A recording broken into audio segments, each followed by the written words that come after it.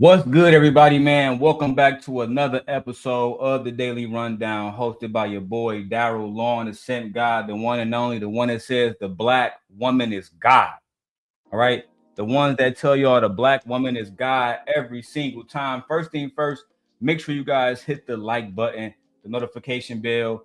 That way, you guys are caught up when we drop new videos. All right, that's first thing first. Shout out to everybody watching on Twitter. Shout out to my brother JB watching on Instagram. Shout out to Elizabeth watching over on TikTok. I appreciate all you guys. Like I said, we are back. Um, as far as I'm concerned, I'm the king of YouTube. That's how I feel about it. We're the only channel that speak good about black women. We're the only channel that say black women are goddesses. We love our black women. All right. So on this channel and any other channel that I operate or participate in, we're going to be speaking life into black women. We're going to be speaking life into how great black women are. Right. I have a black wife. I love my wife to death. I wouldn't trade her for no woman on the planet. It's just that simple. It's just that simple. Now, first of all, I want to make sure everybody's in here. I got 21 people watching so far, not including those on Twitter and Instagram. I appreciate everybody. 25 of y'all watching so far, 26 of y'all watching. Let's get more people watching. First thing first, we got to cover all these hot topics. All right. I'm only off for a few days, so I'm going to try to bust down all of these topics as quick as possible. All right. All right. Now, what's going on, N Mills? Shout out to N Mills in the building. Shout out to N Mills leaving the first comment. We love you, N Mills. You see, I got the on air now. You know, N Mills, you like that? Let me know if you like that. You see, I got the on air now. Let everybody know we're on air. We're a real production team now. I got the phones over there. Everything is going. All right. Now, I want to talk about a few different things, N Mills. The first thing I'm going to be talking about is squatters, right? Squatters, because me and my wife, we're buying a house in Las Vegas and Aliante specifically soon, and we don't want to have to deal with squatters. We don't want to have to deal with squatters, and I think it's crazy that we live in a world where Americans can buy a home and have somebody squat in their shit, and act like it's they. So let's go to ABC News 7 DC for the report where we have this woman who bought a house only to find out that, hey, somebody else can live in my house at any given time. All right, at any given time without any people in the law helping me. Now, I will say this: we got some recent developments. Shout out to my boy Bag Boy Yola, bro. I love you so much, dog. Hold on, before I even keep going, let me tell my brother this: I love you, dog. I love you to death, bro. You feel me? Next time I come to Detroit, I'm gonna come and see you. I love you, nigga. You feel me? I don't got too many people that. You know, when my father and my brother passed this year, I don't got too many people that actually I know love me. And Bad Boy Yola, my boy Gucci, that man really love me. So I appreciate you. All right. We'll make sure I always do that first. I always tell everybody who I love them. After I lost my brother and my father in the same year, I never got a chance to tell them that I love them. Like, you know what I'm saying? So I love you, my nigga. Real talk. Now let's get to this video where this is the full story of a woman who owned her own fucking home. Come to find out, she rented out for Airbnb, give the girl 30-day lease. The girl done stayed there for damn near a year, not paying no rent, no shit. And if you own a home, you better watch out for the squatter shit because it's going bad. Let me see what Emil said. She says, "This is why I sold my house in Knoxville because I was in some other city most of the time and I was concerned about squatters." Do you know who Clean is? If you don't, I don't know who that is, bro. I don't know what you're talking about. We got 93 people watching all together, guys. Let's go ahead and get this popping. Go straight to it. Oh, look at my brother JB. So I thought you was done streaming. If only I could be, bro. This is a business now. I gotta keep streaming. Gotta keep this money going. Let me say this first.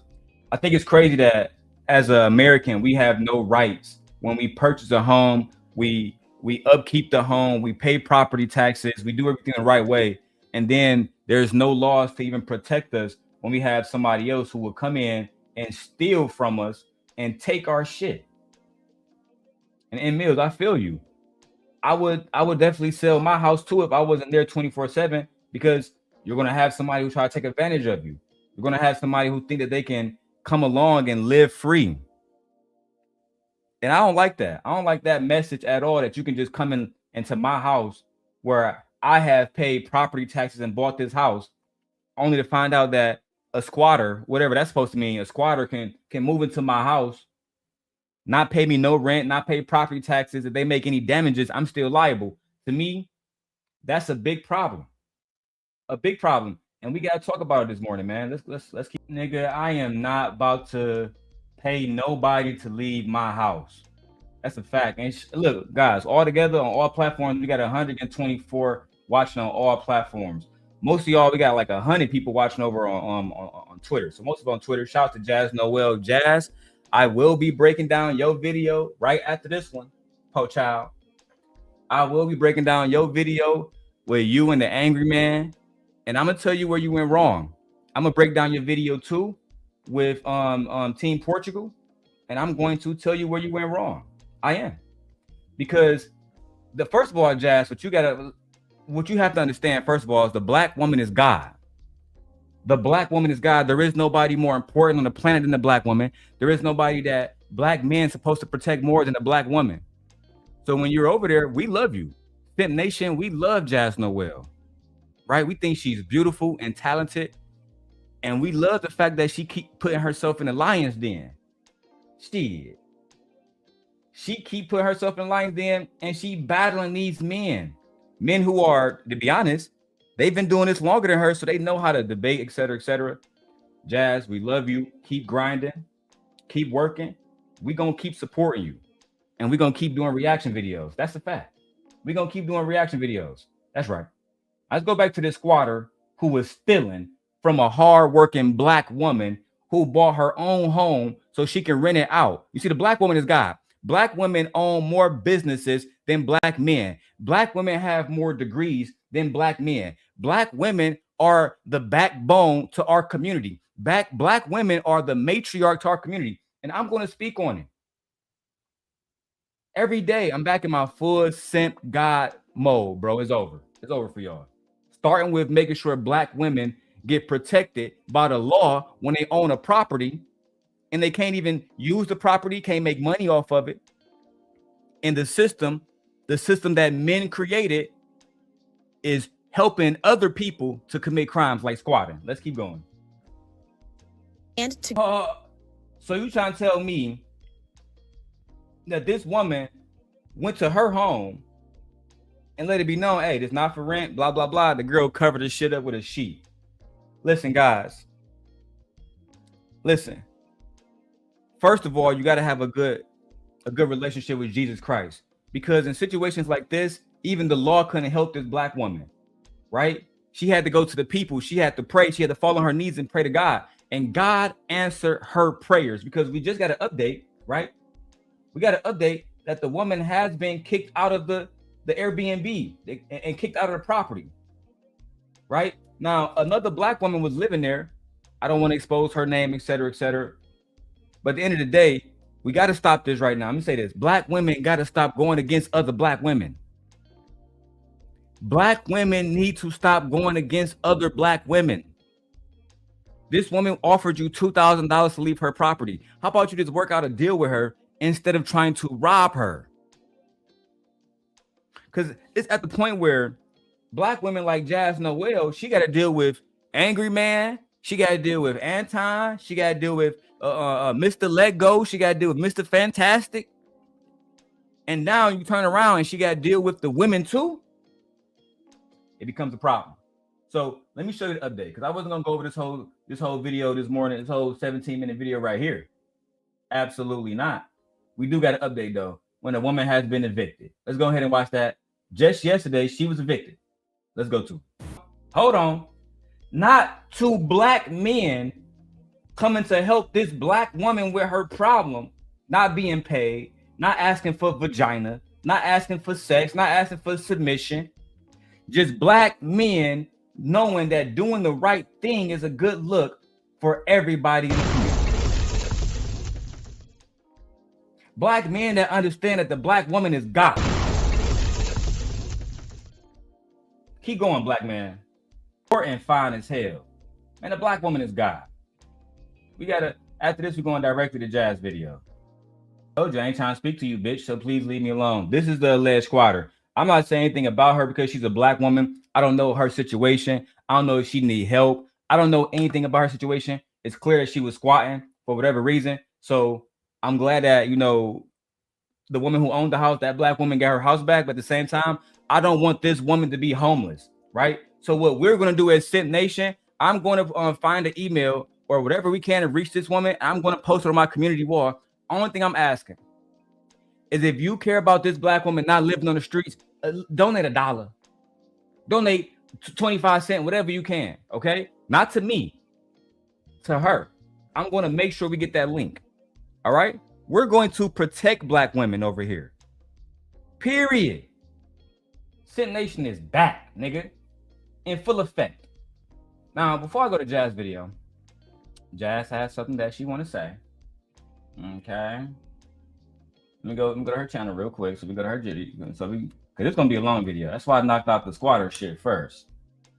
All right. Here go Jas' video right here. Alrighty. So Jas says, to be clear, my last stream wasn't necessarily to tear down the angry man, but to address his harmful ideology against women. What's up? What's up, stream? What's up, Jas? And Mills says, that was my fear, that someone would destroy my home and then I would be unable to sell it. Child, the fact that you even had to go through that is ridiculous. And Mills, it's ridiculous. And you know, I've always loved you because you're an older black woman that always come in this space and you show us nothing but love. Nothing but love. You've shown me over the years nothing but love. You was the first black woman on this page that helped me with my daughter when I was raising her by myself. I didn't know how to do a black girl's hair. You helped me with that. And I'll never forget that, in Mills. I would never forget that in my life.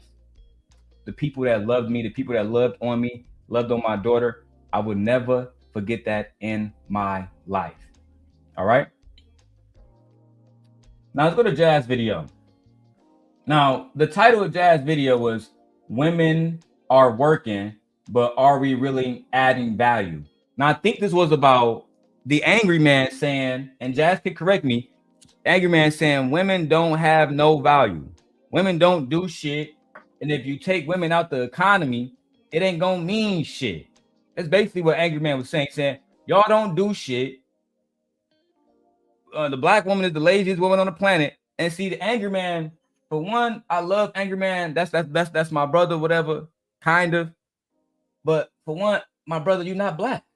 Your name is Juan Valdez. Right? It's like that one dude from School Days. His name is like Kalingo. It's not a black name, bro. You're not black. You can hang with us. You can be a part of our culture. You can love our music. You can wear our gear. You can act like us. You can cosplay as a black man, but you're not a black man. I get it. Israel Mills and Izzy Bands, everybody gonna tell you you're a black man. You're not a black man. Let's start there. Secondly, you're a stepfather. I am too. No problem. But you talk shit about stepfathers. Hypocrisy.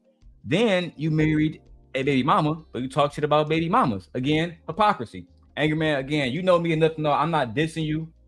I'm only trying to speak facts. Right? See, Team Portugal and Ali, them niggas ain't gonna speak facts. Izzy Bands, he love you too much. He's not gonna speak facts to you too. It gotta be me. It gotta be me. It gotta be the one that's been ostracized. It gotta be me. The same way I told Anton, you can't really speak about having a bad bitch when you don't have a bad bitch. You can't speak about dating baddies and how it looks like to pull a baddie when you never was out here in the streets pulling no baddies. When you got with your chick, you was poor. But again, I'm here to break down the psychological bullshit that y'all put out there. And a woman like Jas shouldn't even have to be in a situation where she's told she's not bringing value.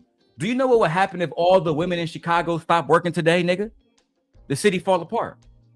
But again, y'all want to underestimate what women bring to the table. One of my dearest friends, Fearless Jim, right here. What's up, Fear? She is a postal worker, a federal worker. If she don't deliver mail, that becomes a problem. If all the mail ladies walk out, that becomes a problem. If all the women walk out of Ford and GM and Chrysler and stop building cars, that become a problem. If all the women walk out of the hospitals and stop delivering babies, that become a problem. But y'all don't want to give women their credit. Don't worry about it. Simp God is back, bitch, in full effect. Let's go, Jas. Let's see what you got going over here. Let's get past your intro. Beautiful, beautiful little girl. I'm gonna skip past it. And we're gonna go directly into the because Jas got a nice intro, and Jas a baddie. Lord have mercy. This girl is something fine. Something fine. Lord have mercy. She might be the most beautiful Black woman who is doing YouTube content right now. Period. It's not even close. And the crazy thing about it, the thing I like about Jas, barely got ass, barely got titties, and still walking around with confidence. Still walking around feeling like you that bitch. You better let these bitches know. Period. Shout out to my, like I said, I love my friend Fear. She's skinny than a motherfucker. Always been a bad bitch. Always been pretty than a motherfucker. Okay?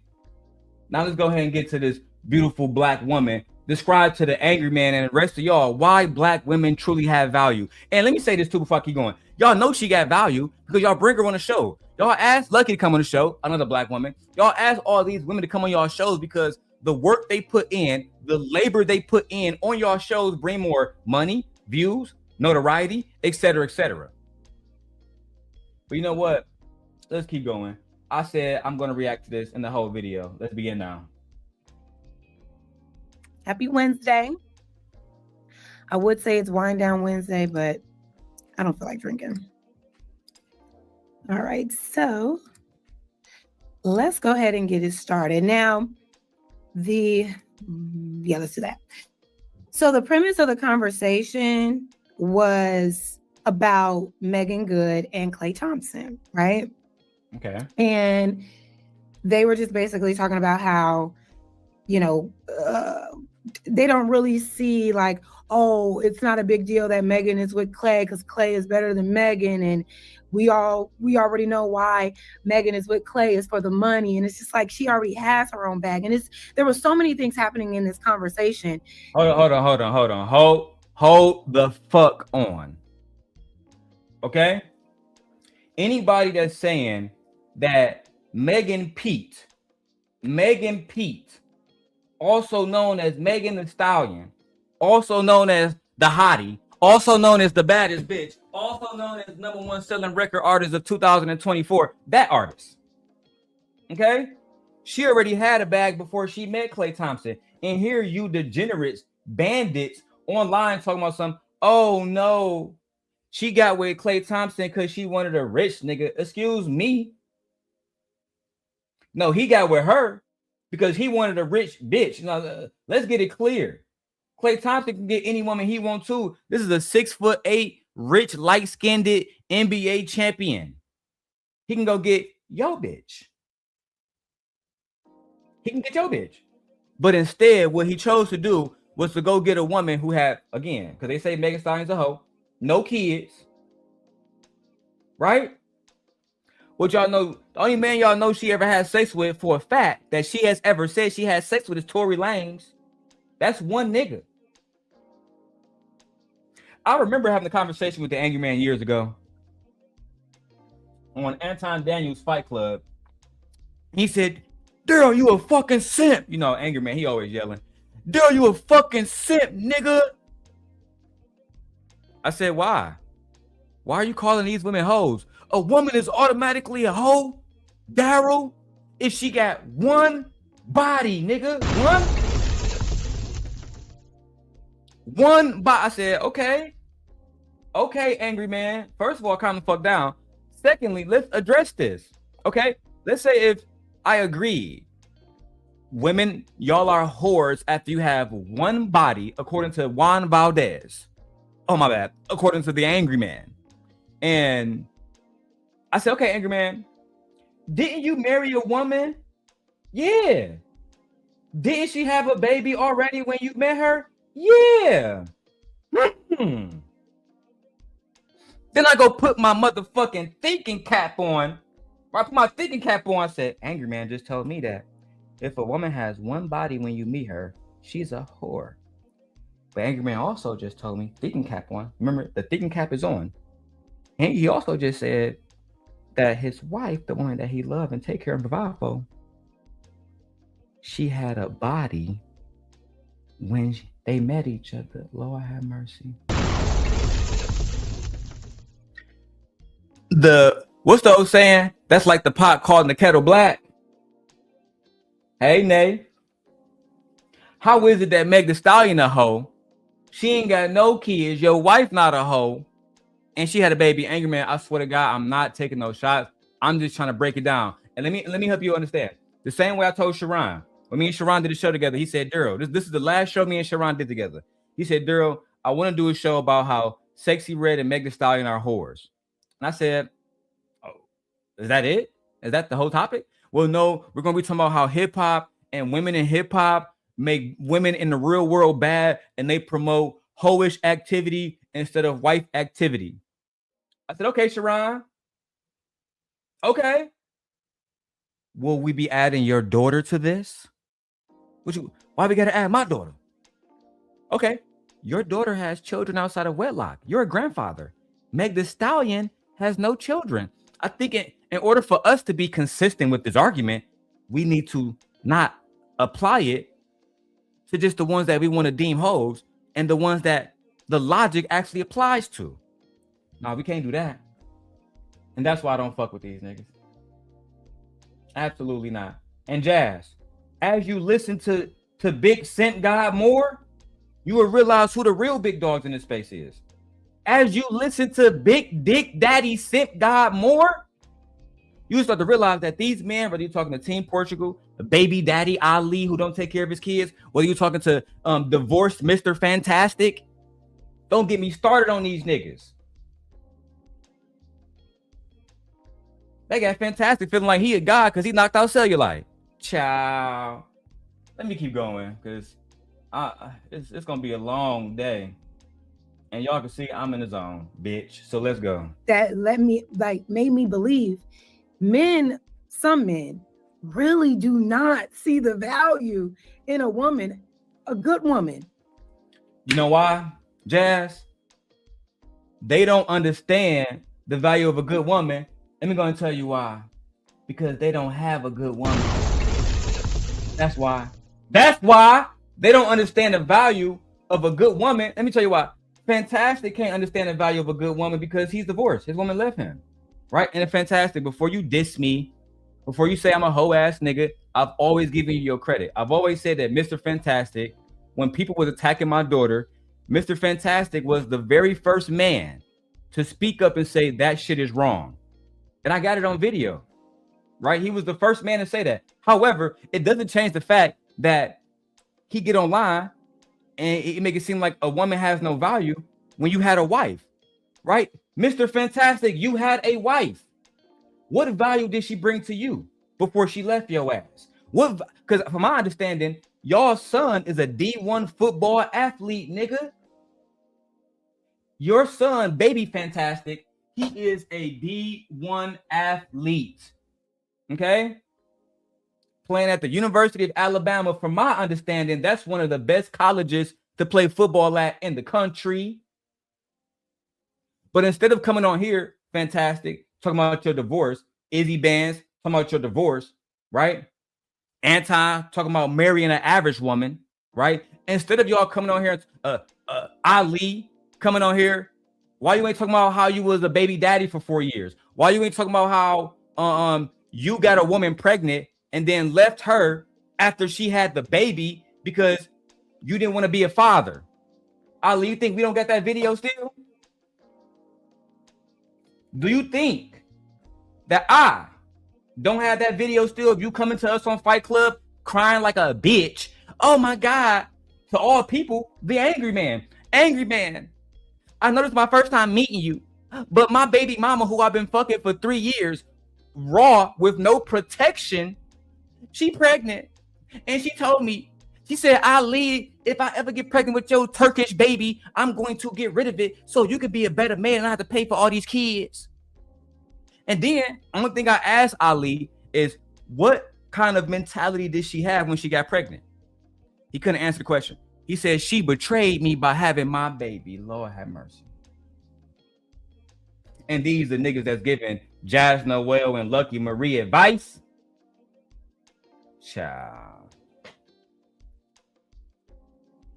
Let me keep going with the video because I'm gonna hurt some of you niggas' feelings today with this one. Period. And even though Klay Thompson and Megan Thee Stallion's relationship appears to be very healthy, they seem to be very in love. They seem to be very genuine. They are in love. They are in love, Jazz. They bought a house together. It's rumored that they're already married, right? I gotta say allegedly because, you know, I don't want to get sued like Milagro. But at the end of the day, it's alleged that they're already happily married. They bought a home together in Texas, right? Why is it that when men see another man happy, they start attacking him because he's happy with a black woman that they think she's unworthy? Why is that? Why is it that Meg Thee Stallion can't just be happy? How she said in his, I just want to fuck my nigga in peace. Bitch. I just want to fuck my nigga in peace. Why can't I do that? Why can't she just fuck her nigga in peace without old ass men with gray beards popping up talking about some, oh, you only using him for the money? Let me look up Meg Thee Stallion net worth, goddamn it. Because I guarantee it's more than the Angryman's. I guarantee it's more than Mr. Fantastic. I guarantee it's more than Ali's. I guarantee that. Stop playing. It say Meg Thee Stallion sitting on 40 million right now. It say Meg Thee Stallion is sitting on 40 million right now. Now, granted, Klay has more money. Of course. Of course. It say Klay net worth is about 140 million. So he got about $100 million more. Of course. That's to be expected.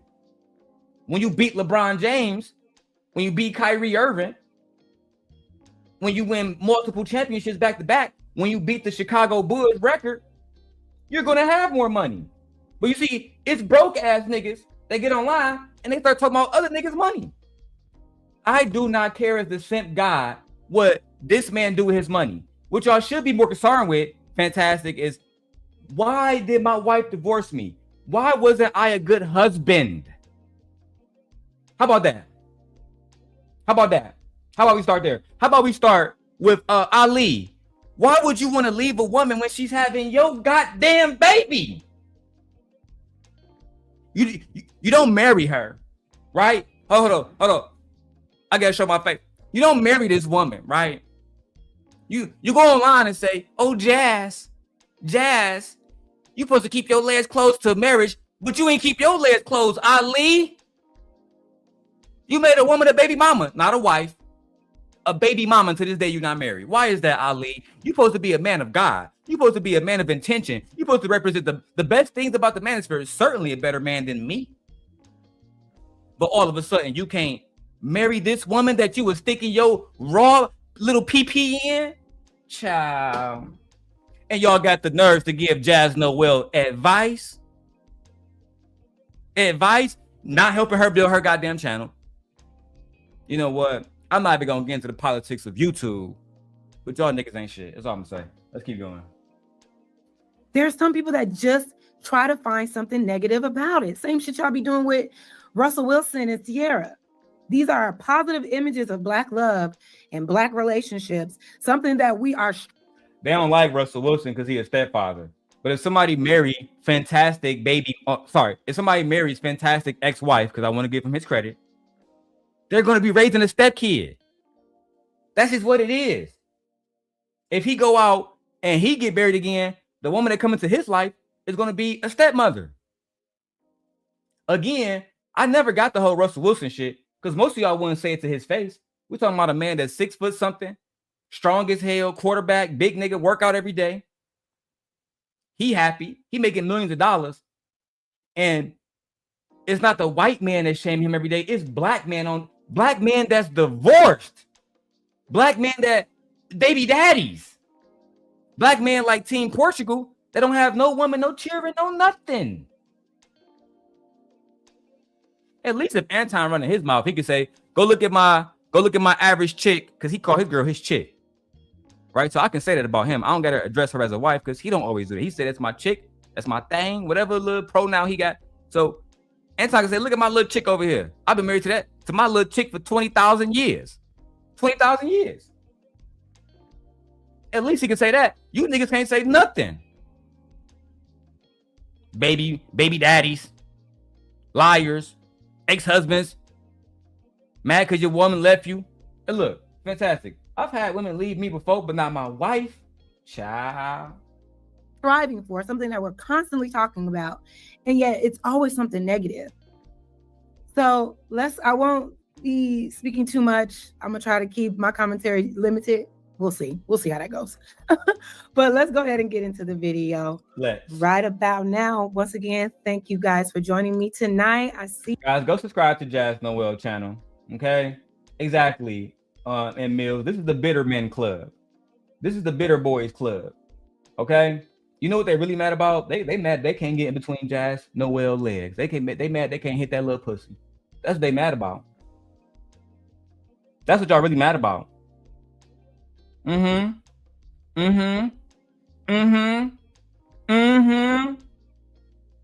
Bitter as hell because she not a pick me. She not going along with y'all talking points, and you can't hit that pussy. And I said what I said. And I said what the fuck I said. And Mills said what the fuck she said. The bitter men club. Y'all should call yourselves the bitter untouchables. The divorced untouchables. The I'm black, but I'm really not black because I got a Mexican name untouchables. Yeah, she said, ew. They could never. They could never. Now what y'all gonna do? Child, try to go fuck on tyranny. Child. Y'all in the chat. How y'all doing? Shout out to Dub Genius CEO. Hold on. We're gonna skip these shout outs. She ain't got. I'm sure So there's legalities to keep that in place, and I'm sure she wants to keep her money too.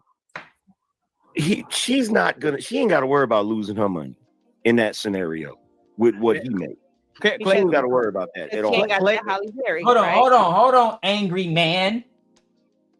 Hold on, Juan Valdez. Oh, women don't have to worry about losing their money. Oh, they don't? They don't? Okay. Let me see if I can find a little story between Candy Burris and Todd. Because from my understanding, Candy Burris about to lose all her little coins fucking with Todd ass. Todd said, I need all of them coins. Before we got married, bitch. All them coins. Mary J. Blige, Janet Jackson, they all got hit by dusty niggas. What's the big girl name on the talk show?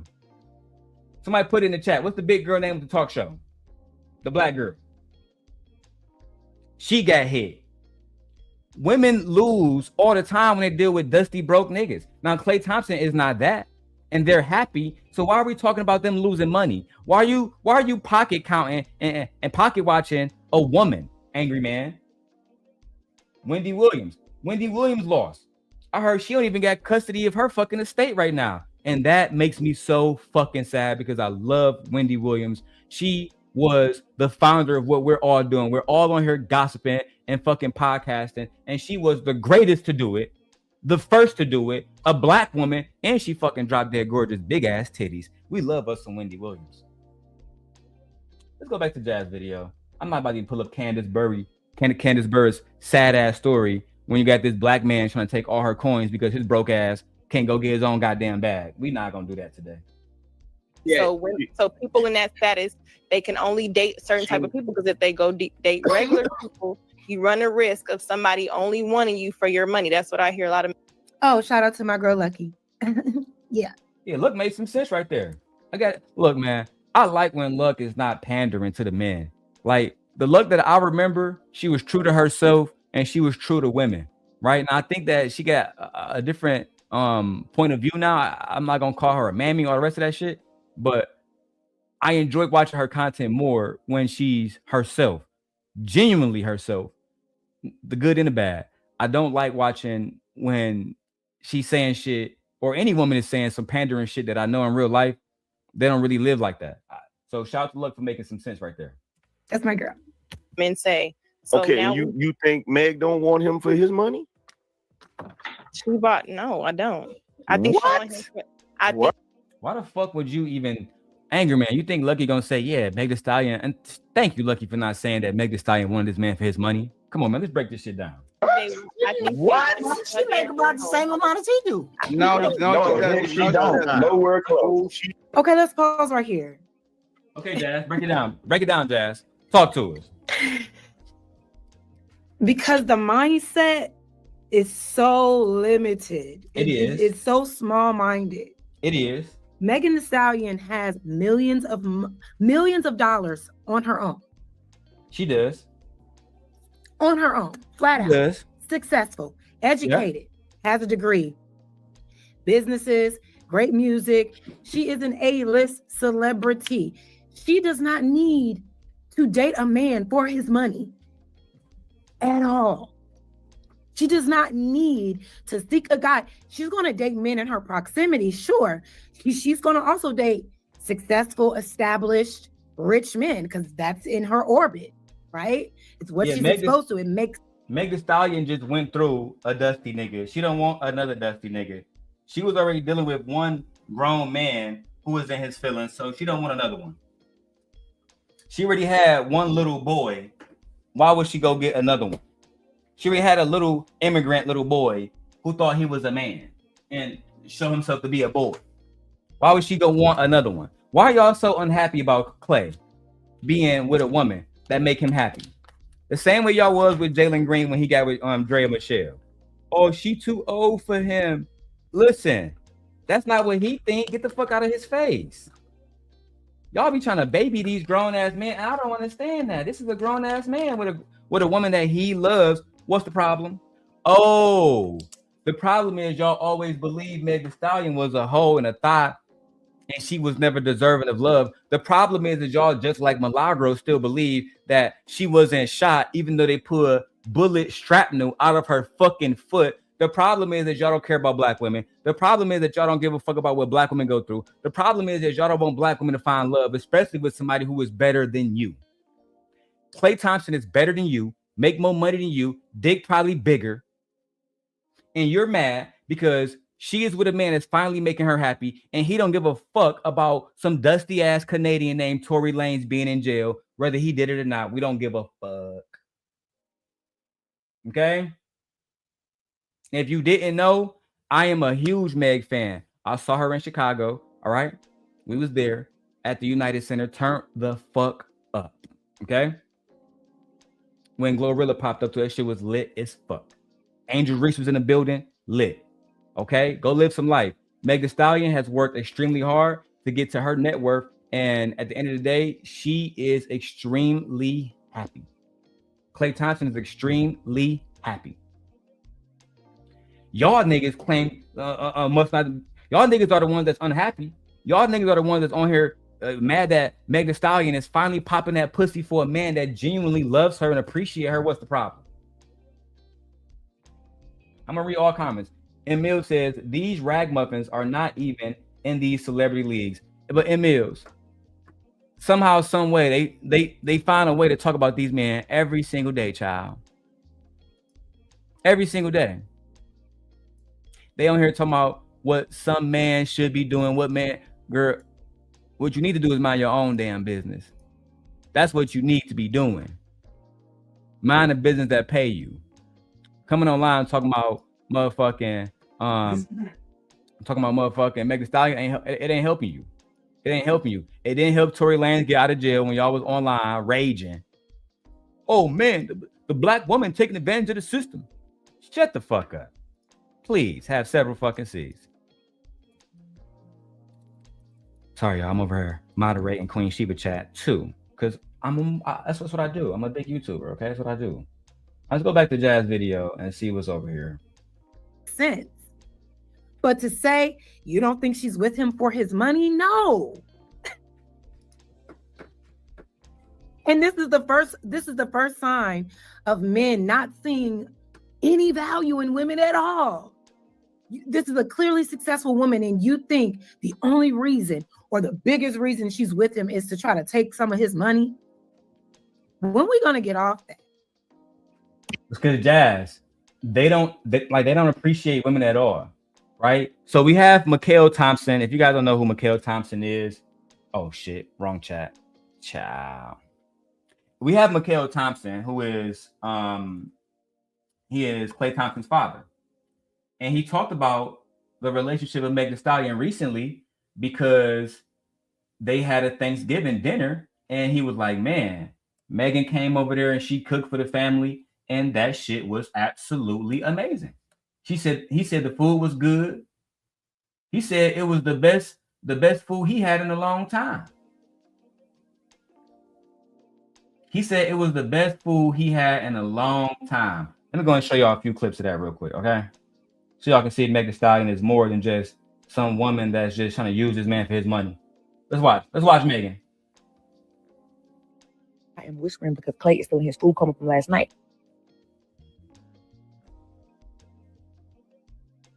But let me tell y'all about cooking for my man and his family for Thanksgiving. Right here, this is me getting my dressing ready. I do. Come on now. Come on now. Stuffing bag because this is dressing. This is a southern thing. I was really nervous because I was like, dang, I'm really finna cook for my man and his whole family. I hope they love this because I got to show them that I really love their son. This is how all my sides came out. This is how my turkey came out. Mr. Thompson definitely said 10 out of 10. I could easily have on my own restaurant, but I didn't want to record him saying it because I was trying to be respectful. Okay, so then this is Klay. He is so ready to eat. He is tired of hearing me talk. I said, babe, what you thankful for? He said, girl, get to that table. I don't want to hear you no more. This is my plate. This is Klay plate, and he's ready to get to the business, babe. This is Ferris. He already know how I do, so he already knew food was 10 out of 10. Cool, baby.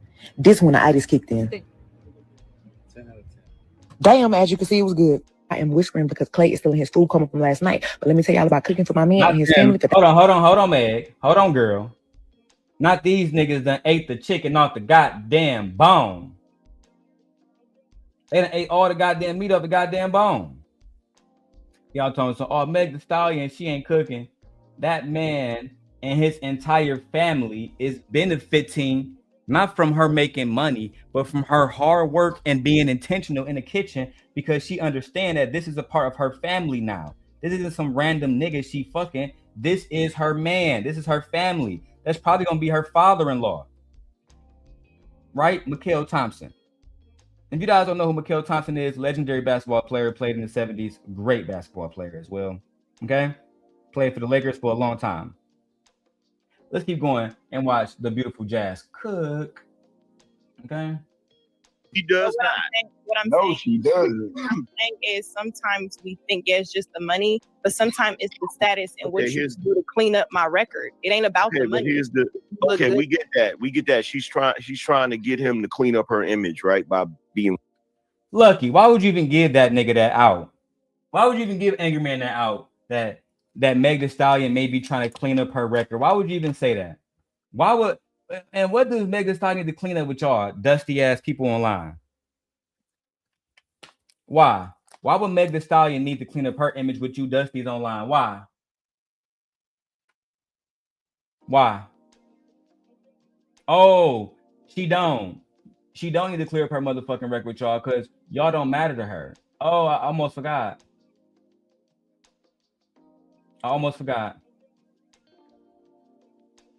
That y'all opinions of her don't mean shit. But according to y'all, she got with this man so she can clear up her record of what? Being a rich bitch? Being more successful than you? Is that what? Come on now. Don't play games. Meg Thee Stallion, Lucky, you know Meg Thee Stallion she ain't trying to clean up no goddamn record. Jas says, and what's her record to clean up? I was confused by that. I'm confused too. Shit. I'm confused in a motherfucker. What the fuck do Meg Thee Stallion got? It's almost, you know what? They might try to copyright me for this, but I don't give up. Okay? It's almost like y'all didn't hear the message that Meg put out about a year and a half ago. Let me go ahead and put out there again for y'all. Don't worry about it. I got you. Because it's almost like you forgot that Meg. So Lucky, she sent out a message for y'all. For y'all who believe that Meg give a fuck about what y'all think. Okay, let's go ahead and play this right here. Oh, okay. Almost like she already addressed it. I don't got to clear my motherfucking name on a motherfucking thing. Period. Bitch, I'm Meg Thee Stallion. Why I got to clear my name up for? Because y'all was mad because y'all precious Canadian rappers in jail because he don't know how to maintain himself and act like a fucking guest while he's in America. That's your fault. Get that man out of jail. But here's the thing, right? And how do you know that? How do you know that? How do y'all know the things that y'all just say and state as facts? She's only with him to clean up, or maybe they just like each other. No, Jazz, that's beyond a realm of possibility that Klay Thompson would like Meg Thee Stallion. The only thing that's possible for these men is that there has to be some type of scheme where Megan is trying to clear up her bad reputation, and she got with Klay Thompson to do that. That's the only reason why. And Klay Thompson know he's being used, not because he's actually with her, and they're around the family and everything, just so she can clear up her name. Not because these are two individuals that found love. Not because these are two individuals that know that they can build a really good life together. A really good life together. Shit. You listen to Fantastic and Ali, a woman should be able to build a life with an average nigga working at Starbucks. So, of course, Meg Thee Stallion is going to say, you know what? I vetted, and this is the man that's for me. What's the problem? That was a bad argument by Lucky and the Angryman. But let's keep going. Damn. I wouldn't care if they made the same amount of money. The only thing a woman like more than spending her money is spending the nigga's money. Okay? So let's get that out the way. Are you a provider or not? Are you a provider or not? Because I'm confused now. Are men supposed to put a 1 in the chat if men are supposed to provide? Put a 1 in the chat if men are supposed to provide. Because my wife spend my money, but guess what? You don't see me online complaining about it. Why? That's my fucking wife. That's why I'm complaining about it. Shit, the other day I damn near sent Michi my whole damn check. Whole damn check. Ain't say a goddamn thing. After I sent her that, she said, I need more money. I need another 800. Here you go. Fuck it.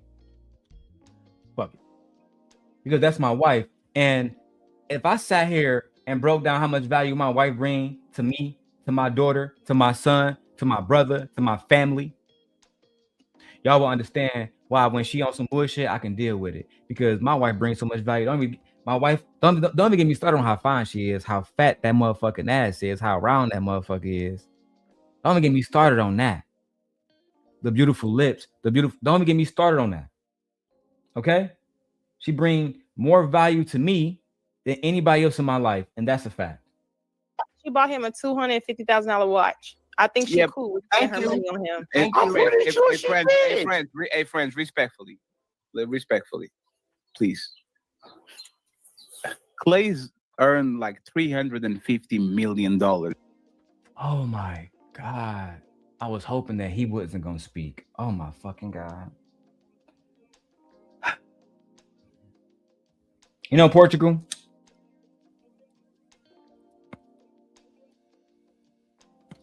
no, we've had our rivals back in the day. You know what I mean? When you said you wanted to sleep with a young girl and all the rest of that bullshit you was on. I'm not even on that no more. We're not even going to bring that shit up. All right? We're not even going to talk about it. All right? We're going to leave it in the past. But Klay earning $350 million don't mean nothing because he chose the woman that he wants. So why is it that every time a man makes some money and he get a woman that makes some money too, the men automatically start saying, wash your back, wash your back. Y'all did the same thing with Travis Hunter, bro. Y'all did the same thing with Travis Hunter. Y'all said, Travis Hunter, you need to wash your back.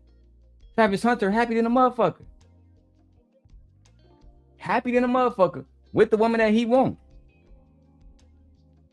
I heard bro got married, had a baby, all kind of shit, bro. And for 2 years, like when he was going through that shit, when he won the Heisman, people weren't even talking about how good he is. And I don't even like football no more. But I will say this, watching Travis Hunter play make me want to watch football. He's just that good. Travis Hunter is just that good. But again, instead of y'all giving him his credit for being a young man who can make choices on his own, a young man who is in love, a young man who is intentional and started a family. Nope, that's not good enough for y'all. That's not good enough for y'all. All because she was out here having fun as a college student, going to college parties and dancing like college students do. Lord have mercy. Y'all niggas are some haters, bro. And let's keep going, B. Shout out to everybody watching over there on Instagram. Shout everybody watching over on TikTok. I see y'all. Y'all see I got the phones up here. I see y'all. And I love y'all. Send me a galaxy or something, all right? Yeah. Let's go. Without sponsors, no nothing. This is a completely different type of money. Klay Thompson, other than Stephen Curry, is the king of one of the biggest states in the United States that could be one of the biggest economies if it was a country. This man. What does the California's economy has to do with Meg Thee Stallion and Klay Thompson? Let me tell you, Jas, right? Jas, hear me. And hear me well. This is where you as an American, you got to check this nigga. Klay Thompson doesn't live in California anymore, Team Portugal. Can somebody in the chat let me know where Klay Thompson lives and where he has lived since, I think, 2023? Let me see how long he played for the Mavericks. Somebody let me know. All right, let me go to ESPN real quick. Let me go to ESPN, pull up some Klay Thompson. Let me see how long he been with Dallas. Let's get a good over. Klay Thompson went to Dallas. Let me see, bro, because this shit is crazy. Yeah, 24 at the end of the season in 23-24, he announced that he was leaving the Golden State Warriors to play for the Dallas Mavericks.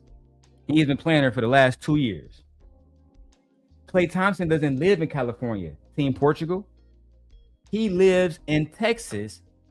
And guess who else lives in Texas? Oh, Meg Thee Stallion. Thank you, Marcy. He lives in Dallas. Let me drop the link. Anybody's allowed to come up that I like. If I don't like you, don't even waste your time. Don't waste your time because I'm going to let you stay in the back chat. That's right. If you're a part of a team that I don't like, you're part of the manosphere, unless you're the angry man, you can't come up here. Can't come up here. Not today. Not today. The ladies can come up here. Jazz can come up. Marcy can come up. They can come up. Fear can come up. My wife can come up, but you can't come up. Bandits. Absolutely not. Let's go. Is 0.10,001% of the population. He is a winner. He's a winner. And how come she's not a winner? And what does that matter? When it comes to money, when it comes to status, when it comes to family, he's the son of an NBA player. He comes from money too. Like he comes from a good family. She's gonna, if she wants to, she's gonna clean up everything. Oh my God, bro.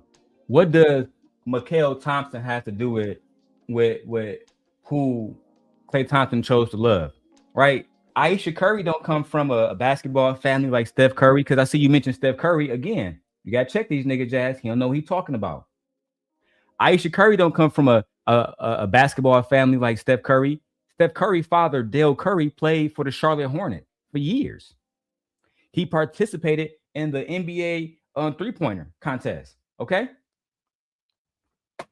But still,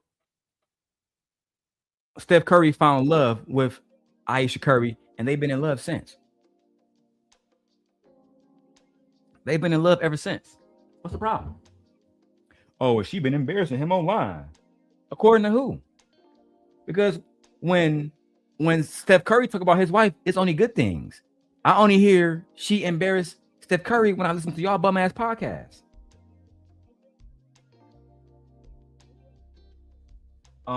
Lita says, damn, you should have reviewed this right after it happened. LOL, especially when Tom got hot with Angryman.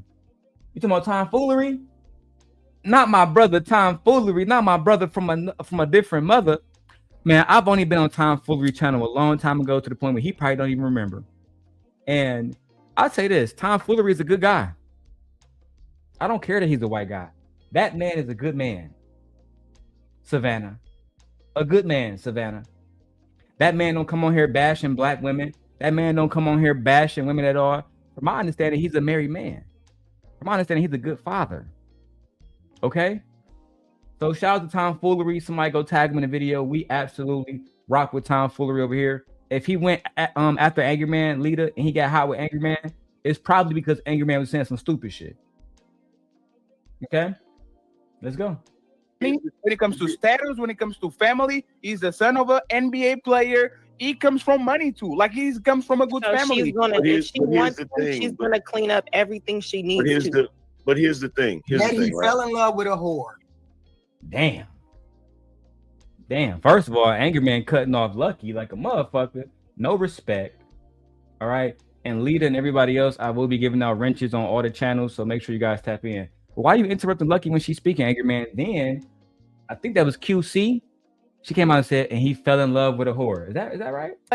He comes from money too. Like he comes from a good family. She's gonna, if she wants to, she's gonna clean up everything she needs to.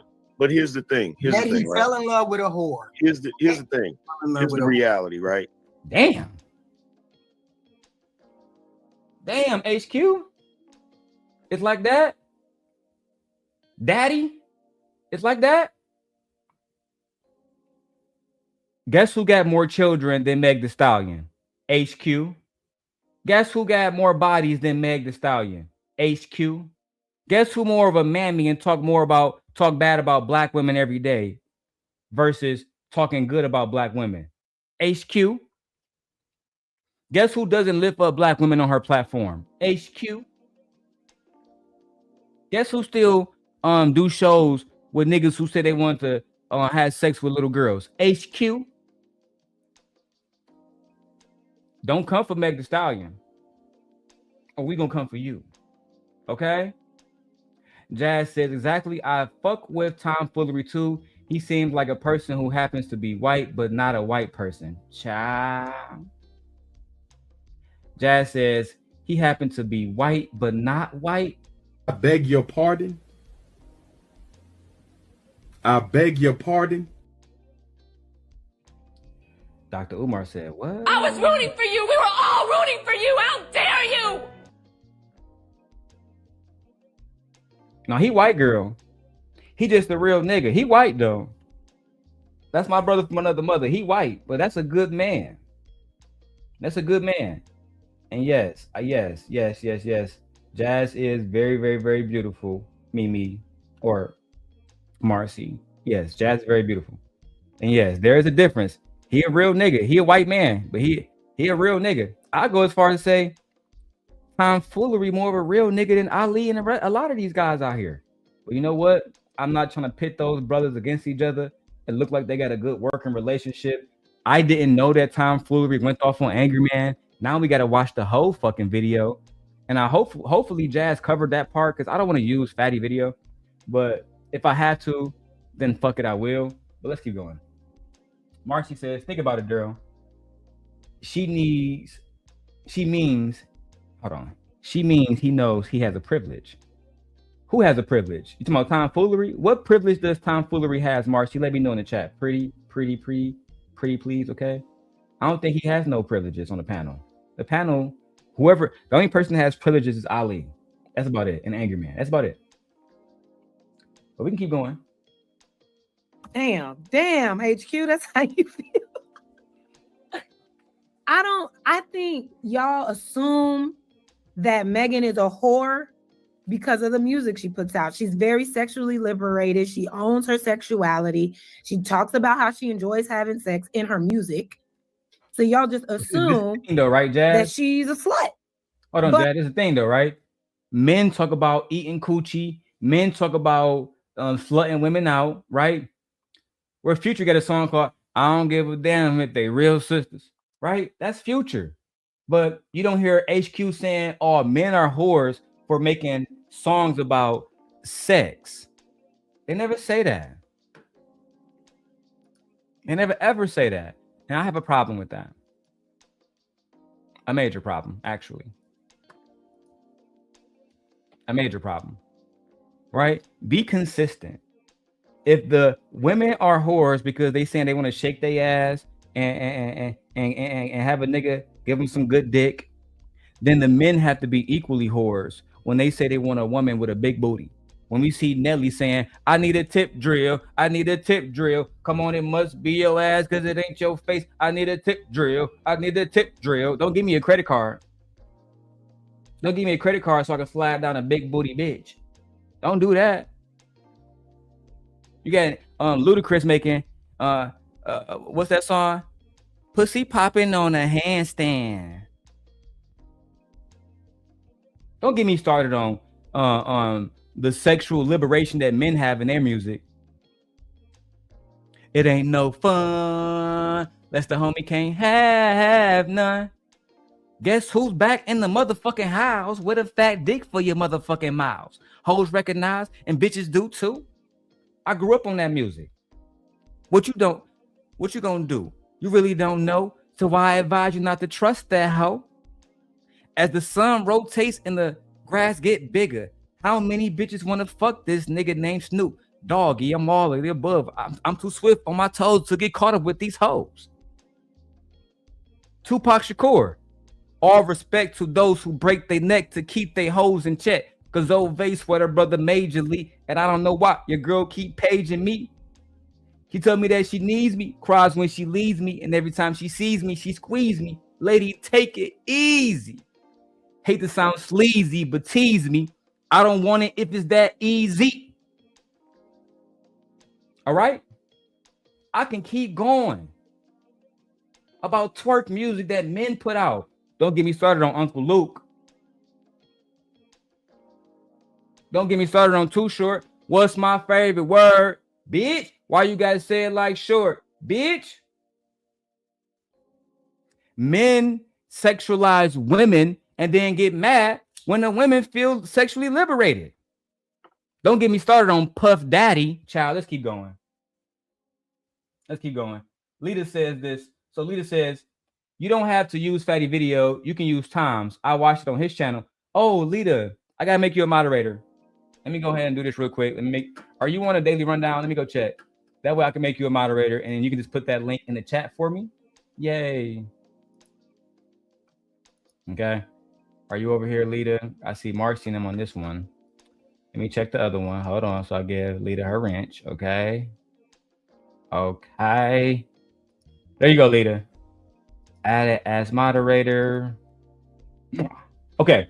So Lita says, I don't got to use that video. She said it happened, I think, at the 45-minute mark, and HQ wasn't bashing. She called her a hoe. How she not bashing Meghan? She called her a hoe. She said Klay Thompson fell in love with a hoe. Girl, what you talking about?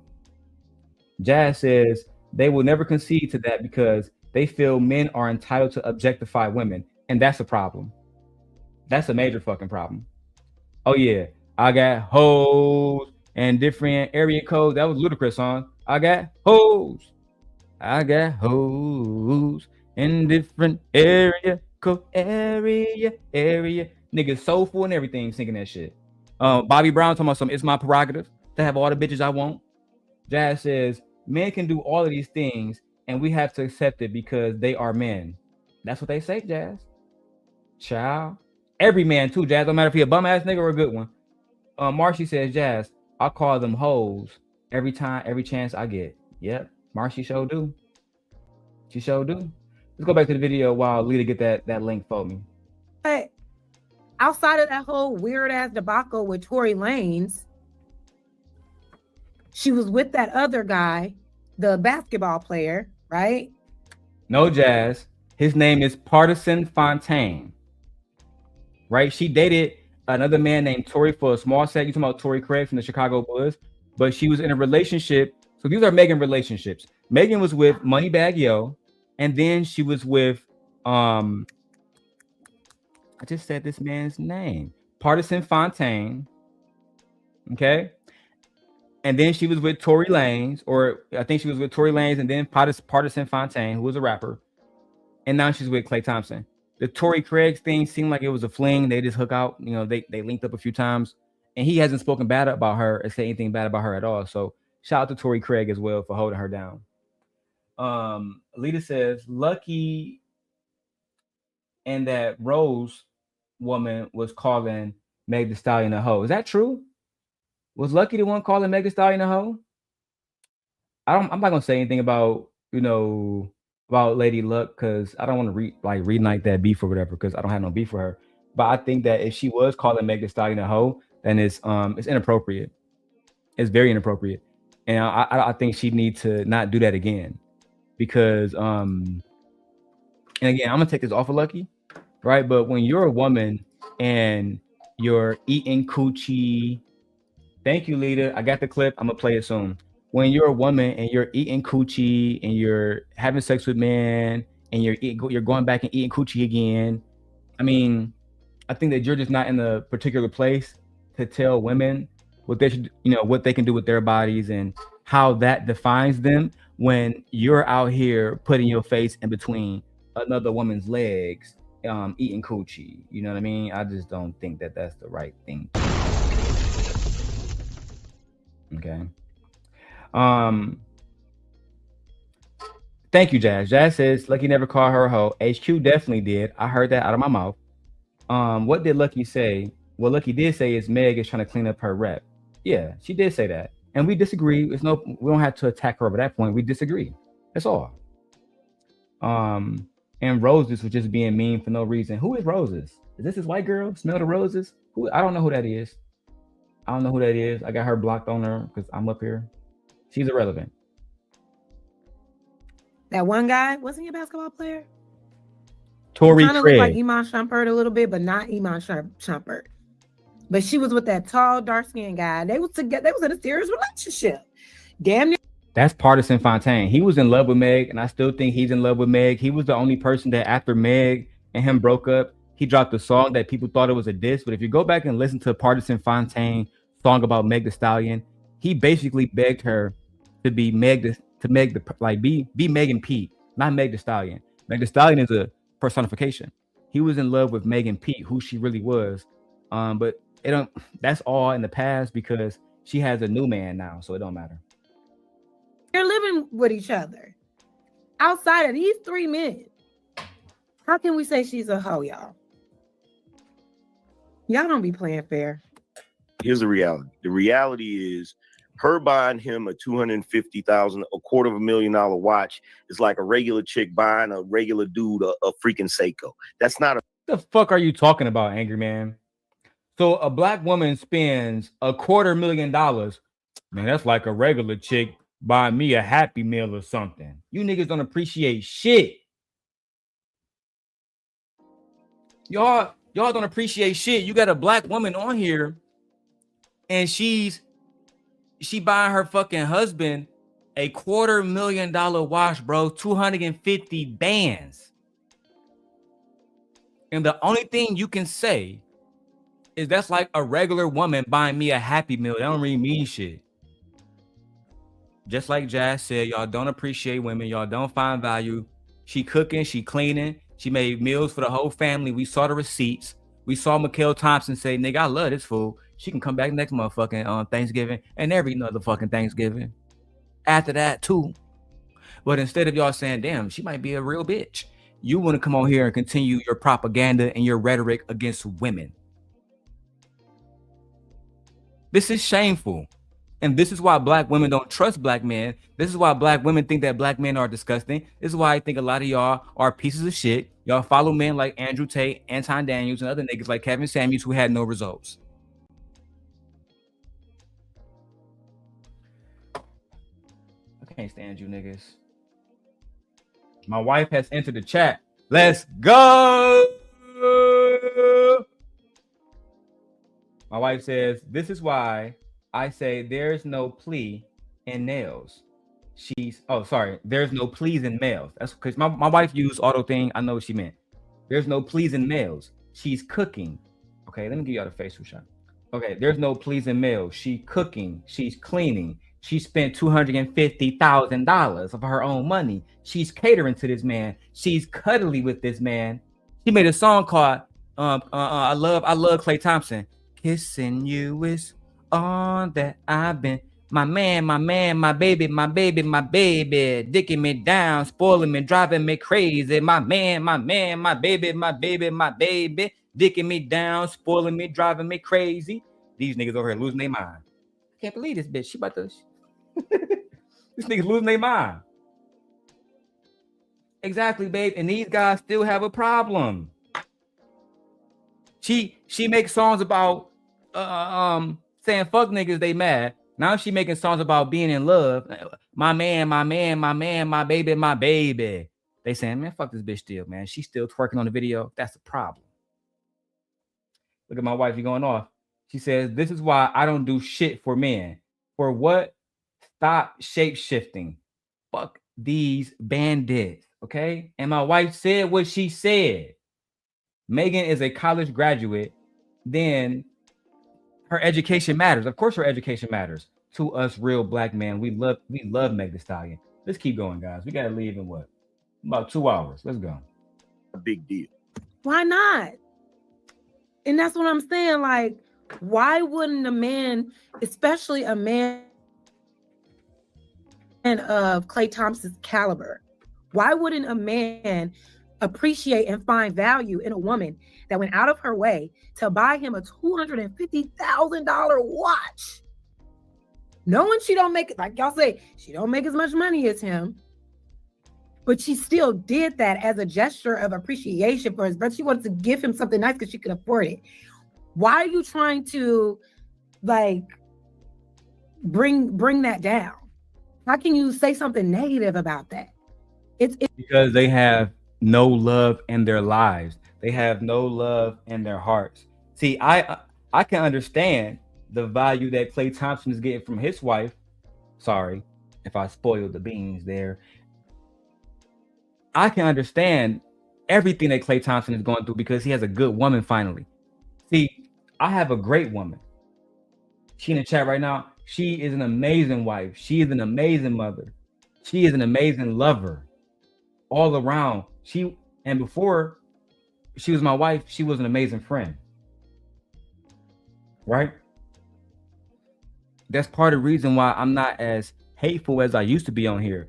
She's part of the reason why I'm not as evil as I used to be while I was on here, saying the things that I said and attacking people the way I attack people, because I have no reason to do that.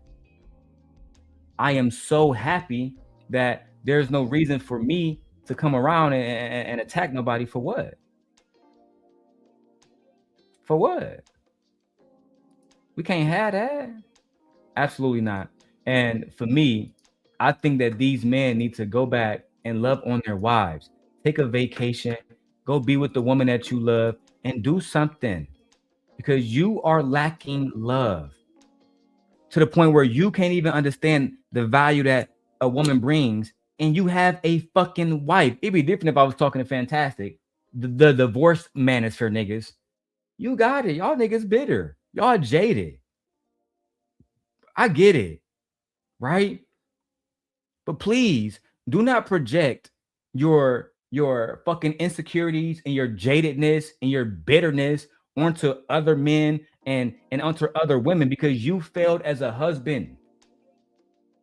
You failed to appreciate the value that this woman brought to your life, and that's part of the reason why y'all don't have no good women in your lives.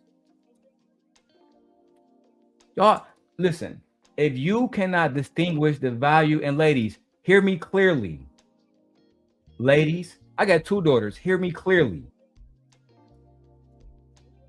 If a man cannot distinguish the value that you bring in his life, then you need to remove yourself, bitch, now. Today. So he can finally understand what he's going to be missing.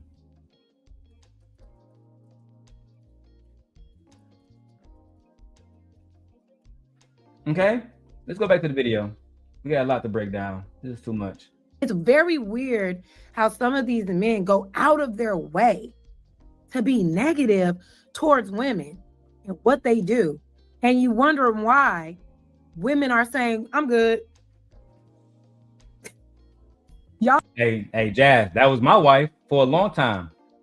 Before you can ask my wife, she in the chat now. Before we got married, my wife was against this shit completely. Shout out to babe, what's the man name that we talked to from MTV last year? What's the man name, babe? Can somebody let me know what's the man name from MTV that we talked to last year? God damn it. I did so many big interviews. I don't forgot. I know he got that show with Tammy Roman. Coach Ken. That's okay, yeah. Coach Ken. So we talked to Coach Ken. If you guys don't know, Coach Ken has a show with Tammy Roman. And they talk about relationships, et cetera, et cetera. Thank you, Nay. Yeah, Coach Ken. So last year we did an interview with Coach Ken. And Coach Ken talked about all the different things that like all the different value that a wife can bring to a man's life. And I still remember it because I still have the notes. Shout out to my brother Gore in the motherfucking building. We back. Simp Nation.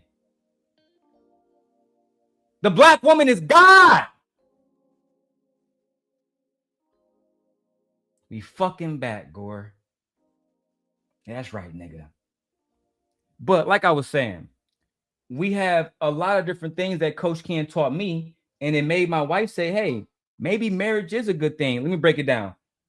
First, let's talk about the emotional connection and companionship that a man doesn't have until he get a wife. Having a life partner who knows you deeply, who shares all your struggles and all your joys, all the good and the bad, and they provide emotional intimacy that's different from a friendship. I got friends like Nay, I got friends like Fear, I got friends like Gore, but they don't provide the emotional intimacy that my wife does. Someone that I can come home to, that I can share experiences with, that I can build memories with. That's different. Yeah, Gore, life had me in a chokehold too, man. You know, we love you, my brother. We love you. You feel me? We love you, my brother. There's always gonna be love. You feel me? The next thing that wives bring, according to my brother Coach Ken, if you guys want to go watch Coach Ken on MTV, go watch him with Tammy Roman. I forgot who she was married to, but I think she was a basketball wife to somebody. But nevertheless, him and Tammy Roman, they said the next thing is practical partnership, right? Sharing responsibilities, sharing resources, and ultimately something that the men don't talk about is sharing the decision making. They want to, oh yeah, we don't do that. We don't share decision making. I'm the man. God damn it, I'm the man. That means that I get the final say no matter what.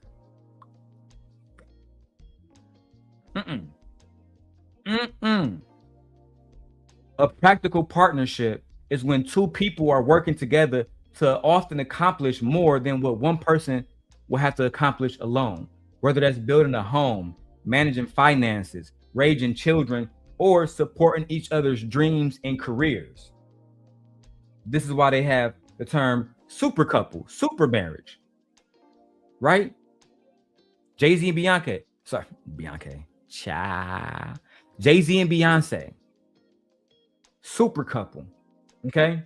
Next thing you have is personal growth. A good marriage challenges you to be better. A good marriage makes you want to compromise. A good marriage challenges you to communicate effectively with the other sex. A good marriage will allow you to see perspectives beyond your own. And when you have a wife that you genuinely love, wives often help their husbands develop emotional intelligence, emotional security, and maintain social connections with friends. And they help Black men take care of their health. They say that when men get married, they live longer. They live longer, right? Women also support during difficult times. When my father and my brother passed, in the last 12 months, I lost my father and I lost my brother. My brother was the oldest. I wasn't even supposed to be the heir to my father's estate. But due to his untimely demise, I was left with the responsibility of all my father's businesses, of all my father's homes to maintain or sell, et cetera, managing his accounts. Having someone committed to being there through illness, through job loss, through family crises and other challenges, this emotional and practical support is invaluable. This support system is invaluable when you have a good wife. And ultimately, for many people, being committed in the commitment of marriage and building a life together, that provides a deep fulfillment in a sense of purpose that you really can't get in a lot of different relationships. Like your relationship with your boss, sometimes that might not give you the deepest fulfillment. Me and Gordon know that we making money, but like he said, life be having niggas in the chokehold. What happens when you fucking stress the fuck out? You need something else to give you meaning and purpose. Your family does that for a man. Okay? In our modern marriages, we want people to work together as equal partners. And that way men can understand the value that women contribute to and the value that we benefit from in these relationships. Okay? Now that I got that off my chest, let's just keep going. Are not nice to women. Like, what the fuck? They're at a different level. They're at a different level financially. Why do you always have to undermine what women do? Like everything that comes out because of you're trying to undermine men. Undermine what women do. Like everything. They're at a different level financially. Why do you always have to undermine what women do? Like everything that comes out because you're trying to undermine men. Oh, you good, AN? All that screaming shit not good for your lungs. I know you smoking cigars on streaming shit. Why you gotta be yelling like that, bro? The fuck is that about? Because you're trying to undermine men. God damn it. Bro, you good? Come to Chicago. Come smoke with the Scent guy. You don't even got to come up to Lake County where I live at. I'll meet you down in Cook County. You good. You good. We'll go get you some Harold's. And if you too fancy, we go down to motherfucking Chinatown, I'll take you to the Chubby Cattle. What you want? You want to go to Cooper Hawk? You need to get out the studio for a second. The fuck are you doing all that streaming for? You bugging, bro. You bugging, my nigga. Straight up. Why are you yelling at this angelic white woman like this? Let's keep going. Okay. So, angry man lives up to his name. Okay. Oh, that is have no angry. Idea. You don't even know. See, angry man has calmed down. This is the angry man that's super calm now. Child, if you can only see the angry man from Fight Club, this nigga was a demon. Y'all see any of my broccoli? Yeah. Make sure you eat your broccoli. That's why a lot of women don't want to give y'all head and do the afterward part because your shit is nasty. And Marcy, yes, it's crazy at the time. This is calm for angry man. This is calm for angry man. And Gore, I see you in the chat. Gore said, man, dog, a good woman can elevate your life 10 times. That's a fact. But Gore, they gotta allow the woman to actually bring the value to their lives. If they don't allow the woman to bring the value to their lives, we're gonna be wasting time. You're never gonna be able to get the value that somebody like Anton got from Rita, because these niggas don't want to allow the woman to see no value. Let's keep going, dog. Shit crazy. Man, and I don't even know if he ever, I don't know how long he's. Oh, let me show y'all something real quick too. I'm gonna keep pausing. But for this morning, you know, my wife be gone in the morning. I mean, in fact, I got me some broccoli, pork chops, rice. Broccoli, pork chops, and rice, man. Eat good every day, man. Eat good every day. Shout out to Factor. This is a non-sponsored video. Shout out to Factor. You see my forearms? Nigga, I'm getting strong. Let's keep going, dog. Had this name, and I don't know if he was always angry like this. I know there's a story about he had a friend that gave him this name or what have you, and I wonder why that friend gave him that name. But anyway, because the nigga be angry. That's why, Jazz. Why would they call this nigga the angry man for any other reason? The name says itself. He's the angry man. The angry man. That's what he do. He get angry. You about to see? The more you be over there with them niggas, you gonna see. I wonder if he knows the spell that he constantly puts on himself by calling himself the angry man. He don't give a fuck. And truthfully, I don't give a fuck about what you think either, because you're a woman. How dare you question the angry man about the name that his fellow men gave him? Black woman? That's what he would say to you. Gore says, the truth is these ninjas are complacent and don't want more in life. They don't want to try to do more. Gore, bro, you've been watching me from the beginning. You've been watching me from the beginning, Gore. You've seen all my ups and my downs. You see me broke. You see me living with my mom in the projects. Because I showed y'all that. Right? You saw it all. Now you saw me lose people that I love. You saw me have my family attacked. And then you saw me get married and find happiness again and calm the fuck down. You feel me? And build a new family. One that I can actually cultivate.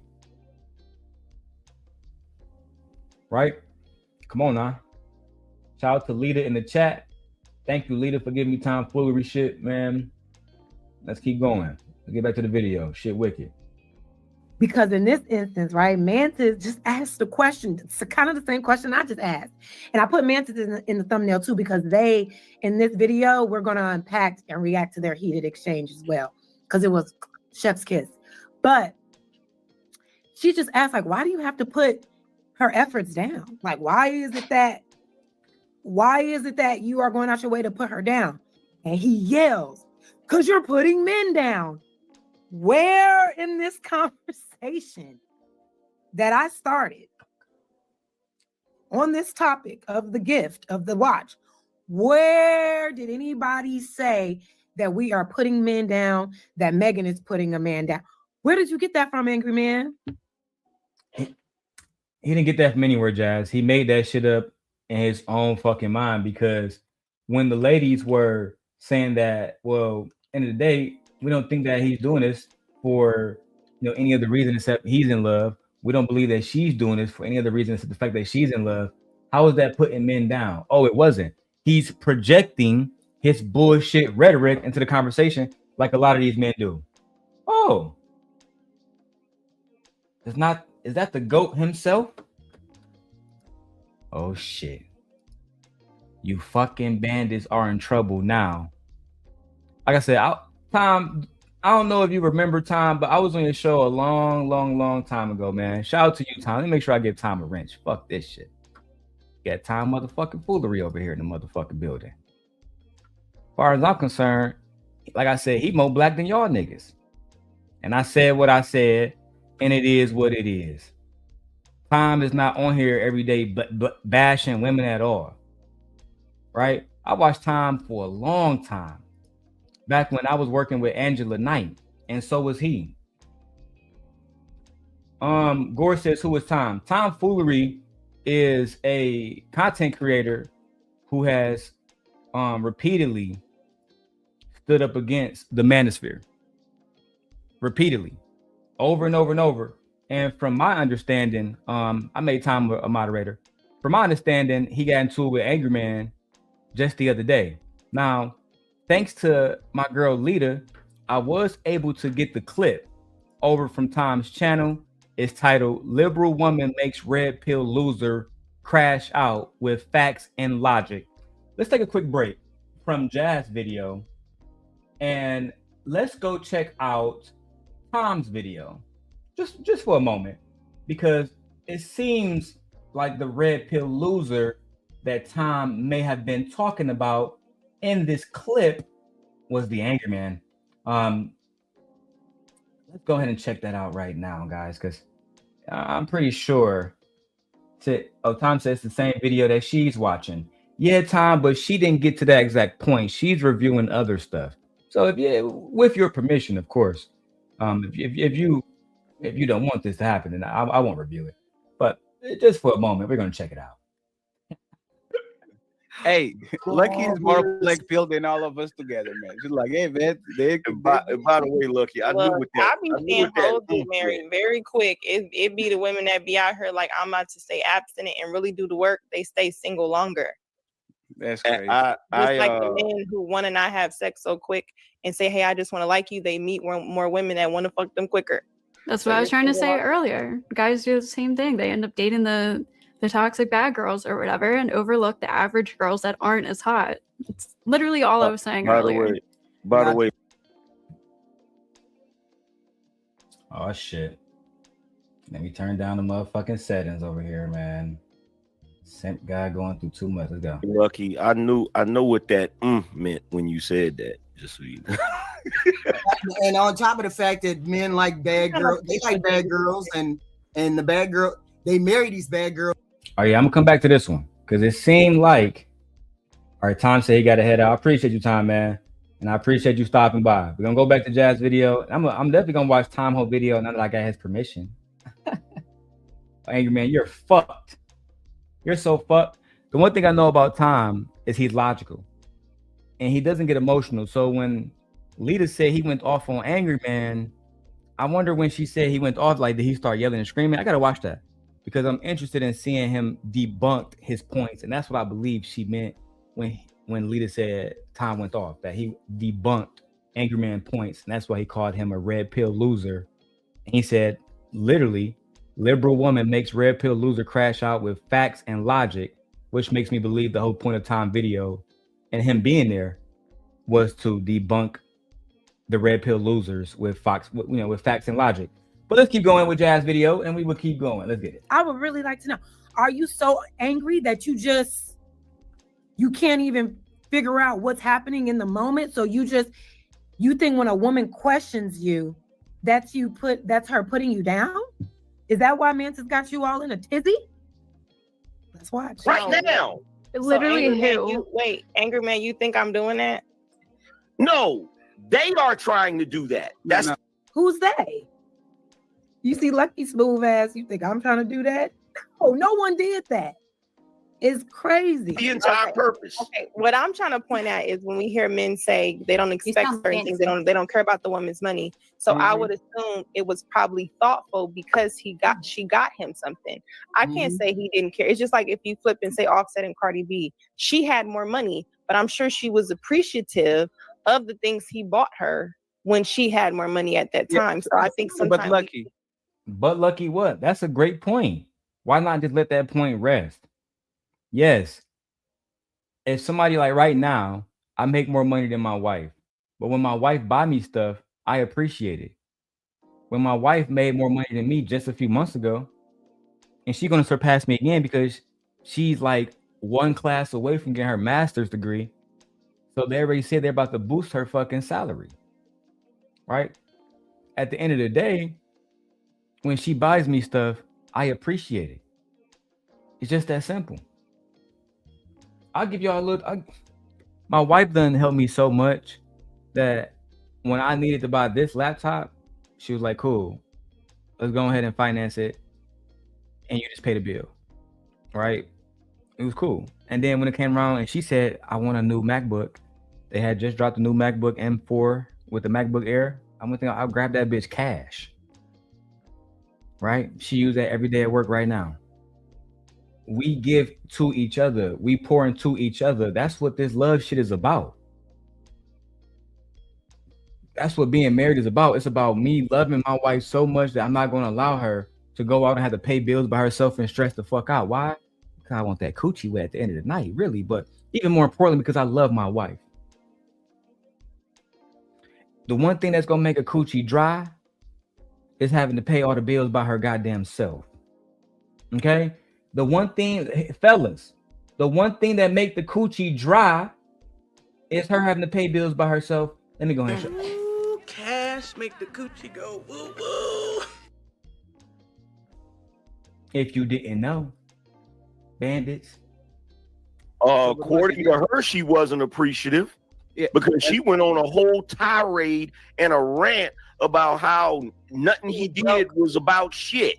That's what she did. He was cheating on her the entire time they were married, sir. Yes, Jazz. Clearly, Angryman don't understand that Cardi B dealt with so much motherfucking fucking cheating, lying, emotional abuse, financial abuse. That eventually she would go around and say, "This man hurt this man hurt me. This man didn't love me." On her album, her new album, my favorite song on Cardi's new album is "Man of My Word." And only thing that she is saying on that song is, I wish Offset had been a man of his word. I wish he had did the things he told me he was going to do and love me like he told me he was going to love me, but he did not. He was fucking anything with 2 eyes, 2 legs, and a vagina.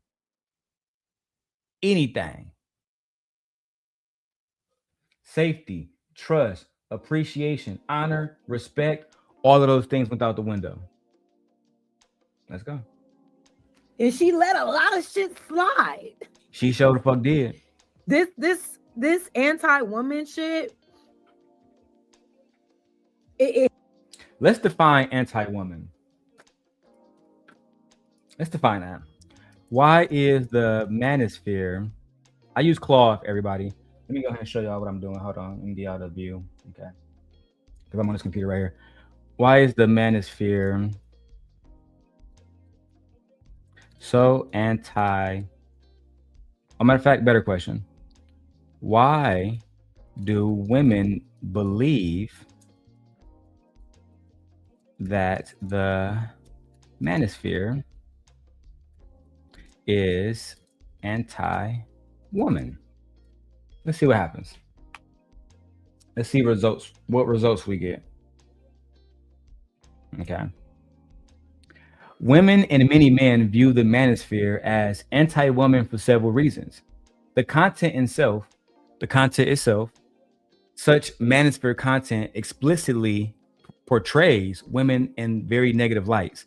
It is very manipulative, it's shallow, and it's very incapable of showing what value women actually bring to the table.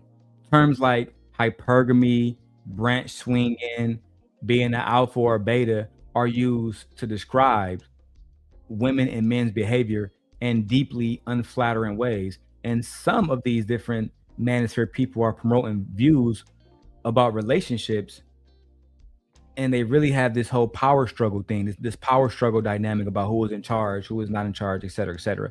And then in the manosphere, there's a lot of dehumanizing language, right? The reduction of women to ratings and body counts, the talking about fertility windows, or referring to women as derogatory terms, whether it's bitch, slut, whore, whatever. This treatment of women as objects or obstacles to win, rather than a full human being, is part of the reason why Black women especially feel so dehumanized by the manosphere. Okay, but let's keep going. I'm not going to fully shit on the manosphere. Just want to give a little bit of thought to that. Let's go. It has to stop because you're unwilling to see the logic, or actually just see the truth behind these scenarios. All you see is her reacting to her being mistreated in a relationship, and now you're calling her unappreciative. But nobody got smoked for Offset for cheating on Cardi B like a dog. Because Jazz, I don't know how long you've been here, or I know you just started content creation, but maybe you was watching before. But they don't believe that high value men can cheat. They believe that high value men are able to have as many women as they want, and high value men can make babies and do whatever. Why you think they don't have no smoke for Brian McKnight? Brian McKnight dropped an interview with Anton Daniels saying, all of my children were born. None of them was born out of love. I never loved none of them, or my wife, none of them. And none of the men said a motherfucking thing. They allowed that shit to happen like it was cool. Because they agree. Their children also wasn't born in love. Deep down inside, they don't want to say it. He said what a lot of men wish they could say. That's why they don't hold these niggas accountable. Why do y'all do that? What is that? I don't. We got to figure this out together. Yeah. Now, hold on for a second. To Mantis, Angryman, I got you. I know. I'm going to put you. One second, please. You want to get in? I know. I heard it. Trust me. I'm going to put y'all in the middle immediately. Angryman and Mattis have a chance to go one-on-one. Remember exactly what y'all said because I heard it. I'm getting ready for the feminine emotions. Don't worry. Yeah, no, it's totally fine, and you can throw shots, but one second, please. 1 second. It's totally. Hey, friends. Damn, that nigga AM be going off. She called that nigga feminine, and he went off on fatty bitch ass. Let Angryman move in his feminine mindset, child. Hey, friend. Listen, you gotta watch what you say. No, you don't. You don't gotta watch a motherfucking thing. You let these men behave like the barbarics that they are. You let these men act like the emotionally charged animals that they are. They're coming on here and they can't just be quiet because a woman called them emotional, but then you're gonna act emotional. I don't understand that. You're getting mad this woman called you emotional, but then when she say something, you start screaming to the top of your motherfucking lungs like an emotional person would. Okay. Shout out to everybody still watching. Overall, we got 178 watching on all channels. Most of y'all watching on Twitter. Maybe about 10 of y'all watching on YouTube. I appreciate everybody that is tapping in. Let's go. You gotta watch what you say under your breath around Angryman because he gonna hear it. Even though I don't think she was trying to say what she said, like, oh, I'm ready for the feminine body. No, she was saying he was being a feminine grown-ass man. She said what she said. It is what it is, Jazz. She said what she said. We don't have to water it down because he's the angry man. Shout out to my white brother from a different mother, Aaron Sound. He says, it's a teenage fantasy and performative behavior put into play as an adult. It's perplexing to watch blatantly insecure MFers talk about how alpha they are. Talk about it, Aaron. Talk about it, Aaron. Or whatever she was saying. I don't think she meant to say that in her breath. She wanted him to hear it, but he gonna get the beat in that chest. That voice gonna get high pitched, and let's continue. Hey, friends, I will let you.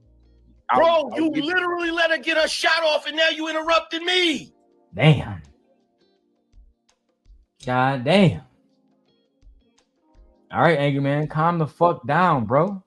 Oh, he's always a victim. I will. Hey, Mantis.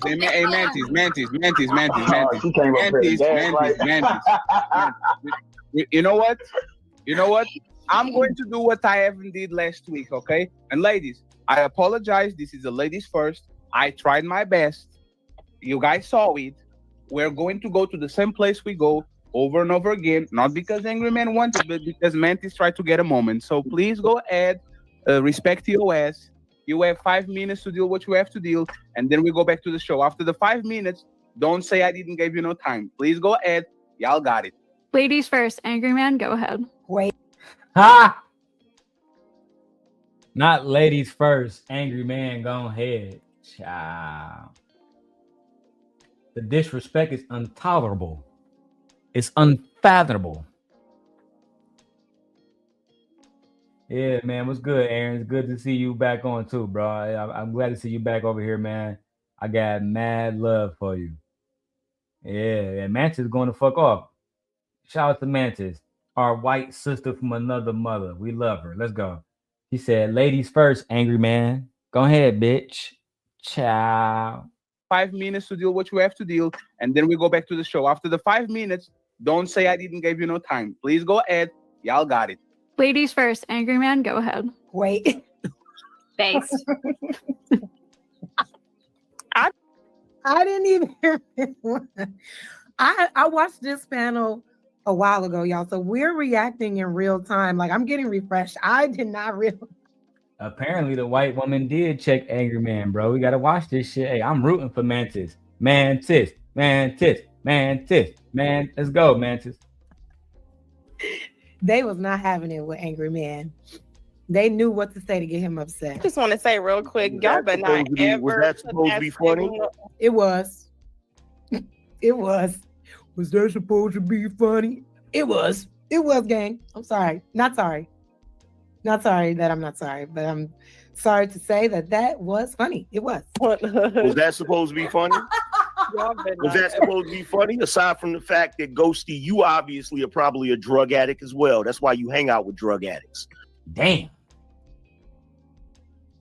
Damn. Damn. That nigga Angryman said, you're a drug addict. You're a drug addict. Period. Damn. Lord have mercy. Angryman, why are you calling this woman a drug addict? And what they got to do with the conversation, big dog? You on some emotional shit. I hate when Angryman get into his emotional bag and he start doing this emotional shit, bro. Are you fucking drug addict white woman? Are you triggered, Valdez? You seem triggered, bro. You seem real triggered, bro. And I don't like when you get triggered like this. Let's go back to the reaction. I'm trying to win against the map and the fucking Cavaliers. Shit's wicked over here.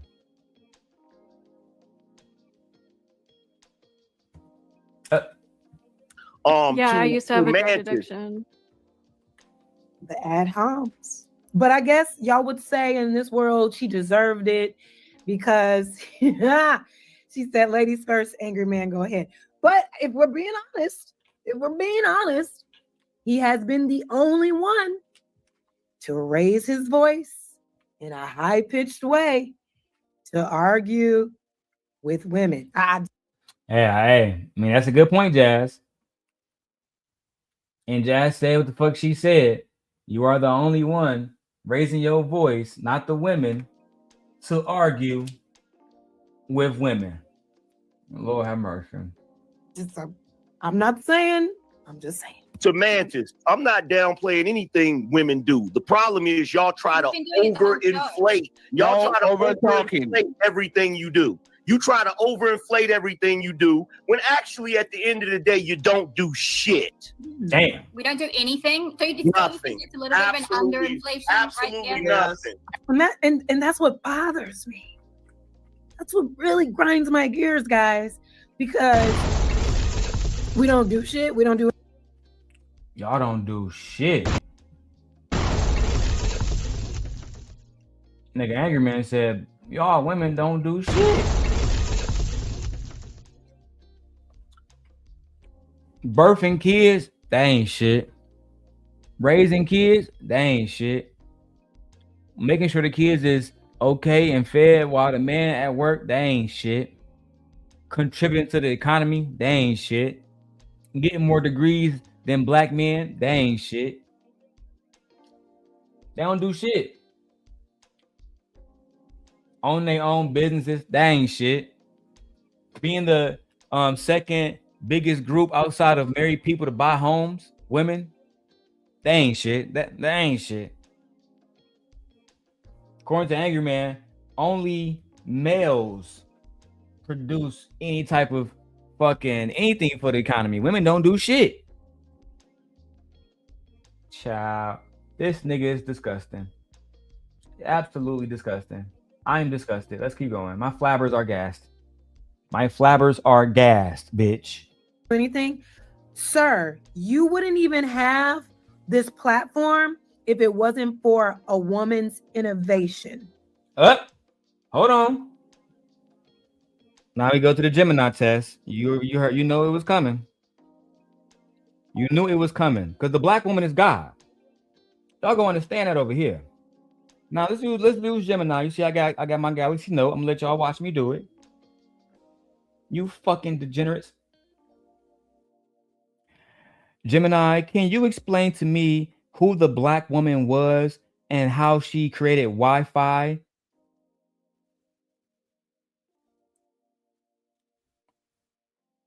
The key figure, often credited with pioneering the technology that forms the basis for Wi-Fi, GPS, and Bluetooth, is the Austrian-American actress and inventor Hedy Lamarr.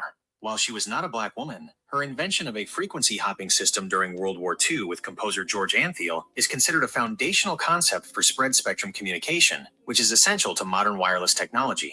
Wi-Fi itself was developed much later by a team of engineers, most notably by the CSIRO, Commonwealth Scientific and Industrial Research Organization in Australia, with lead inventor Dr. John O'Sullivan, who created a core technology that made wireless LAN fast and reliable.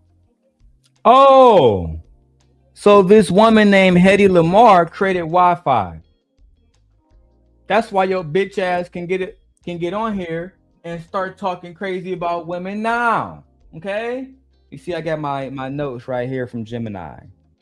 Okay? On my Galaxy Note. Shout out to Samsung. Get you one of these little folding phones. Okay?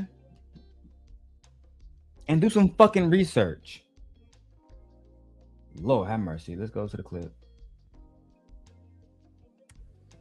Did we do know that a woman revolutionized Wi-Fi, right?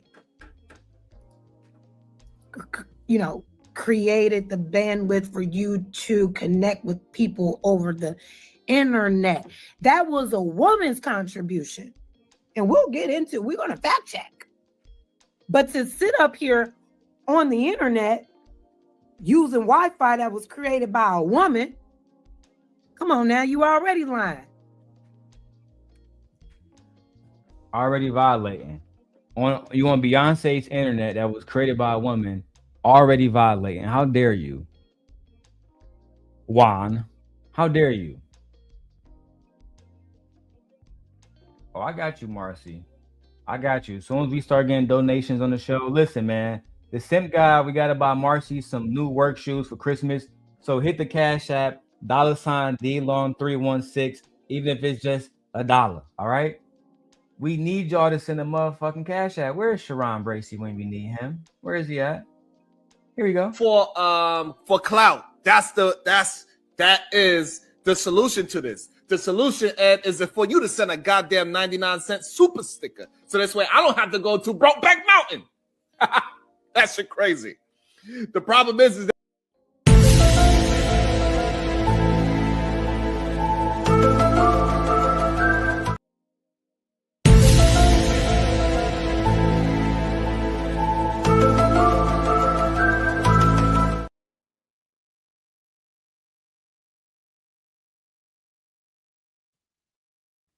my bad, I'm back.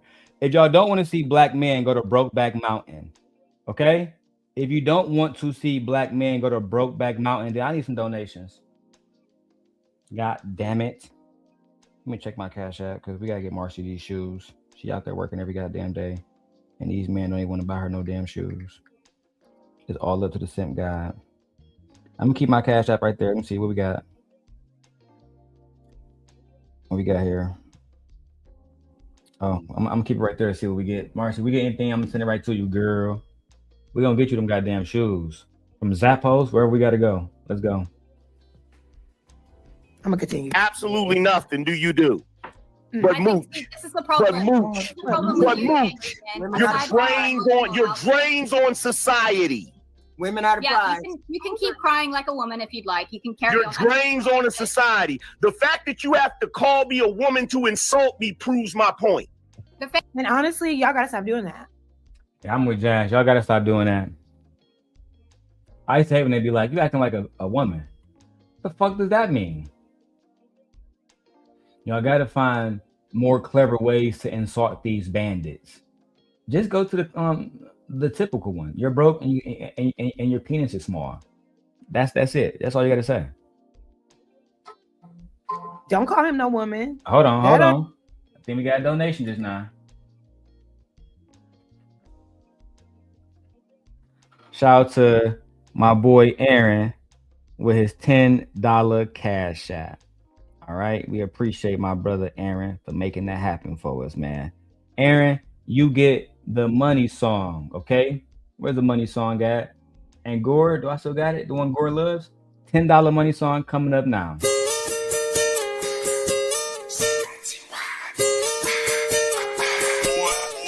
It's time for circulating.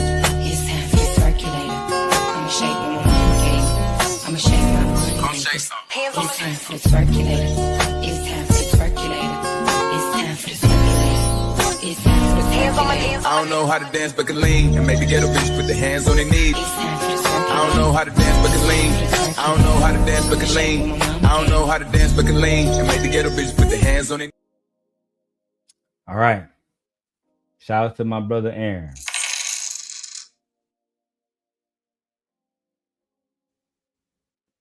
Shout out to my brother Aaron for holding it down.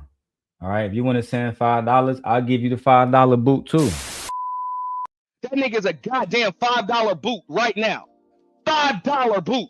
$5 boot. Sit your $5 ass down before I make change. All right. Let's go. We got $10 towards our Marcy boot fund. We need about $80 more, okay? And we can go to Dick's Sporting Goods and get her some boots, okay? Hey, this because no other woman has behaved like this. The way he's behaving, I wouldn't call that woman's behavior. I don't know what to call that. It's angry man. We call that angry man. Don't compare that behavior to a woman because no other woman has displayed this type of behavior before. Now, I know I have yelled on these panels before, but not unprovoked. Not unprovoked. Don't start nothing won't be nothing. But yeah, stop. When men get weird like this, stop saying you're being like a woman. No, that is an insult to women. Yeah, y'all gotta stop saying that. I agree. Let's keep going. Women, when he's just being erratic, he's being intense, he's being kind of emotional because he feels offended. Because what I'm learning about Angry Man, he really loves men. Oh shit! Hold the fuck on, Jazz. He Angry Man loves what? Minute. Wait a minute. Wait. First of all, you're not gonna speed past that like you didn't just say what you just said. And then look at Jazz's little grin when she say it. Being kind of emotional because he feels offended. Because what I'm learning about Angry Man, he really loves men. Look at the grin. Look at the grin. Look at the grin. Marcy said, Jazz is so cute. Yeah, she a pretty little thing. That's a fact. Especially in the face and everything. Shit. That girl damn near 10. Extremely beautiful. Look how she doing this nigga Angry Man.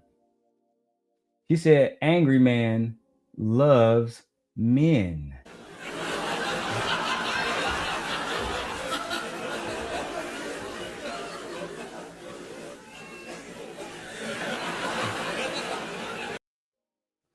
Angry Man loves. Okay, let's see what else Jazz got for us here. And I don't mean that in no weird way. He really loves men. So whenever you say something about a woman doing something for a man, he's always going to shut it down. And this is what Mantis was trying to point out. Like, why are you always downplaying women? And this is what he said. We're moochers. We're drains on society? Yeah. The fact that you're getting upset about it proves The mine. fact that you have to invoke that I'm a woman proves my point. Why would being a woman be an insult? Damn. Because you hate women. That's wait. No, that's not an answer. Why would being a woman be an insult? because you hate women. So I'm telling Why would being a woman be an insult from your perspective? From your perspective. I'm telling you something. From your perspective. You, it doesn't insult. From your perspective, why would Angryman, baby. Yeah, the yelling and screaming, that shit is hard. That's why I don't got my headphones on.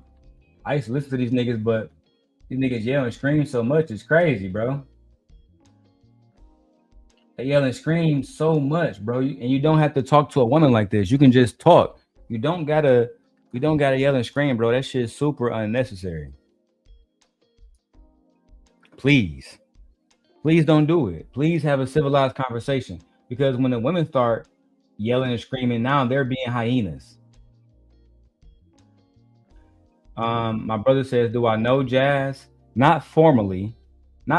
She's in the chat, Tay. If you want to say something to her, she's here. She was just here. Let me find one of her comments.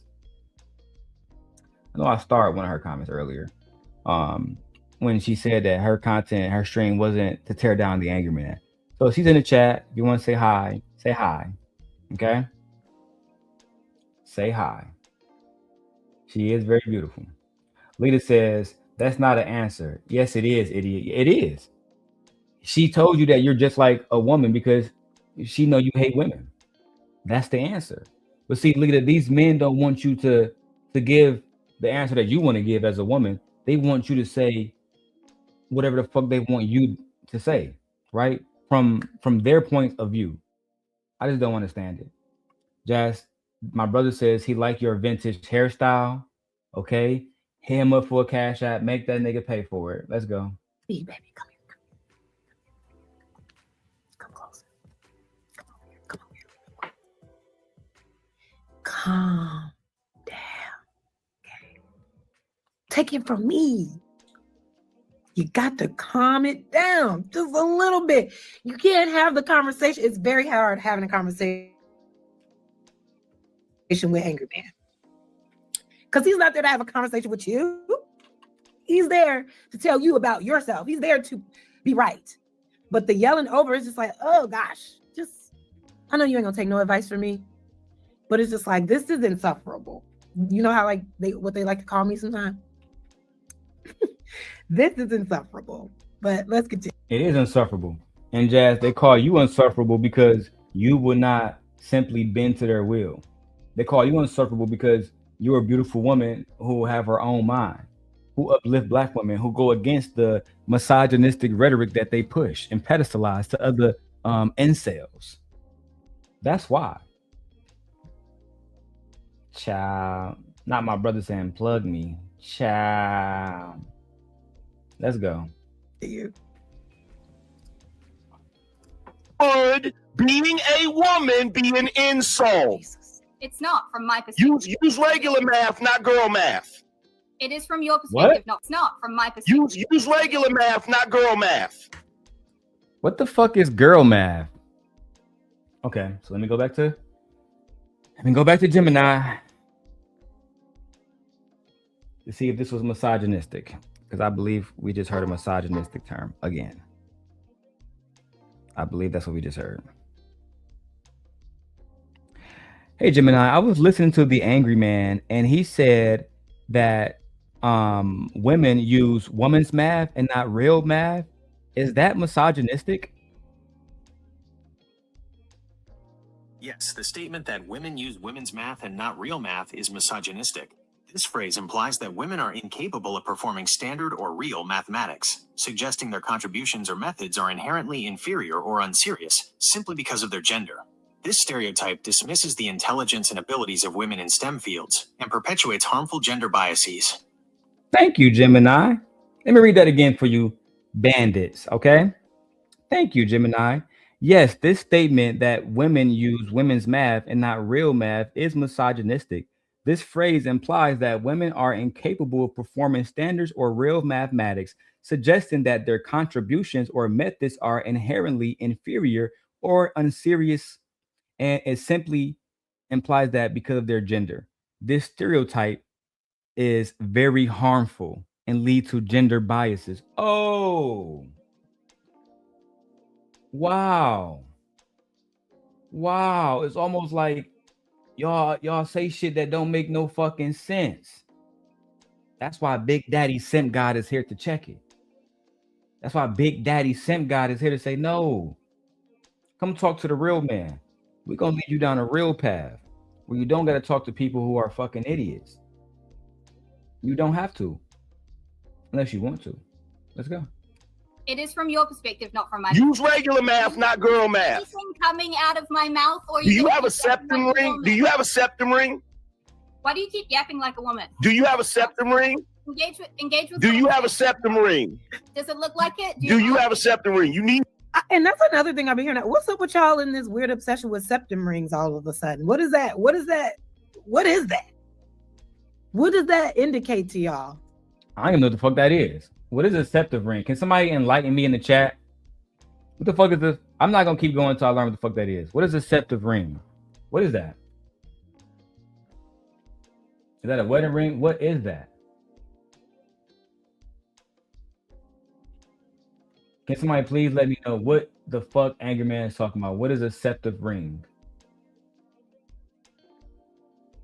What is the septive ring? Somebody let me know, please. Please let me know. Okay. A nose ring, the ring under your nostrils at the bottom.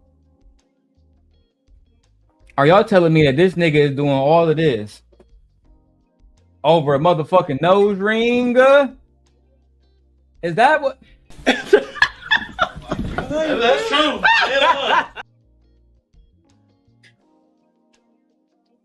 Angryman. You wanna argue? I can't argue with you. You mad? I can't argue with you. No. Look at you. Look at you. You mad? Look at you. You big mad. I'm happy. Leave me alone. I'm happy. Sway. Leave me alone. Why you over there making the conversation all unhappy and shit? Talking about nose rings and shit. Tupac had a nose ring. What the fuck y'all gonna say to him? Nothing. It's a piercing, just like an ear piercing, an eyebrow piercing, a nose piercing, a lip piercing. It's a piercing. What's drop it in the chat. Let me know what I missed about septum rings. I get it. It is a little like, oh, you know, it's surprising. You pierce your face. Ooh, I used to have my eyebrow pierced, my tongue pierced. So I get it. It is not the norm, but like, why does it trigger people so much? Like, what? One. Does it look like it? You need one. What? Can we get to the point? You now? need one. No, we can't get to nothing I don't feel like getting to, woman. Okay, you gonna throw a tantrum? It's just not engaged. No, I'm gonna keep doing what I'm doing. I'm gonna keep doing what I'm doing. Because your shaming tactics don't work. They don't work. How was she shaming you and you brought up the nose ring? I don't understand that, bro. You brought up the nose ring, but she's shaming you. Where did the nose ring come into the conversation? Why do you know about these nose rings? Why are you bothered by these nose rings and these piercings?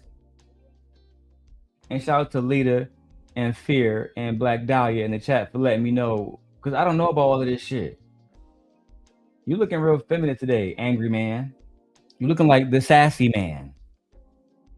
Child. They don't work. They don't work. So my issue with you. They don't work. They don't work. Angry man. They don't work. Your shaming tactics don't work. You came up here trying to have a moment, and now here's your moment. Here's your moment. Here comes the woman. I gotta prove to the big bad man that I have a voice, and white woman, hear me roar. The fuck is that about? I gotta prove to the man that I got a voice. Big bad white woman, hear me roar. I hate when people interject race into shit. Like, bro, she's a woman. She has a right to speak. She's an American. She has a right to speak. She was invited to the panel by the fucking host. She has a right to speak.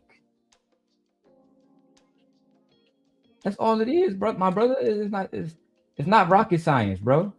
She has a right to speak because she was invited to the panel to speak, literally, for no other reason. She has a right to speak. We gotta stop. We gotta stop it, bro. Lita says, and my problem with Angryman is that he always doesn't know what words mean. And that's people leader. Yeah, he's one of the core members of the Manosphere, the core founding fathers of the Manosphere. Ciao. Let's go. That right there, that mocking, I gotta be like this. I'm a woman with a voice. What is it about a woman's voice? Excuse me, I'm drinking ginger ale. Excuse me. What is it about a woman's voice that makes you feel like you need to mock as if it is unimportant? Hear me roar. Do you know why women have to say, I am woman, hear me roar? Because men for a very long time didn't look at women as human beings. Men still don't look at women as human beings. Why do you think that Meg Thee Stallion got so much pushback after a jury convicted Tory Lanez of shooting Meg Thee Stallion? She still got pushback from men because they didn't give a fuck about her truth, and they don't give a fuck about what women go through. It's just that simple. That's just the facts, bro. They just don't give a fuck. They don't care. Let's keep going. They literally have to fight their way to be looked at as, you know, actual humans in society that deserve, you know, access to things. So it's just like, this is another way. And it makes me a little upset because it's like, I'm not sure how old Angryman is. Based on the gray in his beard, I'm pretty sure he's a little bit up there.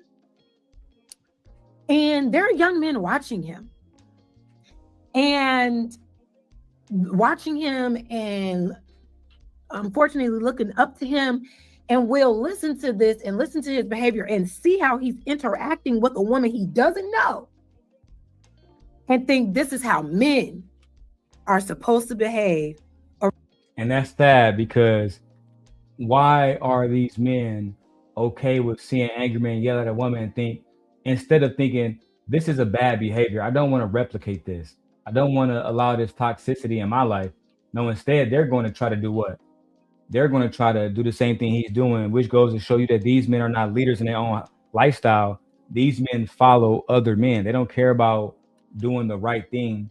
They want to just follow what the other men do. They're not leaders. They don't have their own minds. They are puppets. This is why they are so easily confused by the manosphere. That's why it's so easy for the manosphere to come along and sell them books about treating women badly, all kind of shit, because they're going to buy into it immediately. They're going to buy into the mentality. They're going to spend their money on it, literally, all so they can learn how to fuck over women. Welcome back, Vixen. Let me make sure I don't know what channel Vixen at right now, but let me go see if she's over on Daily Rundown. Because I'll make sure Vixen get her wrenches no matter where we are.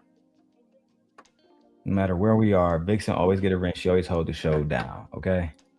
And go to the other one. Let me go to the other chat. Oh, she must be on a different channel. And I'll find you, Vixen. Let me know which chat you at, and I'll give you a wrench on that chat too. Let's go. Around women who disagree with them. Is that adding value? Is that adding good value to society for men? You know, for the next generation? Is this the kind of behavior we want to continue to see? I don't know. Let me put up my little muscle. Come on, let's hear it. Why are you not a drain on society? It looks like it's working. Why are you not a drain on society? So my problem with what Angryman does. Why are you not a drain on society? Everything that what do you contribute to society? There it is. What do you contribute to society? There it is. What do you contribute?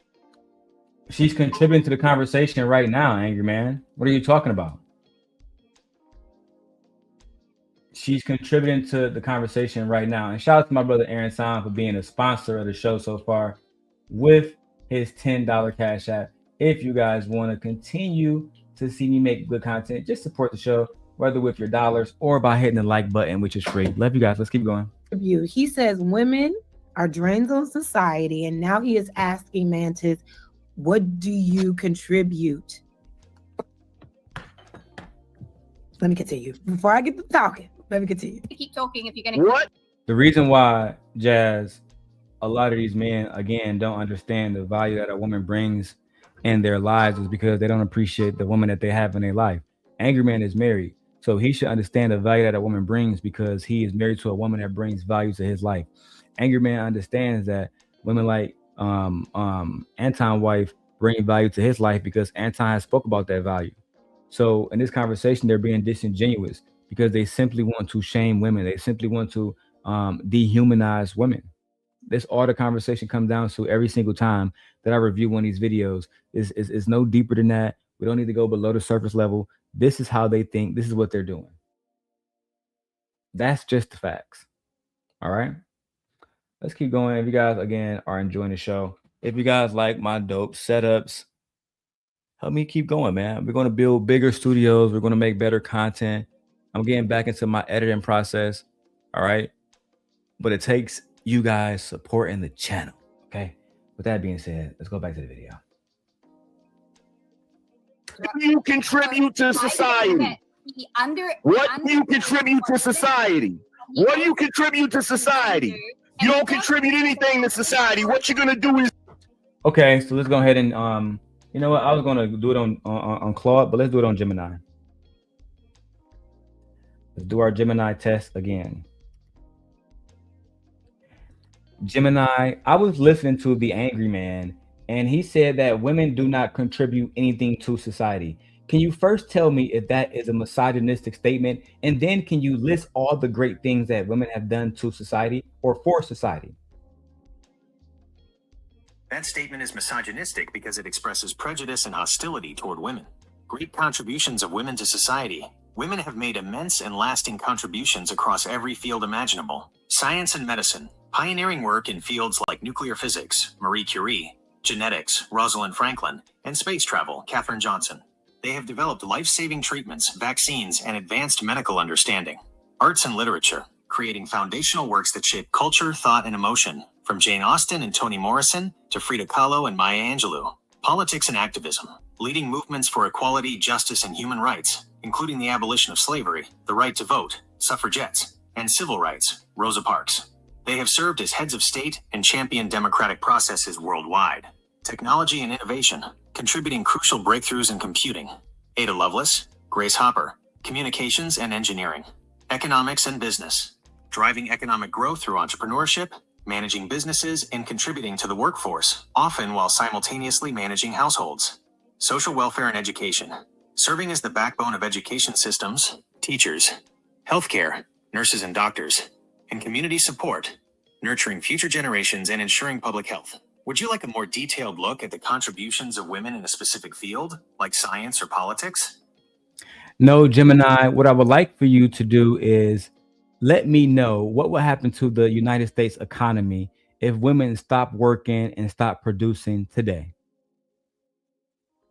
If women stopped working and producing, the U.S. economy would immediately collapse. Damn. Economic impact, GDP loss. Women contribute trillions of dollars to the U.S. gross domestic product, GDP. Their sudden absence would cause an estimated $1.6 trillion to $3 trillion annual reduction, depending on the estimate and year. Labor force collapse. Women make up nearly half of the U.S. labor force, around 47%. Losing this workforce would cripple every sector, especially healthcare, education, retail, and service industries where women are often the majority of workers. Care economy crisis. The unpaid labor women perform. Childcare, elder care, and household management is the foundation that allows the paid economy to function. Without this, workers would not be able to work. Schools and hospitals would lack support staff, and the entire system would break down. Consumer demand shock. As consumers, women drive a significant portion of household spending. A complete cessation of their income and purchasing would cause massive business failure and a devastating economic recession or depression. Would you like to know more about the trillion-dollar value of women's unpaid labor specifically? Yeah, why not? We got time, sure.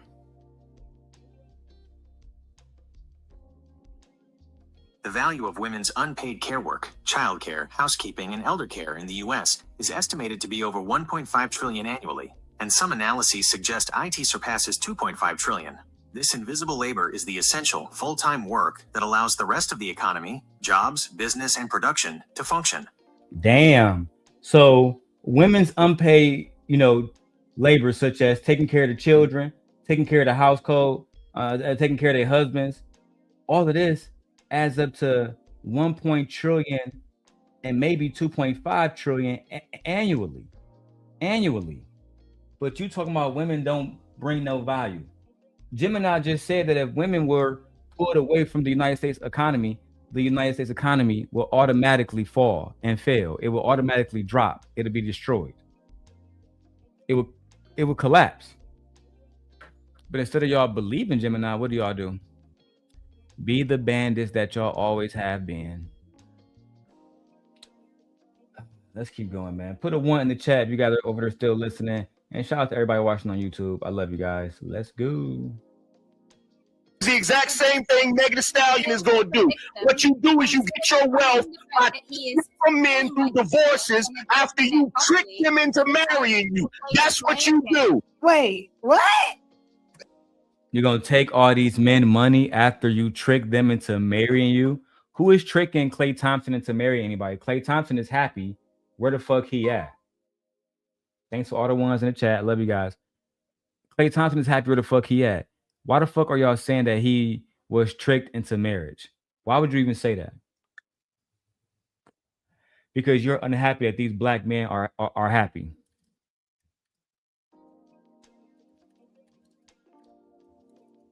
Let's keep going. This is ridiculous. Who? What? God. He said you gonna do exactly what Megan Thee Stallion gonna do.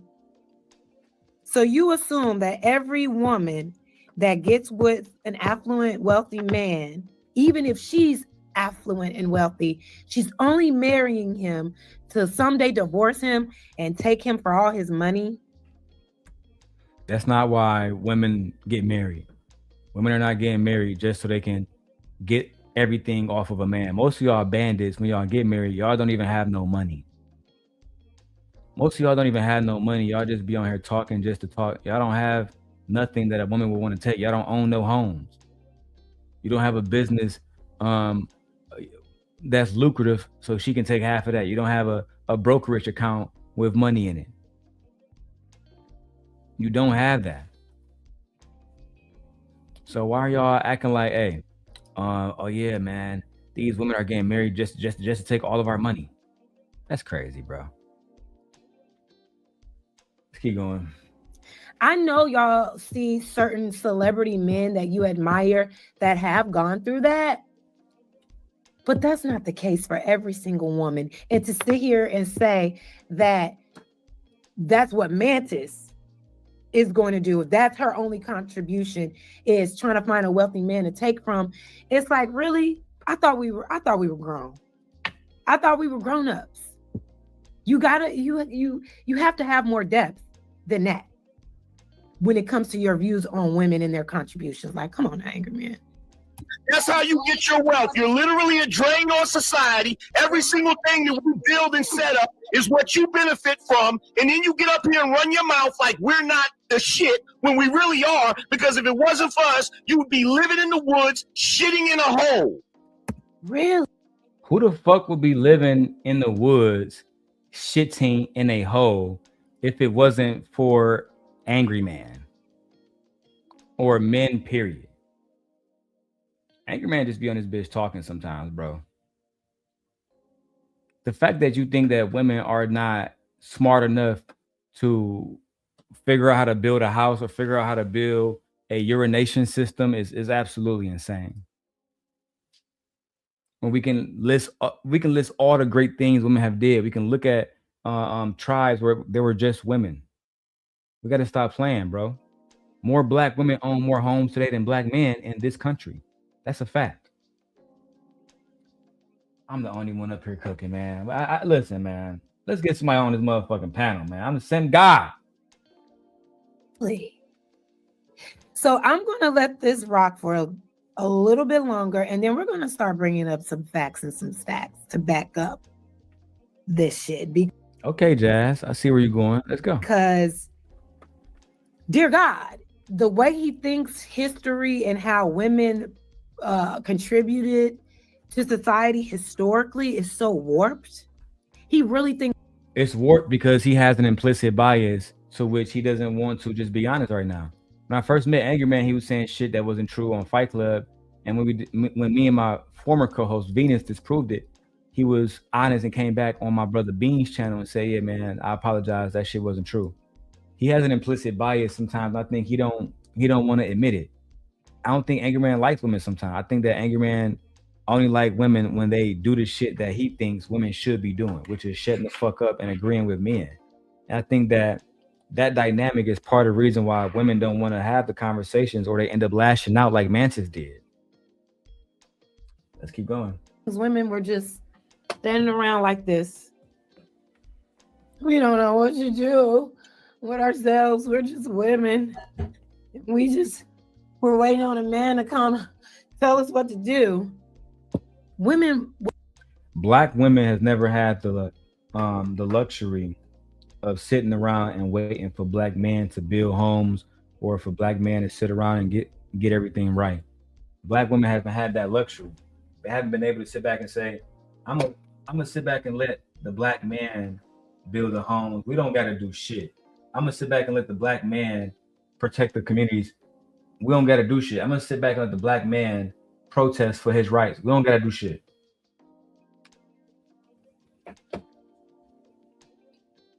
Black women, since they were brought to this country, has always had to fight for themselves and build for themselves. Especially after black men, for whatever reason, decided to tear themselves away from black women.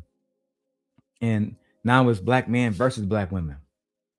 Now it's they can't do shit without us. But meanwhile, if that's the case, why the fuck are we even fighting then? Like, if y'all feel like we don't need women at all and we can build without them, then let's do that without them.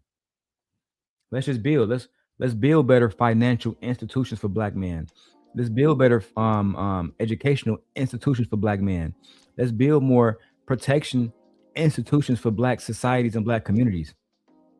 Let's do that without having to get women to submit. But for some reason or another, y'all keep having conversations with women and y'all tell these women, I don't need you, bitch. So why are they here? Why are you having conversations with them? I don't understand this. Yeah, Angela Knight did get him too. I was there when that shit happened. I was there. Let's go. We're holding babies on their backs with spears, hunting wild boars. Did you know that? You don't want to know that because you don't want to honor the value of women. You don't want to acknowledge it, even though there is irrefutable historical proof that women were just not these docile, weak creatures that could not live on their own. Well, let's continue. Why are you not a drain on society? Are you going to engage with what I say? Why are you not a drain on society? You can pull that shit with all these newbies. I'm old school manosphere. If you want to sit there and not say nothing, I'll fill up the space with my voice. That's what men do. That's what men do. Yeah, there we go. Y'all be saying that out loud like, I'm manosphere. I'm a manosphere man. Yeah, they do, Jazz. They do it all the time, my lady. They get on here and they say, I'm red pill, I'm the manosphere, I'm part of the manosphere. This is what we do. We shit on women, MGTOW, men going their own way, PUA, the pickup artist, the red pill, of course. Right? The incel movement, of course. Yes, that's what they do. They proudly shout it to the fucking mountaintops. I'm manosphere. We're above all of you bitches. And they have been doing that for years, and they haven't gotten any happier, any closer to finding happiness, any closer to finding a loving relationship. This is why they're so angry towards women, period.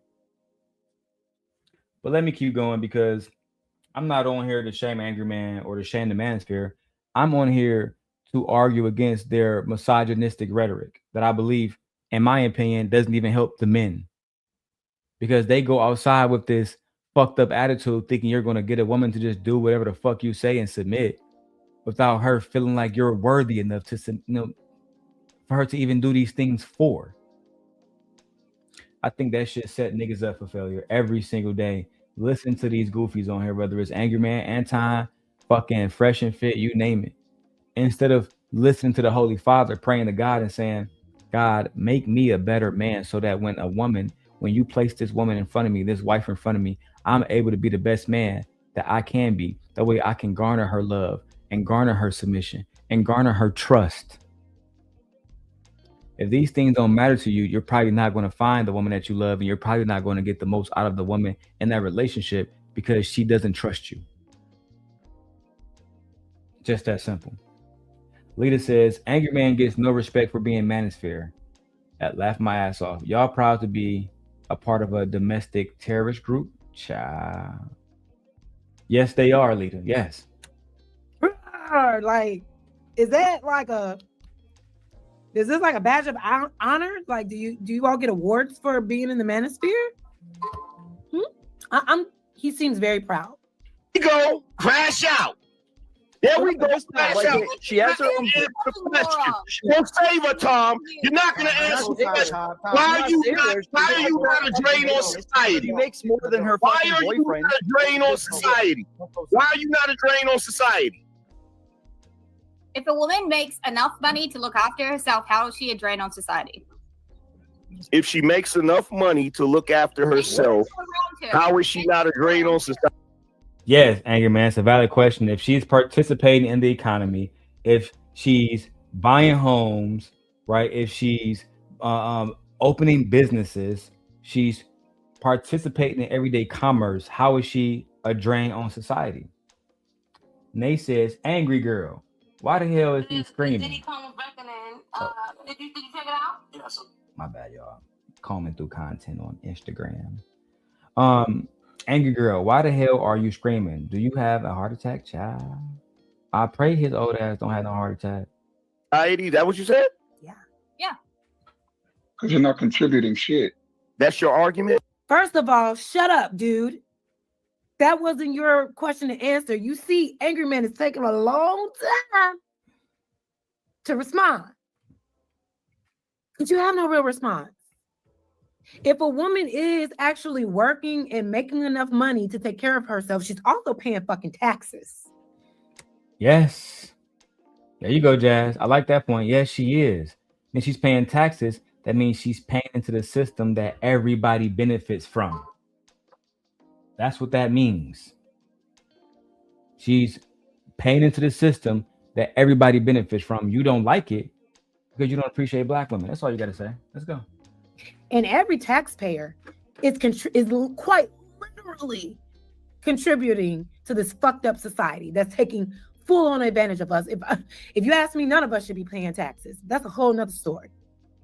But Nay says women are the biggest consumers for the economy. I'll drop the link, Nay. If you free girl, come kick it with the simp guy. You know, I'm here all day. I got to take Matt to work in about 40 minutes. But I'm going to keep the stream going. We're going to be on the road. I'm going to keep fucking going. Let's go. just the fact that women get up, go to work, exchange time for money, assist in maintaining businesses, infrastructures, society itself, that is our contribution, just like men. Our tax dollars are contributing to society just like yours. So like her point was earlier, why are you always trying to downplay everything? His response, because you try to overhype it. No, we don't. No one's out here like, look at what all the women do. No, y'all talk about women and want to take away everything that women does and try to say that we're drains on society. It's just like, it's so negative. How do we ever expect for us to actually get on one accord again if this is a man that is spewing this type of hate? They don't want to be on one accord with y'all, Jazz. That's where you confused. You're confused. They don't want to be on one accord with y'all. They want to dominate y'all. They don't want to be on one accord. They want to continuously dominate you. They want you to always feel belittled. They want you to feel like you're under their fucking boot. They don't want black women to feel equal or no woman to feel equal because he's talking shit about Mantis and she's clearly a white woman. They don't want to have this type of equal nothing with women. They don't want none of that. They want to shame women. They want to shit on women. They want women to feel like they are inferior in every fucking way. And it takes women like you or my mentor, Queen Sheba, to let these niggas know, nigga, I can go out here and get this money too. You got me fucked up. Period. Okay? Yeah, man, we're going to be breaking down the Epstein files. I'm going to try to stay on here as long as I can, y'all. As long as I can because, shit, I only got a few off days. I was over here moderating Queen Sheba chat too because I love her so fucking much. Okay? Listen, let's stay busy. Let's keep working. Let's get it, man. And nonsense about the opposite sex that he also wants his own gender to have access to. Like when y'all sit amongst each other as men and say stuff like this, you think a woman, a quality woman, a woman that you think you would want would listen to this and be like, you know what? He said women are drains on society. That's the man for me. Yeah. Women don't contribute shit to society. I want him. I want him. The one that doesn't see my back. God damn it. Jazz, she's being sarcastic, but she's making a valid point. Why would, let me stretch my legs a little bit. You know what I'm saying? You know, my camera moved. Come on now, follow the set guide. God damn it. Shit, stop moving. All right, let me drop the link from there. But she's right. Jazz is right. You don't get a woman by saying, "Hey, nigga, women, you don't have no value. You don't bring shit to the world. You don't bring shit to society. You're a fucking plague to society." Why would a woman want you after that? Why would she think that you're trying to have a genuine conversation after that? And you're clearly not trying to have a genuine conversation. Welcome to the stage, Nay. What's up, Nay? You on mute, Nay. You on mute.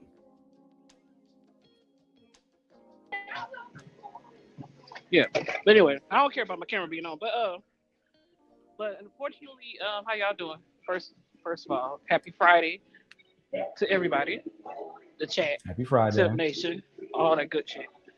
To answer Jazz's question, unfortunately, yes, it's going to be some women that actually go for that, i.e., pick-me's and mammies that literally uphold this type of behavior.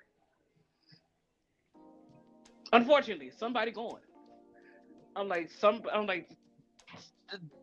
a lot of these men literally say misogynist things, and women don't understand, who are indoctrinated, or women who don't also value themselves will actually be like, you know what, you're right. I'm supposed to be in the kitchen. I'm supposed to just have babies and lay there and spread my legs. So yeah, I'm supposed to do that. You're right, man. I.e., why we have a whole P3O in the office, because a lot of women, especially YT women, voted against their best interests. So, unfortunately, yes, they hear this type of rhetoric and go right along with it, and also repeat it, because some women have some type of internal misogyny, unfortunately. Towards other women for no reason. A lot of pick-me's, they be single too. They don't got no nigga. Not at all. Not a single one. I say, you doing all this crying, weeping, jumping on dicks, cartwheels and shit, and this man still trying to humble the woman. Not the pick-me, but the woman. The full autonomous woman that knows what she wants. The educated woman that knows what she wants. That's what they try. They trying to humble those women. They got you. They don't want that. You're not a challenge. Most men, whether they want to admit it or not, want a woman to challenge their thoughts. Hello. Want a woman to deplete that misogyny that they have, that they're sometimes even raised with. They want that. They want that challenge. The chase is what's good. Like, come on. I agree. Unfortunately, I got to. I agree. We got one more spot left. Big Dog says, meaning they don't show value to us as men. It's just an opportunity of, I don't know. Nate, can you read this? I don't know what this nigga trying to say. I'm not near my phone. He says, meaning they don't value us as men. It's just an opportunity of what they can get out of you. Okay, I get it now. So you believe, Big Dog Taco 1943, that women are only trying to use you and not trying to actually be with you? Is that what you're implying, sir? Okay, well, exactly. You taught us the game. You should have said get with the best man. Is that not what Men you have said? taught women to vet for the richest man, tallest man, strongest man, man with the biggest dick. And now you're mad that a woman is going after those things. I don't get it. I said you taught us the game. You can't get mad because we good at it. That's what you taught us to do. We had no rights, sir. So you embedded into our system that you go after this man, or we were sold to this man.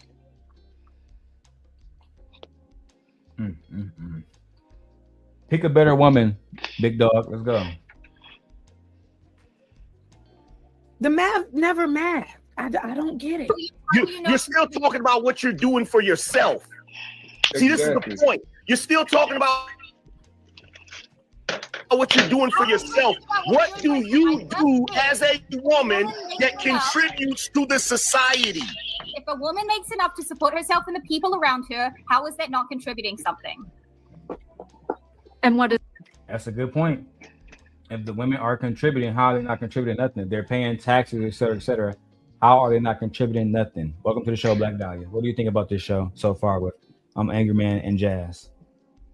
Hello everyone. Before I start my shenanigans. Hey.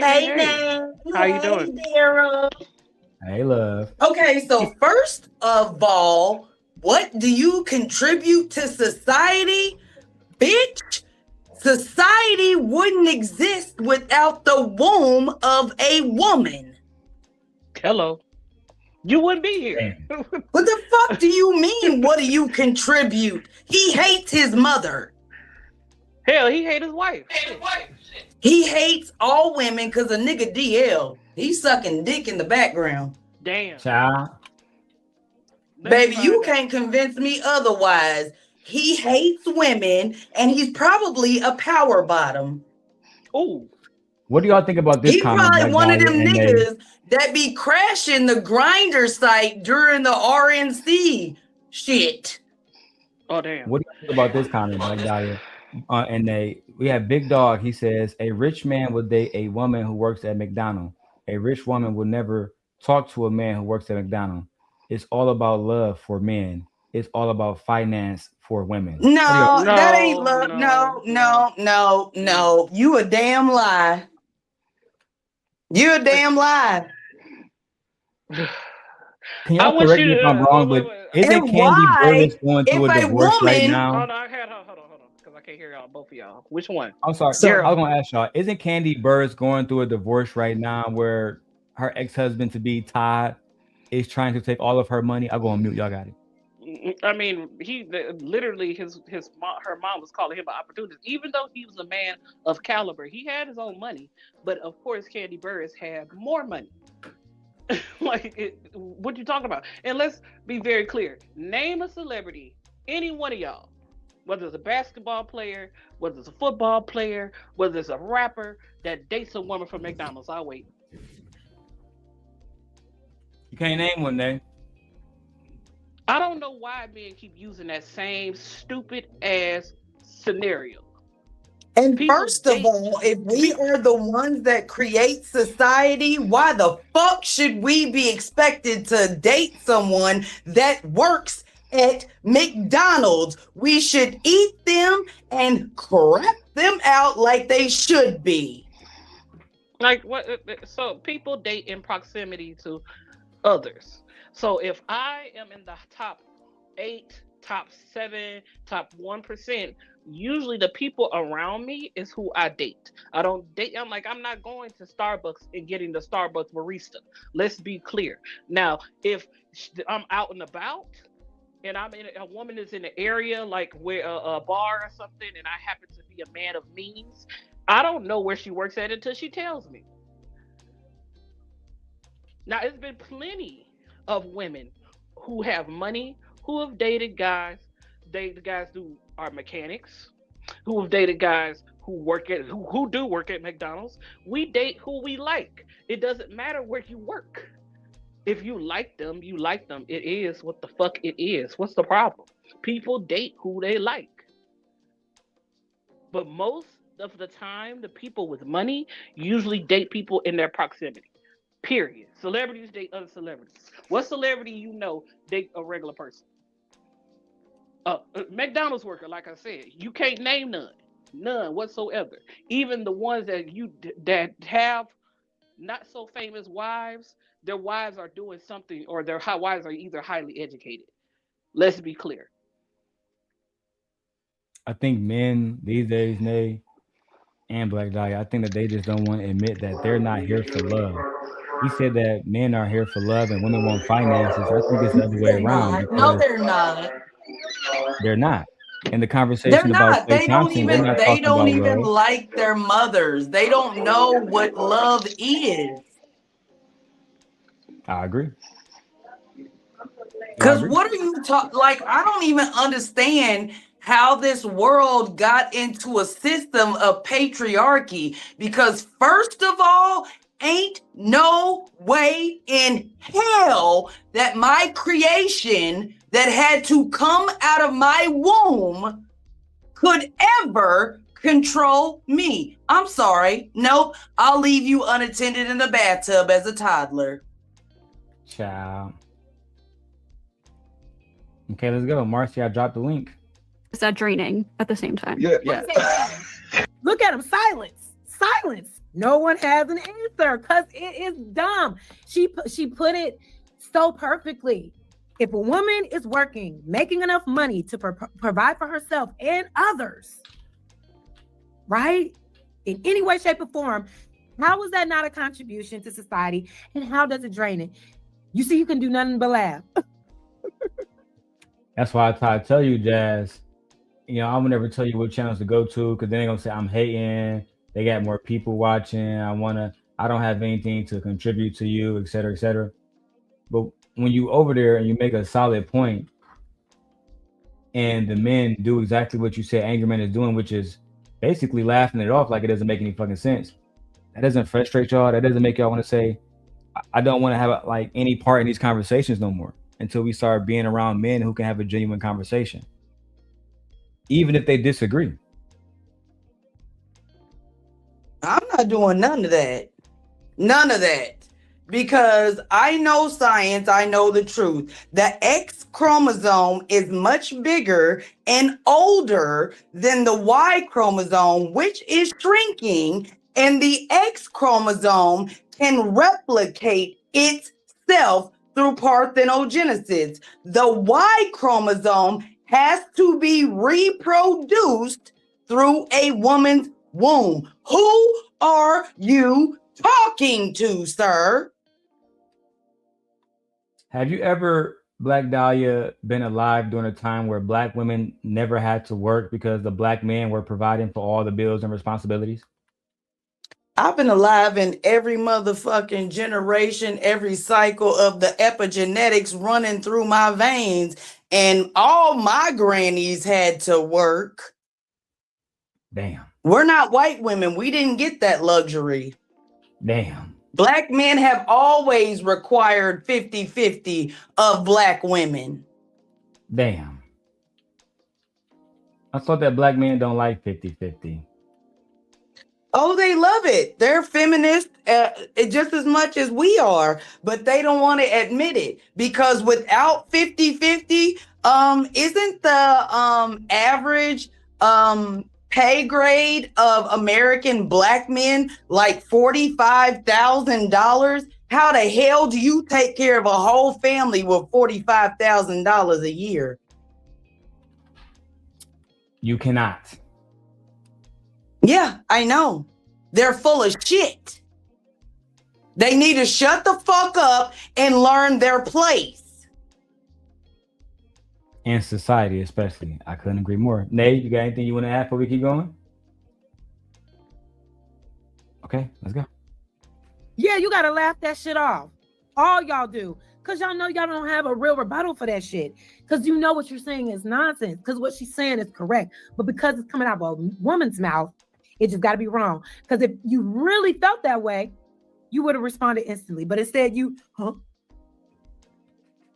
went quiet and then that nervous laugh. Yeah, look at tomfoolery face. Yeah. a lot of tomfoolery going on right now. Are you going silent now, motherfucker? Motherfucker! Are you going silent now, motherfucker? Yeah, a lot of tomfoolery going on right now. Are you going silent now, motherfucker? A lot of tomfoolery going on right now. Are you going silent now, motherfucker? Damn. White woman going to fuck off on you, angry man. I had to pause. My flabbers are gasted. She said, "You wanna be silent now, motherfucker?" As she should. Child. I don't even understand That's why dumb. Angryman running his mouth when she got more rights than him. She turned to the angry woman real fast on that nigga. But she got Real more rights fast. than him. She got more rights than him, black man. She above you, black man. Is he a black man? Mm-hmm. With the If doctor. they make a black man named Juan Valdez now, child, we all fuck. There's no community no He's more. colored. That ain't no black man. He's colored. I will accept that. Oh, he hued. Oh, okay. But let's be clear. I will accept If persons of color. I will accept that. But let's be clear. Okay, if women don't contribute nothing of value to society, this is her. Nay, I did a whole Gemini test earlier. They said that if women pulled out from the U.S. economy, the U.S. economy will literally collapse. So it's clear that women are needed in the economy, no matter what these niggas say. Anyway, let's go. Motherfucker! Are you going silent now, motherfucker? God damn. You still in that question. And that was her matching energy. Hey, you still didn't answer the question. Calm Still didn't down. answer the question. No. There's no calm down. No, there's no calm down. There's no calm down. Let him have it. The timer is up there. You got it. You didn't. You still didn't answer the question. What? She quite literally answered the question 3 fucking. She answered the question over and over and over again, Angry Man. This shit is low-key getting exhausting. I'm about to roll another fucking blunt up. Like, how many times can she say it? Women pay taxes. Women pay their own bills. Women participate in the economy. So why do you keep asking her to explain what do women do in the economy? Nay is a fucking, she run her own fucking business. She paid taxes, which means that the taxes that she used help, I don't know, men's shelters in Atlanta. You can start there. But also, if women don't contribute to society, don't we help you contribute to society even in the home? Don't we make sure It's not even in the home, Nay. It's in the womb. And a Y cannot replicate itself the same as an X. It has to be reproduced. You cannot enter into this realm without the womb of the X chromosome. It's impossible. Well, besides scientifically speaking, I'm talking These about. niggas don't speak science. Y'all know I that. said besides scientifically speaking. So if we are at home cooking and cleaning, making your life easier so you can come home, you can rest, so you can go back out into society and quote unquote build nothing because you haven't built anything in a very long time. Don't that also contribute to the value of society? Because I make sure that you're good, right? Okay, then. So Can I ask you a don't question? understand. The military money, like the taxes that go to the military, is it only paid by males who pay taxes? That's all I want to know. No, it's paid by females and males. Oh, so women contribute to the country being protected? Is that what you're saying, Nate? Of course, and women actually have helped protect the country. I said, Oh, let's also be clear. Those bombs those same little talking points that y'all have, y'all didn't help in the war. Who you think was building the bombs? Who you think were building the weapons? Who you think kept society going while y'all were gone to war? Answer that question for me. Who you think? why is there a part of NASA called the Katherine Johnson Engineering Building? She was a woman. No way that she was an engineer for NASA. No freaking way. What? A woman? Dang, how the angry Surely man? Hidden Figures was a folk tale and not a real story about 3 black women who actually played a pivotal role in NASA's history. I got a question. Angry man, how are you? How do you feel? What is your body temperature? Is it cold in your house? Lord. I know. I said it's not cold in your house. Why? Because a woman was the one that invented the heater and the central air system. Black woman. On top of that, so I said you don't understand that women have contributed tenfold to the society, whether it was behind the scenes or in front of the scene. We contribute we were the ones, even during civil rights, that were organizing meetings. We were the ones that were doing those things, not Coretta you. Scott King talked about this. I said, it was a woman who showed Lois and Clark from the east to the west, because they had nothing to do. They had no clue how to get to the west side of America. It was a woman that showed them that, not no man. It was a woman. So I don't understand how women don't contribute nothing. But go ahead, explain to us how we don't contribute.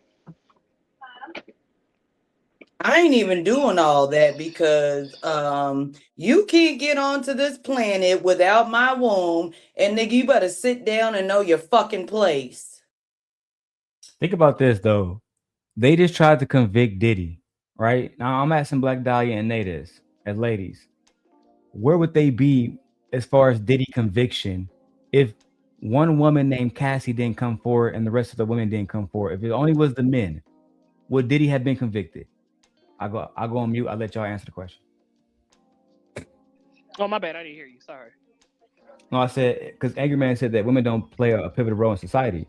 And Manhattan's, according to them, their biggest case that they had trial last year was Diddy case. That was the biggest case that they tried. And I asked, if women didn't participate, Cassie and other women, would they have been able to convict Diddy? No, not necessarily, no. Not a chance in hell. No.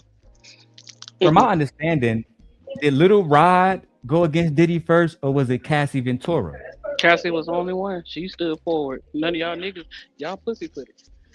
Was it Kid Cudi that told us a story about his car being allegedly blown up, or was it Cassie who told us that story? Cassie. But he said that the only reason why he said that he was asked to participate in the trial. He told him no. He was asked the second time to participate in the trial. He told them no. Then he was subpoenaed and he thought about it and he was like, Cassie is my homegirl, so I gotta do this to protect her. So it took them 3 times to summon you. You couldn't do it on your fuck. I said, so you couldn't do it on your own.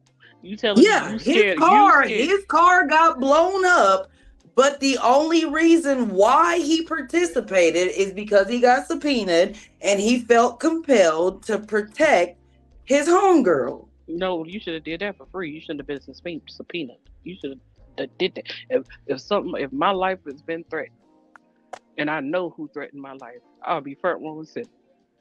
Yeah, I'm like, these niggas act like they scared of other men, though. They are scared of other men. Men are scared of other men. What you talking about? But why? He would never get no justice for what happened to him as a man or Little Rod. He still didn't. He didn't. But let's also be clear. It's mediocre white men who don't have. I'm like, the only thing they really have is money. They don't have anything else. Anything else, and y'all see, and a lot of you black men are scared of white men. Hello. They Y'all still call you boy. It took women to speak out against Diddy. We being honest. And I'm like, they still call you boy, and you sit up and still bow your head. So I don't want to hear nothing you got to say to me about what I contribute to society. Nigga, you can't even get off and get that man that need me off your neck yet. Worry about yourself. Leave me alone.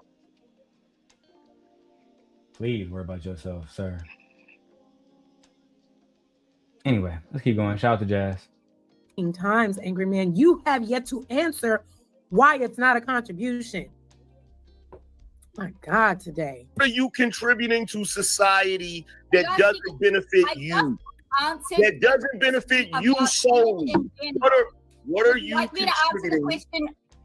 Would you like me to answer about me? Sure. Are you going to add some motherfuckers in there when you do it? Because that was really cute. Are you talking about me personally or women in general? Because I know you guys like to play this game. I'm talking about women in general. Talking about women in general. One thing I hate listening to y'all niggas panels sometimes is when I can't actually listen to what the person is trying to argue. Is actually very irritating.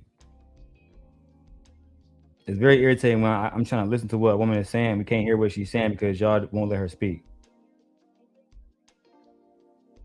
Literally. Anyway, let's keep going before I get out of here. I gotta go. But I'm gonna keep the live stream going, but I gotta take Matt to work soon. Let's go. A woman works, makes enough money to provide for herself and her people around her, her family, and pays taxes and shit. She's already contributing to society. So women provide for other. Shut the fuck up, Angry Man. You won't have to ask all these dumbass questions if you allow somebody to finish their point and fully articulate it. Jesus Christ. People other than their children. What do you think having a job is? Having a job is contributing to society. I'm not talking to you, Ghosty. I'm not talking to you. Women. So what you're saying is women provide for other people other than their children. Yes, they can. They're capable. They provide for children that aren't theirs, right? They provide for their elderly parents. They contribute to society in the same ways that men do on a daily basis. All I gotta say is who are your teachers, your babysitters, your nurses, your hospitality? Who are those? Those are women-dominated systems. So I'm still trying to understand how we don't contribute. We wipe your ass when you shouldn't on yourself. At old age. Old man. Who is the child's first teacher? I'm confused. Who is the child's first teacher? No, they teach you how to speak. They pass on the culture, all kinds of shit. Who is a child's first teacher? I don't know. No. Thank you. No, it ain't. We don't contribute nothing. No, we don't do that. It's the sky. The wind. And we gonna go even further with this logic of protector and provider. Who is a fetus's first protector and provider? The mother in her womb, technically, yes. Thank you. You fucking degenerate bandits. Let's keep going. Hopefully my wife can make it home before I gotta go. Let's go. For their friends, their siblings, for anybody that's around them that they love, if they are able and capable of providing for them, they will do that. What? Why is that so far-fetched? Why is that so hard to believe? My wife was providing for these kids in the household before I even got a job. All last summer when I wasn't working, when I first moved to Illinois, my wife was providing for all of us. But at the end of the day, even when, I got my license back, I got my 4E card, so I can have a legal firearm here, et cetera, she was instrumental into helping me get those things done. And now when I'm financially making way more money, I have no problem with giving my wife all of the money because she helped me so much. It's just that simple. I don't understand why y'all don't understand reciprocity. And that is love. If somebody treating somebody the way that they treat you is love. If Meg Thee Stallion is out buying gifts for Clay and he's buying gifts for her, that's reciprocity. They both feel valued. They both feel appreciated. Why do y'all have a problem with that? I don't fucking know. I don't. Let's go. Oh my God. Wait, everyone's telling me I need to turn my mic up because they want to hear me more than they want to hear you. So give me 1 second. You notice the deflections every time I ask her a question, right? So she, Angryman, you've been deflecting. She said she paid taxes, and you said so women are taking care of themselves and the kids. What the fuck? Let me stay in frame because I don't want to attack this nigga today. I'm like, who do you trust more with your children, women or men? But he just know it's not true because he support people like Pearl, who also is a businesswoman. Who do you trust more with your children, women or men? Are you gonna ask a man or a woman to listen? They don't even want males in the mortuaries because they will poke on the goddamn cadavers. Y'all think I would leave Aegon? Why the fuck would I trust a male with my child more than a woman when these niggas will have relations with a cadaver? That's a good point. On top of that, one of my main problems with Angryman is, again, you're deflecting throughout this entire conversation. This could have been a great conversation if you just had been honest and say women do bring a lot of value to society, and as men, we should respect that. As a matter of fact, the men who bring more, the men who implement their wives more into the program, those are the men who actually, in my opinion, they're winning more than anybody else. I would say Angryman is not winning like Anton because Anton incorporates Rita into his business. That's just what it is. That's my opinion. Let's keep going. Acts like she wants to have the conversation, but then when I actually have the conversation, then she deflects and pretends like she didn't hear what I said. Typical woman shit. Let's make sure that we understand that both of us contribute equally to this society. Your part is not or more important than a woman's part, and a woman's part is not more. Yeah, women are contributing to society by being professional chair sitters. Absolutely. Yeah, none of us have literally. Women are contributing to society by being professional chair sitters. Dude, angry the girl. What the fuck are you talking about? Angry girl, shut the fuck up. Every time I see you, you sitting your fat ass in a chair. In a chair. In a chair. Shit, I sit down and work. I don't care. It is what it is. You act like it's so. There's no such thing as traveling nurses. There's no such. You said people work at McDonald's. They stand up all day. These people that work in factories, they stand up all day. How are we professional chair sitters? Some women wish they could sit their ass down and relax. Hey, literally, dog. This is a very disgraceful argument, Angryman. You look, I'm reviewing this video because it's starting to drain me. Okay, gotta get high again. When the last time you contributed to society? I haven't heard you speak of a charity yet that you was contributing money to. I haven't seen you. I haven't seen a family photo of you. Nay, you want to tell you a story real quick? A true story? I'm listening. I went to Angryman and Izzy Bands because there was a few different foundations a few years ago, and I didn't want Angryman to put money in. Let me tell you this first. It wasn't about himself putting money in. I was saying, AM, you have a big platform where people are donating hundreds of dollars to you, sometimes thousands per day. Can we start, using some of that money to put towards foundations of your choice, even if it's foundations that benefit Black men or Black women? But can we start doing a call to action? So we're going to sign petitions that benefit Black families. We're going to donate towards school programs that will help Black men have a better overall reading level across the country. And he blatantly said no to me. He was like, no. I'm not investing. It's not even monetary, because first of all, the first thing is volunteering or just giving things away. Like a couple months ago, my mother passed away, and after her memorial, we had lots of food left over. So you know what my daughter did?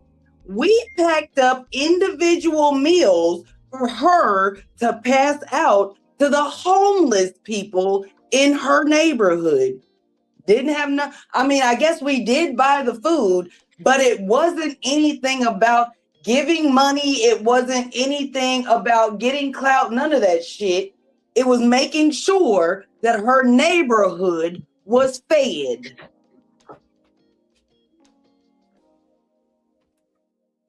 Black Dahlia, did you hear about Big Meech and Terry and how they gave away all of those book bags? They said they gave away like $1 million worth of book bags and pencils and school supplies in Atlanta. Have you heard about that? No, I didn't hear about that, but that's another thing. Like when my daughter was in elementary school, whenever there was like an outing for the school, or sorry,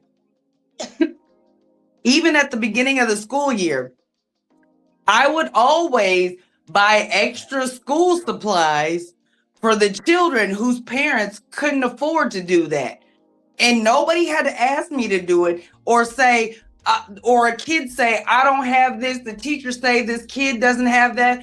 It was just automatic. When they went on field trips that cost money, I would always send extra money with my daughter for the children that parents couldn't afford it. That's just what we do around here. We already know that women are communal. Women are very communal. That's something that's built into us. We can't help but help the next person. We are literally taught to be selfless.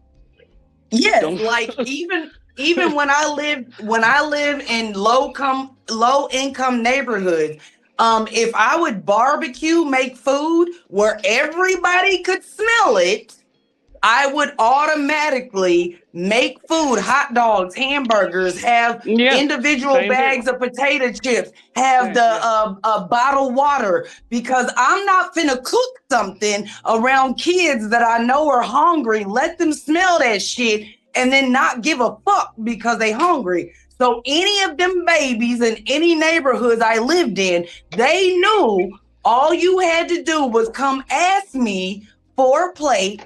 And my only request was, please don't litter. When you get done with your food, make sure your plate, your bag of chips, your bottled water goes in the trash. Because if I catch you littering, I ain't gonna feed you again. And then once again, sorry for your loss, Black Dahlia. I said, well, you know. Oh no, baby, it wasn't my loss; it was hers. But thank you for the sentiment. It was not my loss, honey. It was hers. No, I know. You talked about your mom and how the past was, but you know how it is. Me and Sim God both have lost parents, including his wife, so we know what it's like to lose parents. Yes, I know. Yeah, that's why I said I understand your sentiment, but baby, for me, it was not a loss; it was hers. So I appreciate y'all. But I'm just like, what are you talking about? Like it's not even always about money. Like even something as simple as Black Dahlia. Like Black Dahlia. He's trying to get back to the video. I was going to interrupt. You know how I be there. I was going to ask you a question before we get back to the video. And Black Dahlia, you can finish your statement. Why don't? No, I was even going to say it doesn't. It's not even as complicated as doing anything like that. Like me personally, my mama always taught me as a child, do not ever walk with your back to traffic. So when I see other people's children walking with their back to traffic, I will stop my car and be like, baby, you need to cross the street, because people be texting and driving and you can't see them coming from behind you. So you need to get on the other side of the street so you can see the traffic coming towards you. I agree. So the question I was going to ask you, ladies. Mm-hmm. Okay, man. Yep. Okay. All right. The question I was going to ask was, why aren't men in the manosphere contributing financially to helping Black boys learn how to read? or even donating toys or donating school supplies in the same ways that we saw Big Meech, right? Why, like, for example, why isn't Angryman taking his platform and using it to help put fundraisers together for Black boys? That's my question. And then we go back to the video after both of the ladies answer. Honestly, I for sure is others that's not so big content creators who are in the Manosphere that do contribute, because I thought that's what the Manosphere was about, trying to get men to educate themselves, to get men to work on their hygiene, their character, and to be charitable to other men and teach other men, like the Big Brother programs and other programs that are built solely for teaching young boys. Now, other men, especially toxic men, have made the Manosphere something that's now considered a negative thing. Now, honestly, we don't know, because we haven't seen it, and they don't perpetuate those things or show those things to the common user or the YouTube watcher or the TikTok watcher. They don't show those things. They don't implement those type of things. So how do we know? How do we know? We wouldn't view the Manosphere as a negative group of men if you didn't show stellar, stoic characters. Because I'm for sure that some of the people in the Manosphere are stoic men. But if we don't see those type of stoic men, then how are we going to differentiate anything? So I'm for sure some that do it, but clearly they don't show it. They need to show it more. I haven't seen Anton do it. I didn't see Kevin Kitty Boots do it. I haven't seen OJ what's his name, Obsidian. I haven't seen him do it. I haven't seen Angry Girl that's on here right now. I haven't seen him do it. And these are some of the pioneers. Even BD, what's his name? I call him BDSM because he a trip. Yeah, whatever his name is. I haven't seen him do it. You could talk about these things as much as you want to, but until we see it, people are not gonna believe you. But I know how y'all like to stroke each other's egos, so that's another topic there. I agree. Black Dahlia, why do you believe that the Manosphere is not investing money into making Black men better? I wouldn't even expect them to investment. First of all, these niggas don't even like to pay child support. And even before child support comes about, a lot of males, no matter their color, they're jealous of their own children when they get born, and the mother of their child is now giving more attention to the baby than this grown ass man. So I don't expect men of any color, any diaspora, none of that.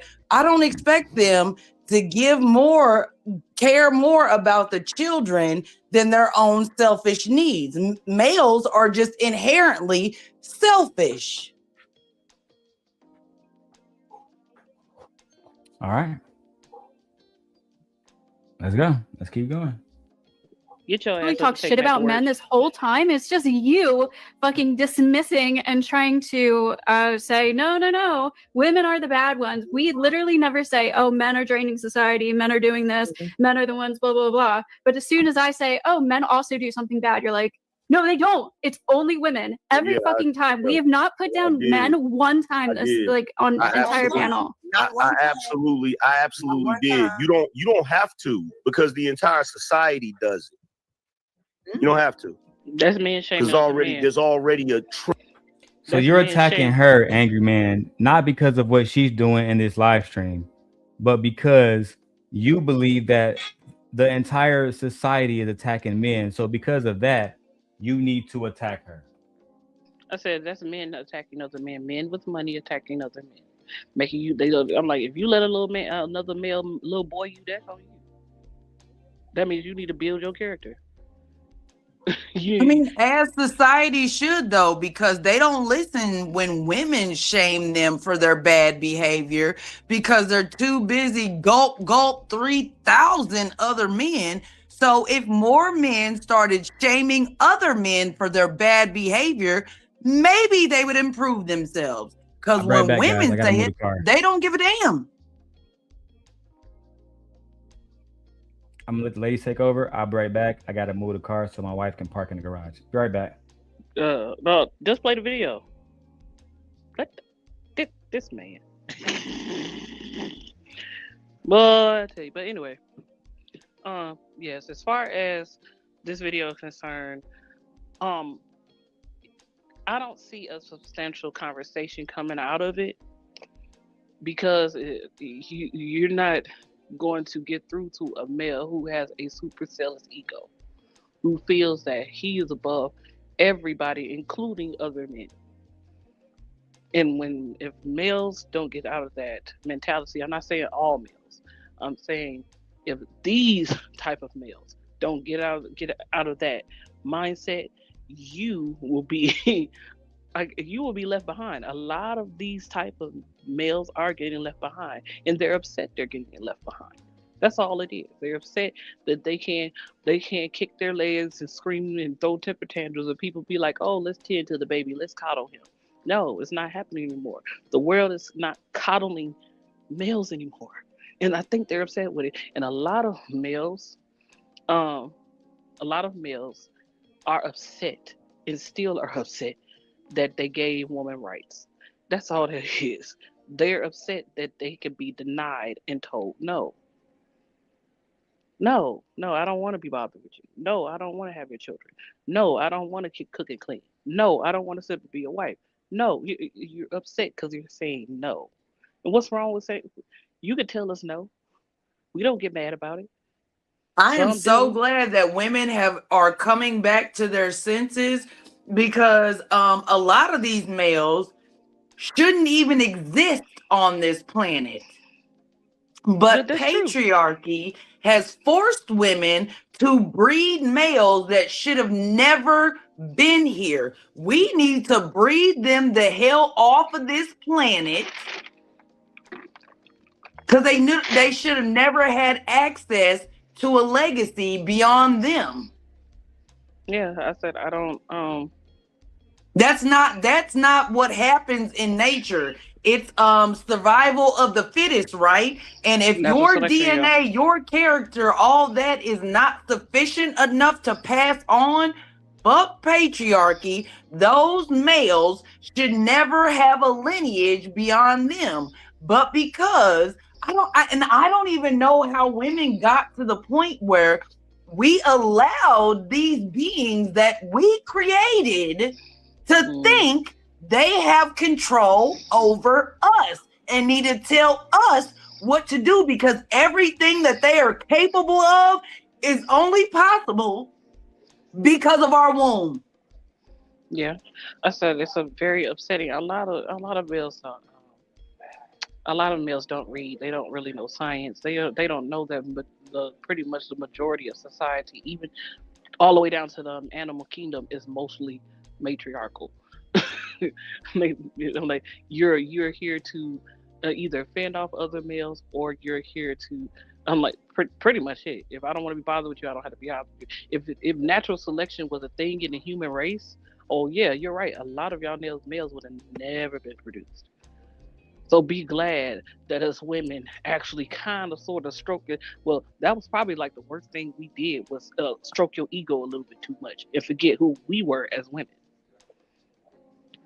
And now that women are becoming awakened. It wasn't even that they forgot. It was because they were bullied into this position, because when we bred them with bigger muscles than us in order for them to do their job to protect us, they got jealous of our wombs and was like, oh, we can't have babies. The only thing that we can do in this world is destroy. So let's do that. Oh Lord! So that's what they've been doing. Ow! Ow! Ow! Ow! That was my fault. Sorry. I was about to say, oh, that echo was bad. Yeah, that was my fault. I had the other mic on. It's okay. Good. Mm-hmm. When are you supposed to take Matt to work? Why are you not? Hello? We're about to go right now. He gonna be late. No, I'll wait for me to go to the bathroom so we get back home. She ain't had to go with you. The girl just got off work. Look at you. God. She had to go. No, she don't have to go. Ooh, I'm so sick of you. You said I'm gonna wait till my wife get home. Where my baby? Where my baby mama at? Come here, baby mama. How was your day? I need to meet you to talk about. So, babe, I googled it. Here, you can hold the phone and you hold the show, but they can still hear me. I googled it. The Angryman said that women don't contribute to society, and if women left the economy, they wouldn't do shit. You find out it's the complete opposite. The economy is gonna collapse. You know how much unpaid labor we do? That shit is in like the trillions, the billions of dollars. They said what it said, $3.8 trillion. Yeah. Yeah. I said we could contribute almost half. Okay, that's it. Oh no, Unlock it. Do you not understand that us working women contribute almost half? 47%. But 47%. But beyond fiat notes, money is fake. Our wombs are real. So if we just decided to not birth these demons, the entire planet would go extinct.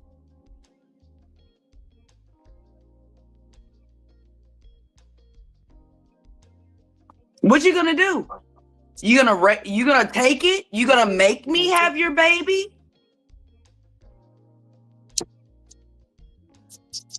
Fuck the financial part of it, because fiat notes aren't real. The American dollar is crashing.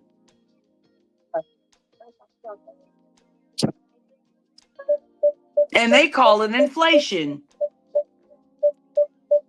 It's not real. But wombs are. That's why they're trying to force women to keep having their babies, because they know they need us. To have babies. We don't need them. I think that's a good point in itself, is that women can simply just stop giving birth and society will be fucked. Women have stopped giving birth, and that's why men are in a fucking frenzy right now. They're paranoid right now. Yeah. They're creating, like how they just created this law or whatever they did with the financial aid type shit, and they said that nursing is no longer a professional job because women dominate nursing. And the only reason why they did that is because they're trying to force women back into the household and get married to these barbarians and bear their children. So what I say to that, it don't even matter if they turn women are not, we're not going back to 1950s. Y'all need to let that go.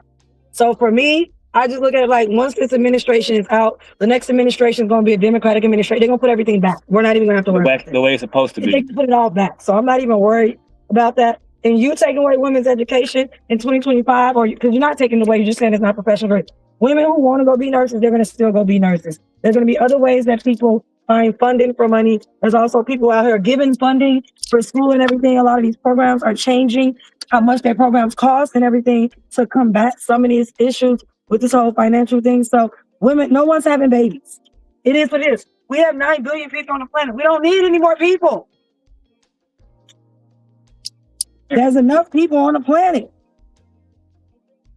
But it's not even about that we have enough people on the planet. It's that we have too many people that are greedy and take more of the resources off of the planet than they need to survive.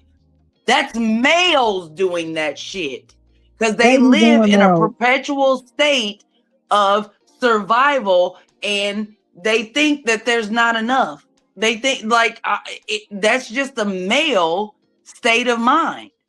They created this because women know that the planet, the Mother Earth is full of abundance.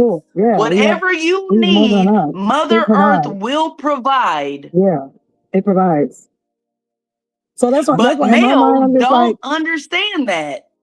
No, that's why I'm just like, in my mind, And it's a lot of women are now freaking out. Women are just like, okay, well, I don't have to go to school for these next 2 years. I can go to school 2 years when this administration is out of office. Because literally everything is going to go back to normal once this administration is out of office. The birth rate has declined also. I said, let's be clear. Let's be very, very, very clear. Women are going to always find another source to get income or another avenue. Women are becoming, they're becoming techs and everything. What are you talking about? They're going into IT. Yeah. So okay, you take away nursing. All right, we're going. What else can I do? Exactly. All you're gonna do is push me into a field where you are going to say it's a professional degree. So then I'm just gonna go into those fields. That's all that's gonna happen. You're not doing anything. That's not how you. And I hate when they keep talking about women. There's a lot of men that don't want children either. There's a lot of men who don't want to be fathers. Like get over it. It's not just a women thing. All men and all males don't want to be fathers. Like, stop it. And they shouldn't be. Like, for what? Personally, I don't care. So many kids across this planet that are orphans. Like, so for me, we already have enough children that don't have families. We don't need more brought into the world that are not wanted.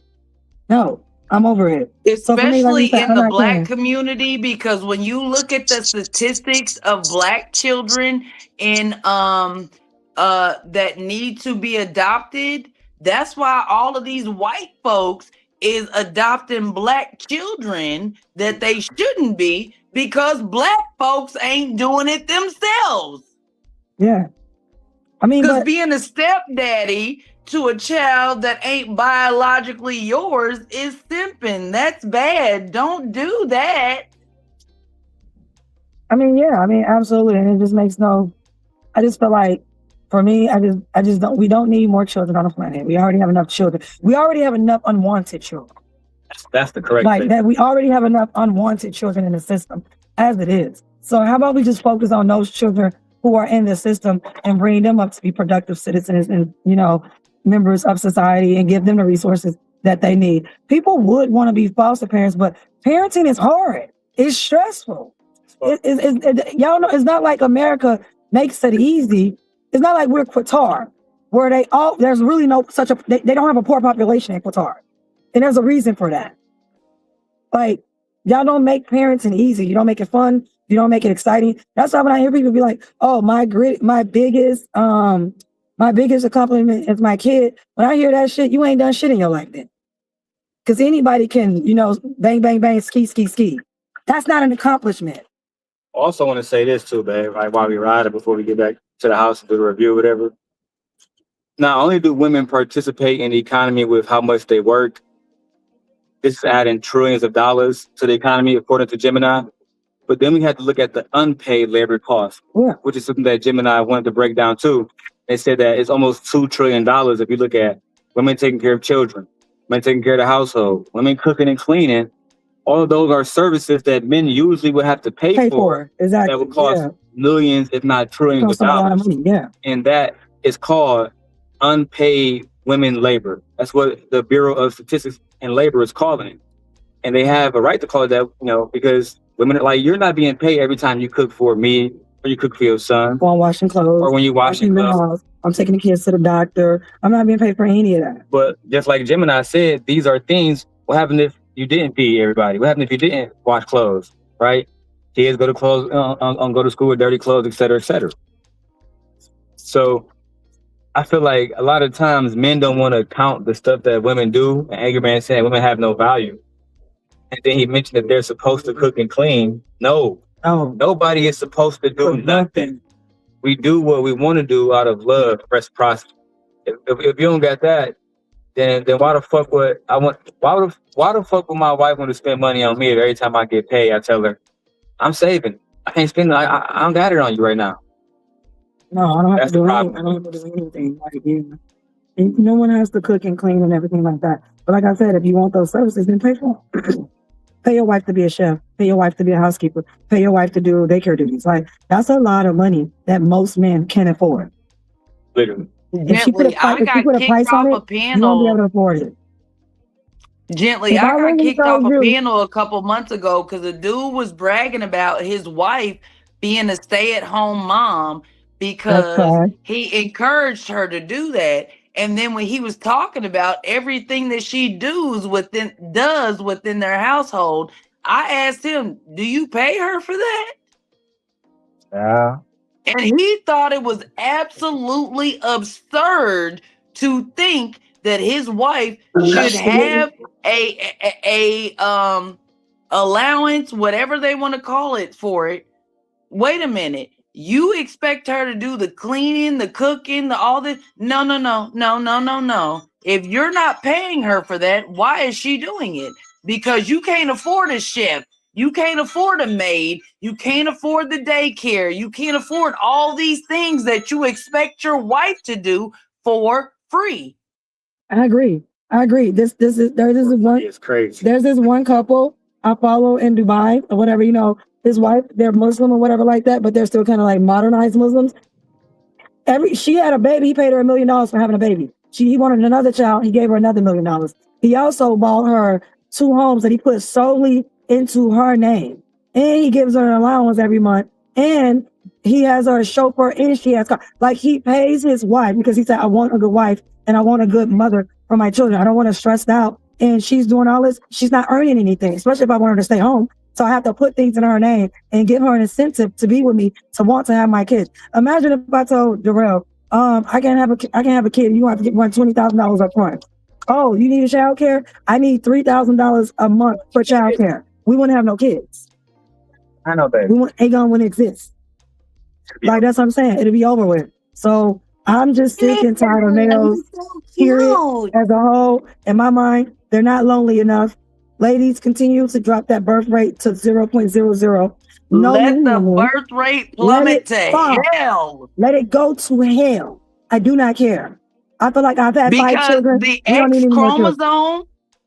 X chromosome can replicate itself through parthenogenesis. The Y chromosome has to be reproduced through a woman's womb. That's how I agree. I agree with that. Those are just the facts. Those are the facts. And to say that women bring no value and everything, if that's the case, I ain't never wanted something that has no value. I don't know about y'all. Why would you want something that has no value? That don't even has no value. That makes no sense to me. And then if that's the case, then why aren't men really in their own spaces not dealing with women at all? Y'all shouldn't even be dealing with women. Y'all shouldn't even be talking to women. Shouldn't even be talking about women. Women shouldn't even exist in your world at all. And the thing about it is, if that ever happened, guess what? Women, we are going to rejoice because we don't care. We don't care. I don't care about pleasing y'all. I don't care about listening to y'all. I don't care about talking to y'all. I'm not standing up for y'all. I'm not marching for y'all. I don't care about feeding y'all. I don't care about when police harm y'all. I don't care when y'all harm each other. I don't care. That's where I'm at with males at this point. If you're not a male that I care for as a group, they can go to hell for all I care. Honestly, as a group, I wish we can wipe out half the male population. I really do. Well, technically, you can't. For the planet's sake, that's what's necessary. Let them die out. Stop letting these. Don't procreate with these men. Stop letting them have a legacy through your womb. Let them die out. That's survival of the fittest. You were never even meant to be here. I agree with you on that. A lot of them wasn't meant to be here. A lot of women were forced to have children that they didn't want. Because of laws that said you can't have a bank account, you can't own property, you can't do this, you can't do that without a male's signature. And I swear, I don't understand how women allow their creations to control them. I don't understand it. I don't either. It doesn't make any sense to me. So, but if I really had to put the blame, I really have to put the blame on it. I put this on white women, white women. Y'all birthed literally monsters. And those monsters went out into the world and gave other males that type of rhetoric and believe in ideology that they were better, and since you are a male that's better, then this is what you have. I agree with you. Speaking of monsters, a quick side note, Tyler Robinson, if you guys don't know who that is, Tyler Robinson was the gunman behind Charlie Kirk's death. His trial started today. Yep, his trial began today. Tyler Robinson. But you know what? You know what, Daryl? I don't even think that little boy, Tyler Robinson, actually was the assassin of CK. I think he's just the scapegoat. Why you feel that way? First of all, he a little boy. He's 22. And he probably still had pissy nuts. So I don't really believe, especially knowing the history of this government and this country and the way that it goes, I don't think that he was the actual assassin of Charlie Kirk. I think that he is just the scapegoat, and that's what we're running with right now, because that's what propaganda has taught us. He's the driller. Be mad at him. No, I don't think he's the one that did it. Yeah, well, all the facts will come out in trial or not come out in trial. And he's definitely going to be tried for Charlie Kirk's murder. But see, as a Black person, I know what happens in courtrooms and trials and all that shit.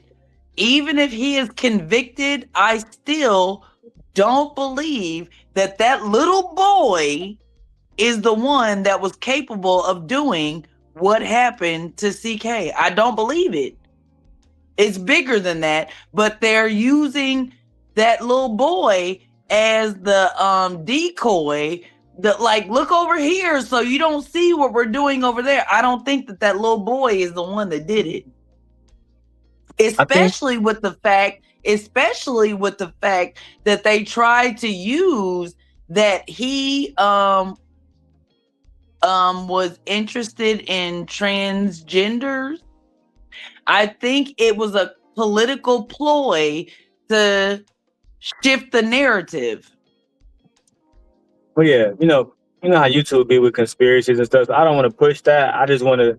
That's the type of shit that got Malako in trouble right now. Right. Only thing we do know for a fact is that Tyler Robinson is on trial. Because everybody's saying that Candace Owens is the biggest contributor to, it's a bigger, conspiracy around Charlie Kirk's death. All I'm saying is back to what my wife was saying was white women birth these males all the time. Yeah. All the time. Very, very, very dangerous, egotistical men. But who feel like they can take over the world. But it's not just white women that birth these sons that they groom to perpetuate this. It's women all over. They think that by birthing these males and grooming them to be their protectors and do what they want to do, that it's going to keep them safe. But it creates a lot of harm in the world for everybody else. So I don't think it's a black or white or anything like that. I just think it's a patriarchal fallacy that is creating this. It's misogyny. I have to give you pushback on him, black guy, for the simple fact that I don't believe that all males follow one particular male in the world. White males. Like literally. That's where every other race of male gets their ideology of what a man is from. And who birthed them? White women. Who read to them? White women. Who taught them? So for me, I am going to put the blame where it lies into white women because their womb literally gave colonization to the whole world. Literally. And it's still happening to this day. Strong argument you made. To where they are, and on top of that, I don't understand why, because like I said, black women never needed patriarchy. That was never a thing for us. We come from societies where women and men work together and build together. We come from societies where women were worshipped for the simple fact that we do get life. We have to take care of how we're supposed to continue on this lineage, our heritage, or our culture, if not through the woman. Without her, everything dies. Same thing with plants, fish, you know what I'm saying? Seeds, male, female seed, all of that. Everything just dies. So for me, I'm not really trying to like, see you later, man. my man. I'm not really trying to like put it all on like, I'm not going to say it's all males because all males benefit from the patriarchy and some women benefit from the patriarchy too. But I literally put this in the hand of YT women for the simple fact that look at the election we just had. Ciao. Look at the election we just had. They literally went against their own better interests just to side with white men. And white men don't give a damn about white women. They don't. They don't. Yes, They never I agree have. with you. I agree with you on that point that they voted against their own interests. But I like the study of psychology and sociology, and it's been shown that women are like men want us to be. Women are more subservient than they give them credit for. So when you get with a man that is teaching you that type of bullshit is okay, that's what the women goes with. They roll with it. And I think it's a like a generational thing, especially based off of the fact of the laws that males implemented when we gave them the power and let them think that our creations could control us. This is what they have done to us. That's just what they've done to women. So yes, I do agree with you gently, but I'm just saying it's not just white women. There's so many other races, genres, whatever you want to call it, of women that think because they breed these males, they're automatically going to be loyal to us. And that's not the case because they're jealous of us. I mean, I agree with you. All I'm saying is that when we have a race of male and a race of women that literally, how do you say it? I hate to say it like that, but they're like a disease that's gone bad. It's like cancer. They're like cancer. It's all over the place. And it affects everything. What y'all say about cancer? Like white men are like cancer, white women are like cancer. It affects everything. Their ideology, their bad behavior. Virus. Yeah, it's like a virus. I think they're the virus of the human race, white people. I really do. I think then if that's the case, we can actually ploy that we as black women created that because we are the first women to walk the earth. So it's the black male. So we got to be kind of mad at ourselves for creating this disease that I guess we were trying to get rid of because it was embedded into our DNA. I don't know why we created it, but we did. It's okay. I mean, there's defects to every type of being. So nothing is ever going to be like perfect. So there's defects to everything. But at the end of the day, I don't think we created them. I don't think that. You're not going to sit up and tell me like they didn't come from us. I'm sorry. I'm not buying that. No, I'm not buying that. They didn't come from us. I think they've always been here. Just like we've always been here. I think they did not come from us. They did not. Well, the X chromosome is much older and bigger than the Y chromosome. Yeah. Like I was saying earlier, the X chromosome came I'm talking first. about as far as if we want to do scientific on far as who has been roaming this earth the longest. The Negroid gene has been roaming this earth the longest. The oldest fossil that was ever found was a fossil of a black woman. That doesn't mean that there wasn't other people existed before her. Yes, that doesn't mean that though. That just means you just found her bones. It doesn't mean that. So for me, I think that human beings have always been here for a really, really long time. I just don't think that we know everything because none of us was back then. So even though they found those bones, I do believe there was always human beings here, always broken out. That they do not come from us. And just like we said, if women can create their own thing, then there were a race of women, not like us, that created that. Which are them? Probably a type of woman, Neanderthal. Right, that's what I'm saying. There was already some type, exactly, before that. Well, the X chromosome is a genetic mutation of the X chromosome. Yeah, I agree with you there. Yeah. So, but I don't think that X chromosome is. So women were on this planet long before males, and because we needed genetic variation, because like I was saying, scientifically, the X chromosome can replicate itself, but for the Y chromosome to be on this planet, it needs to be reproduced through the womb of the X. You cannot get an X chromosome on this planet without the X, you cannot get a Y chromosome on this planet without the X gene mutating to get them here. Yeah, I also think even through the periodolysis, I think what we did was break off that that enzyme that is pertaining to the Y chromosome to make it easier or faster for us to reproduce. I think during that process, us being able to reproduce on our own, it took a longer time, and especially how long we have to carry babies. So I think we created this being so it can make it easier for us to reproduce multiple times than having to wait 9 months and then we go through this process after we had the baby. I think that's what we did as women back in those times. I'm sure it's a few species in the ocean that still does this process. But yeah, I think we should have never did that. I think we should have I like men, don't get me wrong. I mean, it happened. It may have happened literally for the reason of like survival.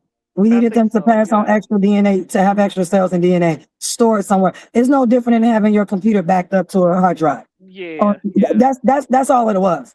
We needed those extra cells and stuff to be stored in case we went extinct. So it's basically kind of like ensuring our own survival.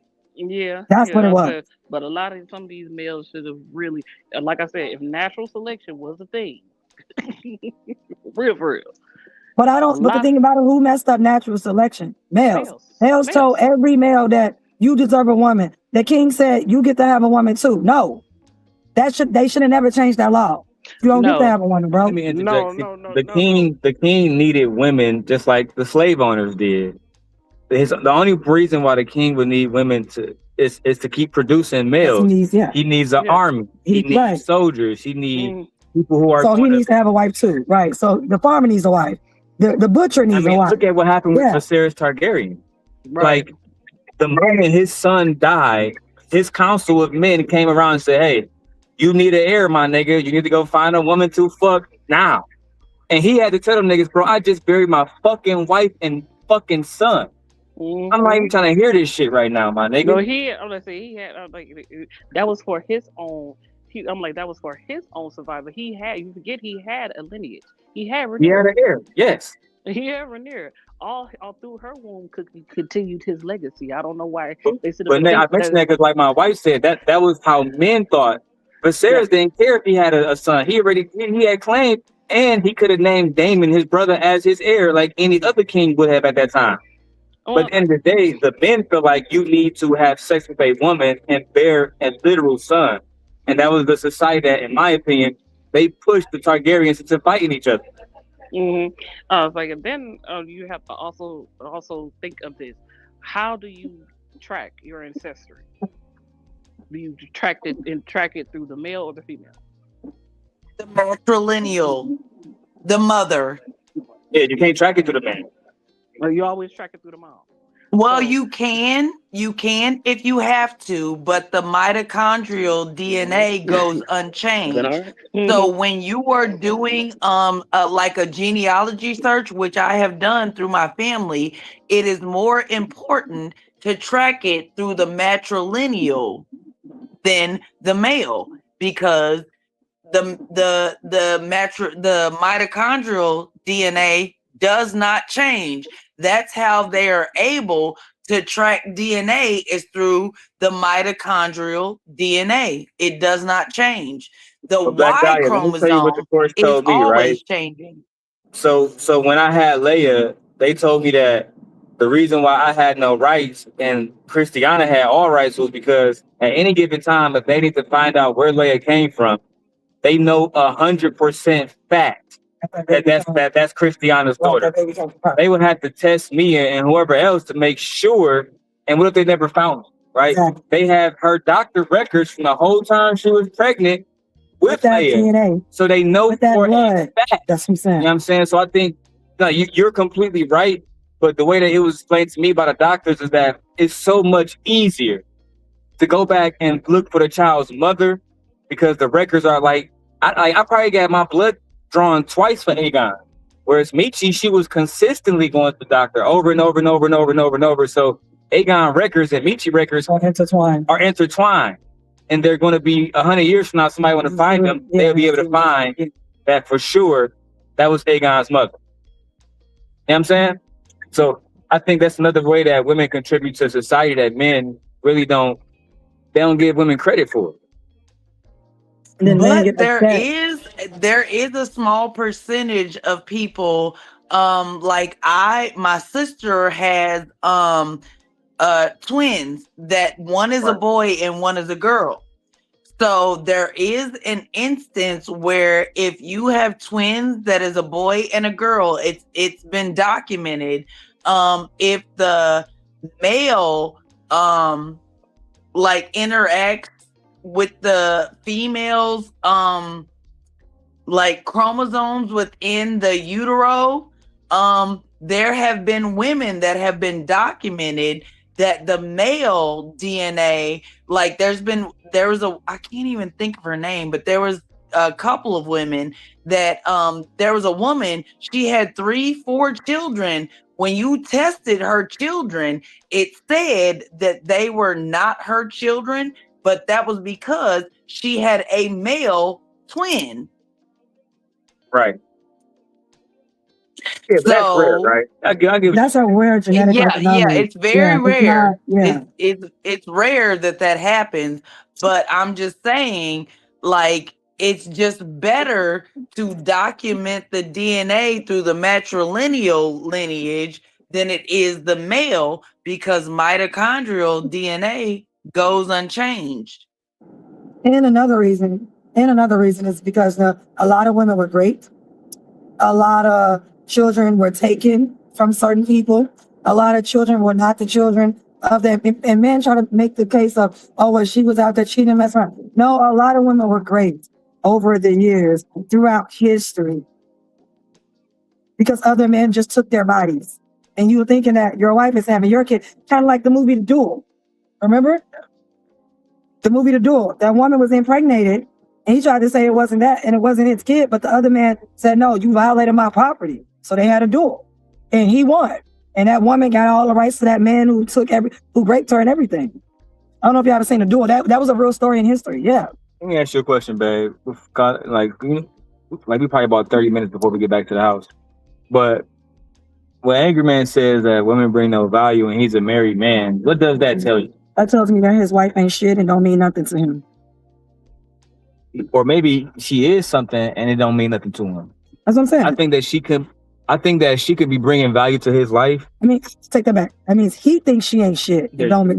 Not that she ain't shit. They got nothing to do with her. He thinks she ain't shit or whatever. She's probably just a hole to put his penis in. Or something to just say, well, I'm not a baby daddy. Yeah. I'm a husband. I did things the right way. But he clearly doesn't value her. That's how I feel. Because he's DL.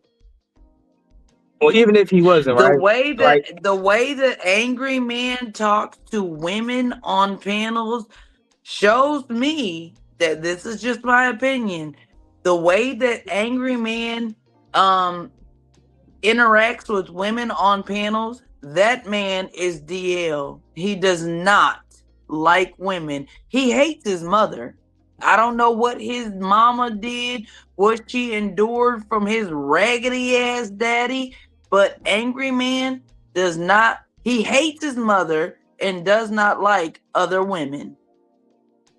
But if you're living in a house with a woman, how can you not see the value that she brings to your life? That's kind of how I feel like when I moved in with my wife, there was value immediate on every level as far as helping with the children. I said it earlier, I didn't come to Chicago with a license and all kind of shit. My wife was a pivotal role into the man that I am today. That's just the facts.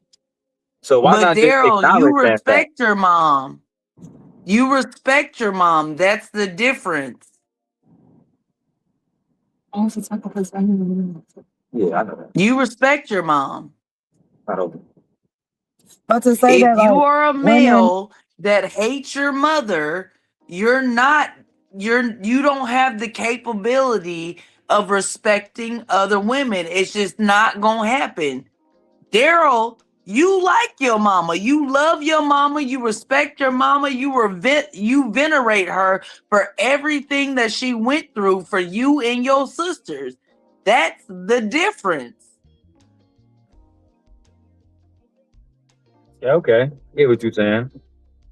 no, I mean, but I'm just saying, like, he thinks that men are.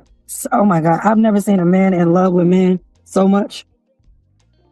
To the point where he's so blind to the whole women are a drain on society. What are you talking about? If we literally just looked up the intrinsic value that women have just off the unpaid labor alone, not even a paid labor. Oh my God. Just off the unpaid labor alone, we're not a drain on society. According to Gemini, like, what are you talking even about? if women fill out the economy, which would collapse the economy immediately. It would affect him. He said, but according to Gemini, even if they just stop doing the unpaid labor stuff, the cooking and cleaning and taking care of the household, it would affect the economy too. Because again, now men have to do those things themselves. Now they can't focus, on things themselves. And to me, you don't want that kind of situation. You want your wife to be there, to be supportive. I thought that was the whole fucking point. Can you imagine if all the teachers of the world said, you know what? You stay here. All the teachers of the world just said, you know what? Forget about it. We're gonna leave, and we all just got on and went to a whole nother place. Leave these men with the kids, with the cooking, with the food. Leave these men with the cooking, with the kids, with the food. Like y'all have to do everything: the cooking, the cleaning, the child care, all the other jobs that keep society going. They wouldn't be able to go out. There will be no movies. You won't be able to what do you call it? You won't be able to get promotions and things of that nature, but it's the fact that you can't stay out to work. You can't take on extra projects. Why? Because you got to go home and get your kids. A lot of you dads don't even know your kids' best friends. A lot of you dads don't even know what shots your children have. A lot of these fathers don't even know their children's birthday. A lot of these fathers can't even tell you their children's middle name. Yeah, have y'all ever seen those videos? They're floating around right now on TikTok. It's so many of them where they actually ask men, "Hey, yes, I've seen it, and it's embarrassing." And then they got like a laugh track in the background. I don't find that funny. I don't find it funny that you don't know shit about your family, but yet you're in the house every day with them. That's not funny to me. Remember that girl? He was like, "Oh, how old is your daughter?" He was like, 11. She was like, "No, I'm 12." It was like, "Well, when did you become 12?" She was like, "I had a birthday yesterday, 2 days ago." Like, he had an older child next to her, and he couldn't remember it. It's like, what? And then the father, they was like, "Well, who's your kid's best friend?" He had 4 daughters, and he was like guessing, and they was like, "Oh no." But then you see when they brought the mom over, the mom was like, Gabriella, her friend is this friend, her friend is this friend. The mom knew everyone. How old are your kids? She knew all their ages, when their birthday. She knew all their birthdays. She knew what the schools that they went to. The dad didn't even know what schools they went to. That's embarrassing. That you know nothing about your kids. That's weaponized incompetence. That is weaponized incompetence. And you have people laughing, like you see people in the comments laughing. And I'm just thinking to myself, as a woman, I don't find anything hilarious or funny about that. That's embarrassing. That goes to show you that men don't invest in children, but they want them. Really? No, men look at children as accessories. A way, like you said, to pass on DNA. Nothing for anything intrinsic at all. Yes. to pass on their DNA and then Just- be just like, to say that peanut like whacker works. most daddies, especially in the black community, they don't do a motherfucking thing. They only show up for like sporting events and shit like that, or to say, Oh, to take a picture. my Don't child got this award, they did this, they did that. It's for And them they to don't know the teacher live name. Don't know why the child, vicariously through their why the child got the children. award. Nothing. Why did the child get the award? They show up to take the picture. They don't care. They don't care why They the don't care. child got the award. All they care about is that they can tell everybody else, my DNA, my child got this, so that makes me this. Yeah, they honestly, they don't care. It's not important to them. It's only important to them to have a being running around with partial DNA. That is it. It's not important to them. This is why I said, like, when they before I want children. What they can tell other males, yeah, this is my child. Like, they don't have to put in any kind of fucking work. They don't have to read them books. They don't have to help them with their homework. They don't have to like show up for important events. They don't have to do none of that. If all they can say is, yes, my child did this, they ain't nobody asking the questions, what did you do to help this particular child get to that place? They don't have to explain that, because being a father is much easier than being a mother because of the societal. Yes, because of the societal standards. Said it. Yeah, it's so much easy. Then my friend said it. Oh, we ready to be baby daddies. We literally said it. Oh, you want to be a baby? I would have loved to have been a baby daddy. You got all the kids. I guess get to show up sometime, not do any of the work, but get to claim some of the credit or sometimes all of the credit. I would have loved to be a baby daddy. Absolutely. Fucking baby daddy me. Yep. And we're proud of our show. Yep, I'm a baby daddy too. Absolutely. I got into like a semi-argument with my 25-year-old daughter about the fact that it's easier to be a father than it is to be a mother. And she was like, no, Mom, it's not easier, blah, blah, blah. And I'm like, societal wise, it's way more easy to be a father than it is to be a mother, because society does not put the same standards on a father that they do as a mother. Yeah. Like if a daddy is out in public and he got his kids with him, oh my God, you're such a good dad. Even though this motherfucker done fed his kids ramen noodles and donuts for the day. Oh no, you're such a good dad. But if a woman does not cook 3 meals a day for her children, what the fuck are you doing? Oh my God, you're a bad mom. I personally, I mean, even just being the responsibilities of a mom and a responsibility of a father is two completely different things. Males do not have nowhere near the same responsibilities as a mother, even from the very beginning. That's why I said, like, when males be talking about, oh, they're our creation. No, it's not. A child is literally a woman's creation. Literally, the amount of minutes that it took my body, me, myself, and I to put into creating Aegon, Daryl didn't do nothing. What are you talking about? It took him. He didn't do nothing. Took him what? It took him like but think like about it. not the whole like interaction, but the fact of. Take that away, Dahlia. I'm not even thinking because his contribution is so insignificant. It's not significant at all in the grand scheme of things. When it comes to that baby, it's nothing. It's almost like a blip. Like he doesn't even exist. Well, it is. It is a big contributor. Like when women have really bad. It is not. No. No. I'm just saying, like, when women have bad morning sickness, all that shit because of the DNA that was contributed from the father, yes, it's worse on the mother. He's still removed from that. She's still putting in minutes to deal with all of that. He's still that's talking about him being as far as like what's happening to her. And I know what you're talking about. I'm talking about even him just giving his little DNA, fine, whatever. In the grand scheme of things of the reproduction and the creating of a child and everything that our bodies have to do, his contribution is nothing. It's nothing. Yeah, It's because so men don't have to breastfeed.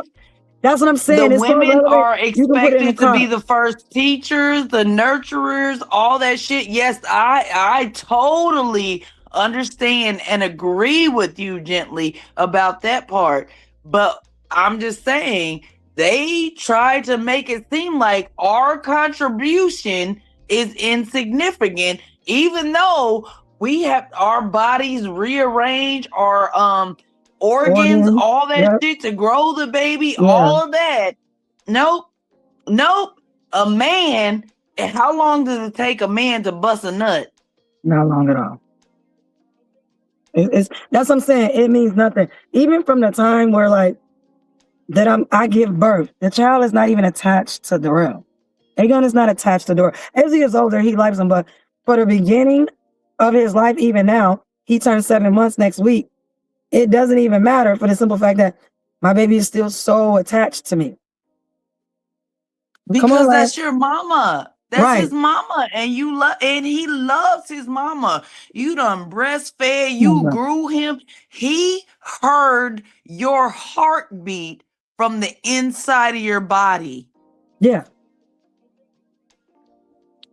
Daryl ain't experienced what your heartbeat sounds like from the inside of your body, and it didn't soothe him to sleep. Like none of that shit. Your heartbeat did that for Aegon. Right. And it still does it for him, even to this day. Right now. What? My heartbeat. What about it? And I'm not trying to diminish. I'm not trying to diminish because Daryl is a good dad. I see him. He's a good dad. But the work that your body did for baby Aegon has done so much more than Daryl's little skeet on your cervix. Yeah, exactly. Exactly. And that's what I'm saying. Like, it's priceless. So for to say women don't have value, I hate the fact that he said that. They should have told him, bro, you a fucking woman's creation, bro. Without her body, you wouldn't be here, bro. Like, what's wrong with you? What's wrong with you? Had she poisoned herself, you probably would have not survived or been developmentally delayed or not formed right. You know what I'm saying? Like, you make no sense. It's so much more work on a woman's body to produce a male. Oh yeah, the male babies, they'll tear your body up. Yeah. Yeah. Because male babies will tear your body up. And I'm not trying to be mean or trying to be funny, but males, when women have to produce males, they are weaker.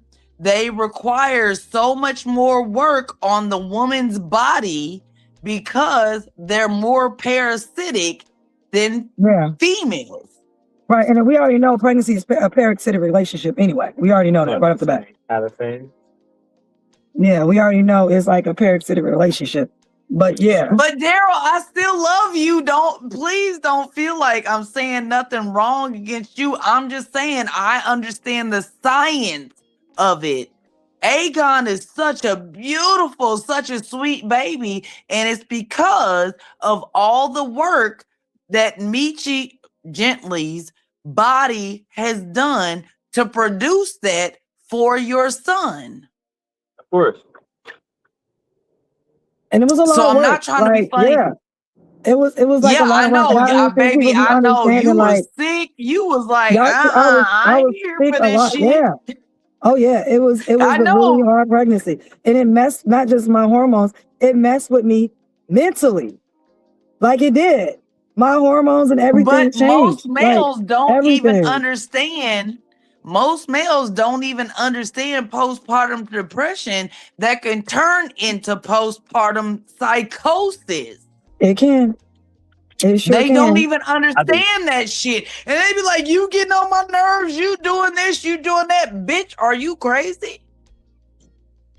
That's what I'm saying. Like it's a lot. So even from the beginning, That shit firsthand. yeah, even from the beginning of like life, women bring so much value in the first place. If women had no other value, what we do know is men put value on women giving birth to sons. We didn't do that. Y'all did that. You know what I'm saying? So like I just find it crazy for him to think that. That's why when men be like, oh, that's our creation, you came from my nuts, like that don't even make any sense. And I had this conversation with Darrell the other day. I said, A-Gun he's always been with me. He's always been with me. Why? Because women are born with all the eggs they ever had. So the eggs that we release when we do become pregnant, they've already been with us. I don't know why men don't understand that. A-Gun he's always been with me. He was with you when you was in your mama's My mama's belly. womb. Exactly. He hasn't went anywhere. He's always been there. It's just the luck of the draw to which egg gets released. That's it. And then it gets fertilized. That's it. So like, my baby boy has always been with me. Me, my baby boy. So like, yeah, I mean, yeah, he do look like you, but that's okay because Gently did that body did most of the work, and that body is tea afterwards. Ew. Look, I'm trying. With that fat ass booty. I'm trying to get back to normal. And the thing about it, I'm still not back to normal. That's why when man be like, oh, I had a baby. No, I hate that. No, you became a father. Say that. You didn't have a baby, bro. Yes. Yes. You became a father. Yes. And I'm okay with that. But you didn't have it. I can literally say, I had a baby. I don't have to be, oh, I became a mother. No, I had a baby. If you know I had a baby, you automatically know I became a mother. You know what I'm saying? But men don't have babies. Oh my God, Rooster's stupid. He simply said, I'm glad we don't do feminism. I said, feminism, you know, feminism benefits men. You talking about King Rooster? King, boy. Are you talking about King Rooster, name? Are they? Yeah, yeah. Fuck him. I mean, but you right there. You right. We're not going to listen to Victor. Victor grew up in the South. But what we do know is that feminism does benefit men. Patriarchy don't benefit men at all. A-Gun didn't see me. That's why he's whining in the back. No, patriarchy is fucking up men, and they won't accept it because they would rather deal with the benefits of what they think they're getting off of patriarchy because they're scared of other men to say, no, this patriarchy is fucking me up, trying to keep up with the standards that I can't meet because of what you have created. I agree. I can still hear you, babe. Hi, honey. Hi, honey. My bad, y'all. Michi had to get in the back with the baby. Yeah, handsome face in the car. Handsome face. Oh, baby.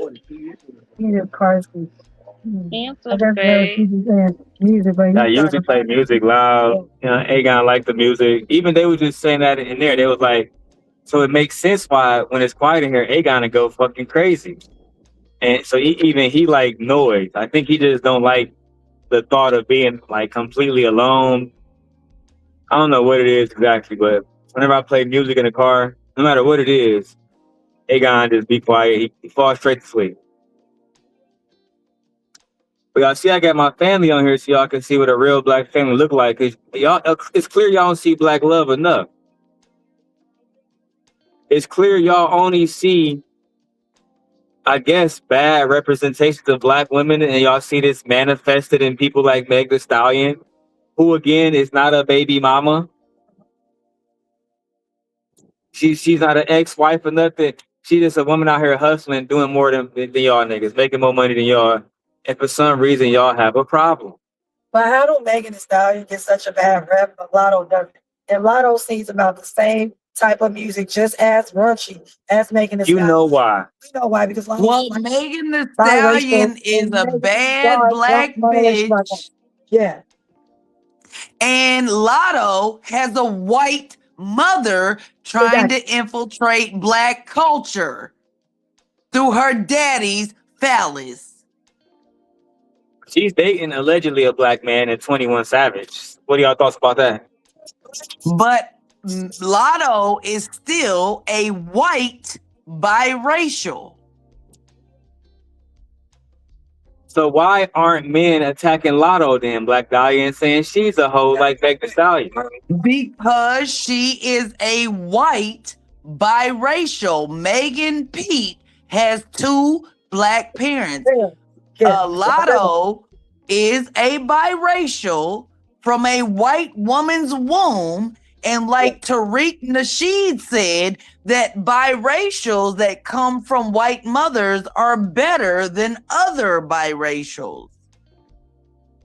Did he say that like that was his opinion, or he said that's how people look at it?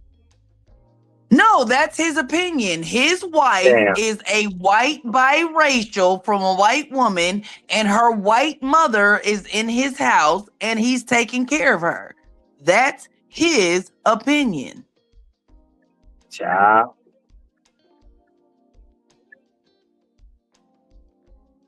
I had no idea. I mean, that's what they. Of course, you would have no idea with all his how many fucking videos did he put out about black people shit, trying to make it seem like he really gave a fuck about it, and with his FBA shit. Well, you know, I always appreciate Tariq because he gave me the Crispy song. Well, yeah. Nigga, I can't stand you. Why did you bring that up? I always appreciate Tariq and his battle against Tommy Sotomayor. It was good. Yeah, it was needed. I can't stand Tommy Sotomayor shit too. But at the same time, Tariq giving black folks hidden culture. I mean, the shit that he did with his videos, he said that you should get a biracial that was birthed by a white woman because they are better. And the thing about it, I agree. Go on over there, stay over there, breathe yourself out, and mess up they did. Great. I agree with that. Stay away. I don't think that they're better at all. They're not better. I'm just saying, like, go over there, take that ideology. We don't need it to spread black DNA. So go ahead and spread that shit to white people. Keep it pushing.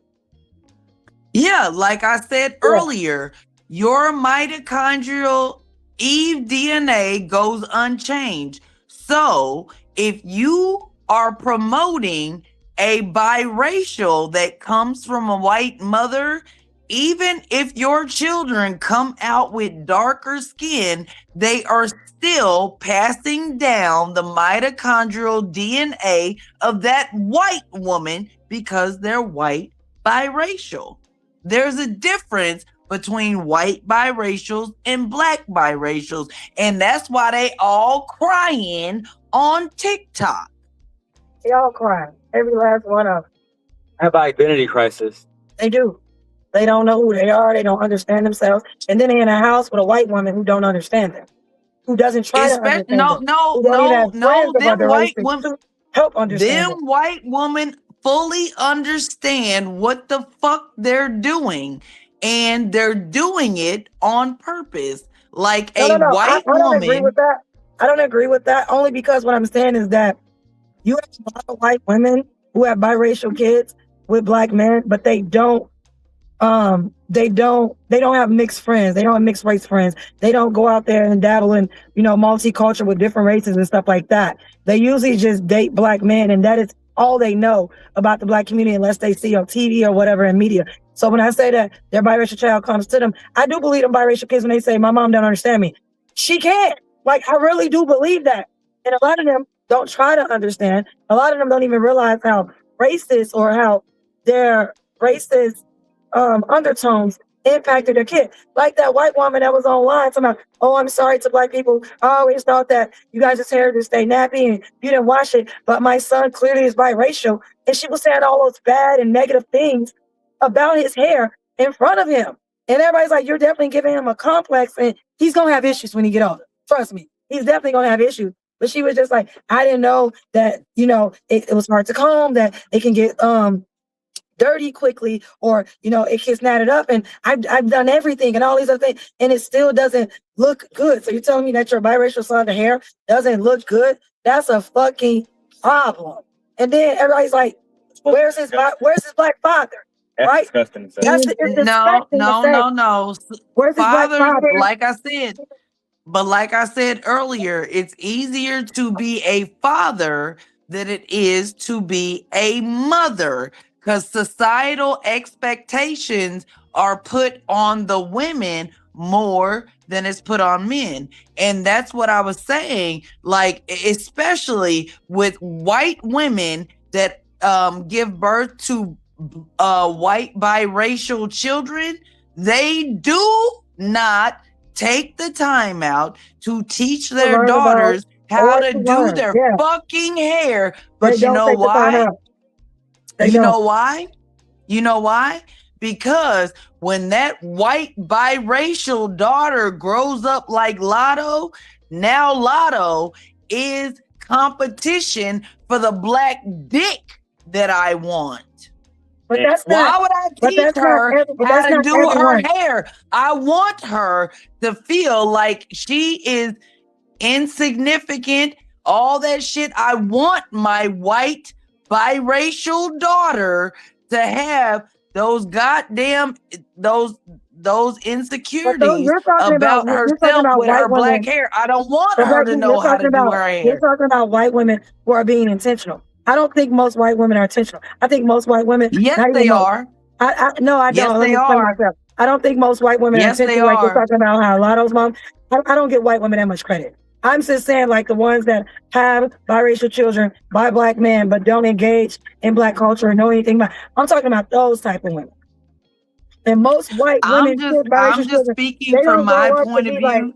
But they don't grow up to be superstars. So Lotto is a one-off. I'm talking about on a normal, everyday thing. Those women don't have black friends. They don't have black people they're around, whether it be from work or whether it's just because a lot of them live in different areas. I don't know. Segregation, like it's just the way they are raised. It's not that. I'm telling you, I worked in a barber shop and I have had a lot, and it was black men that did it. They would come into the black barber shop and be like, oh, do you know how to braid hair? Can you do this for my daughter?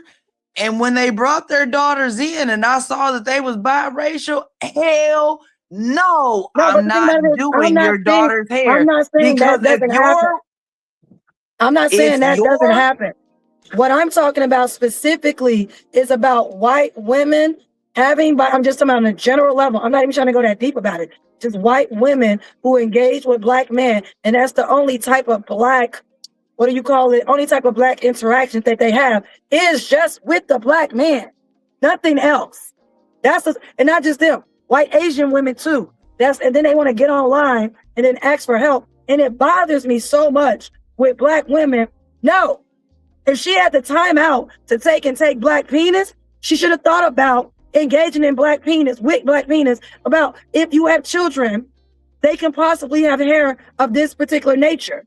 You need to learn about black people. I don't understand why, and that goes for any race of people. I feel like black people know about white people all the time because we're brought up around them. Even if we engage in other races, I think we have better understanding of other races. Now, can you go into more detail? Once you engage with that race of a family, yeah, that's fine. You get to learn other stuff like, oh, I knew this, but now I'm learning a little bit more in detail because I'm actually with this man or I'm with this woman. But white women specifically who just engage with black men, they don't have black people around them that they can talk to or anything like that. And that is not on purpose. I just think they've never thought of it. I've seen white women come online and be like, I never thought of, and I do believe that because that's never been their world. They've never had to think about if they have a child of color. And I do believe that's why a lot of these biracials that have white moms do grow up without a sense of foundation of who they is. They are not grounded in their identity. They have a hard time with their hair. They don't know where to fit in and how to fit in. Like, that's something you're supposed to learn from your mother. But if your mother doesn't look like you, or if your mother doesn't understand you on a level to what you are possibly dealing with and going through, you're going to have a hard time. You're going to have an issue. So at that point, it's easier to identify with, oh, I'm black, when you're not. And that's the problem that I'm having. It's just that white women, when y'all get out here and y'all stopping these biracial kids, don't come asking black women for nothing. And I hate when black women be want to help these women. Stop it. Because these women don't give a damn about us and they don't help us with anything. So I want to say this too, man. As far as black women, so white women wouldn't understand our culture because as a young girl, you're not taught that in schools, right? Like 75% of the time that children spend between being born and between 18 is in schools. And when you have white girls not being taught black culture, they don't understand nothing about it. Versus us, you remember white men being taught about everything. Like I could think about everything from our country being founded, white men, our president, whether we was in 5th grade, 10th grade, 11th grade, don't matter. It was a white man more than likely. The presidents that came before them, white men. All of the social leaders, white men. Yeah. The only black men that we learn about for the most part, and white people learn about, is civil rights leaders, and some of them don't even know that. Right? So in my opinion, they don't learn about black men and texture and black hair and all that stuff.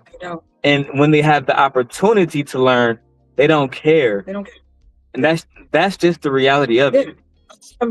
Yeah, but see, that's bullshit though, because my daughter is biracial and I had no idea how to do her hair because it's different than mine until I chose to learn how to do it. So I'm not giving no motherfucking passes to white women that be like, oh, I don't know how to do my biracial child's hair. My biracial child's hair is different than mine, and I had to learn how to do it because it's different than mine. So them bitches, they could learn if they wanted to, but they don't care because we have to be honest, and I'm just gonna keep it 100. We're black people. Black people have always, we come from a culture or different cultures where we do different things with our hair. So it's not intimidating to me. I have biracial nieces and cousins. It's not intimidating for me to do their hair. I've never been intimidated by a biracial child's hair, whether she come from a black mama or a white woman. That doesn't make any sense to me. But it does make sense to me for white women have to learn because they have hair like animals. They have hair like dogs. I feel like black women do hair better.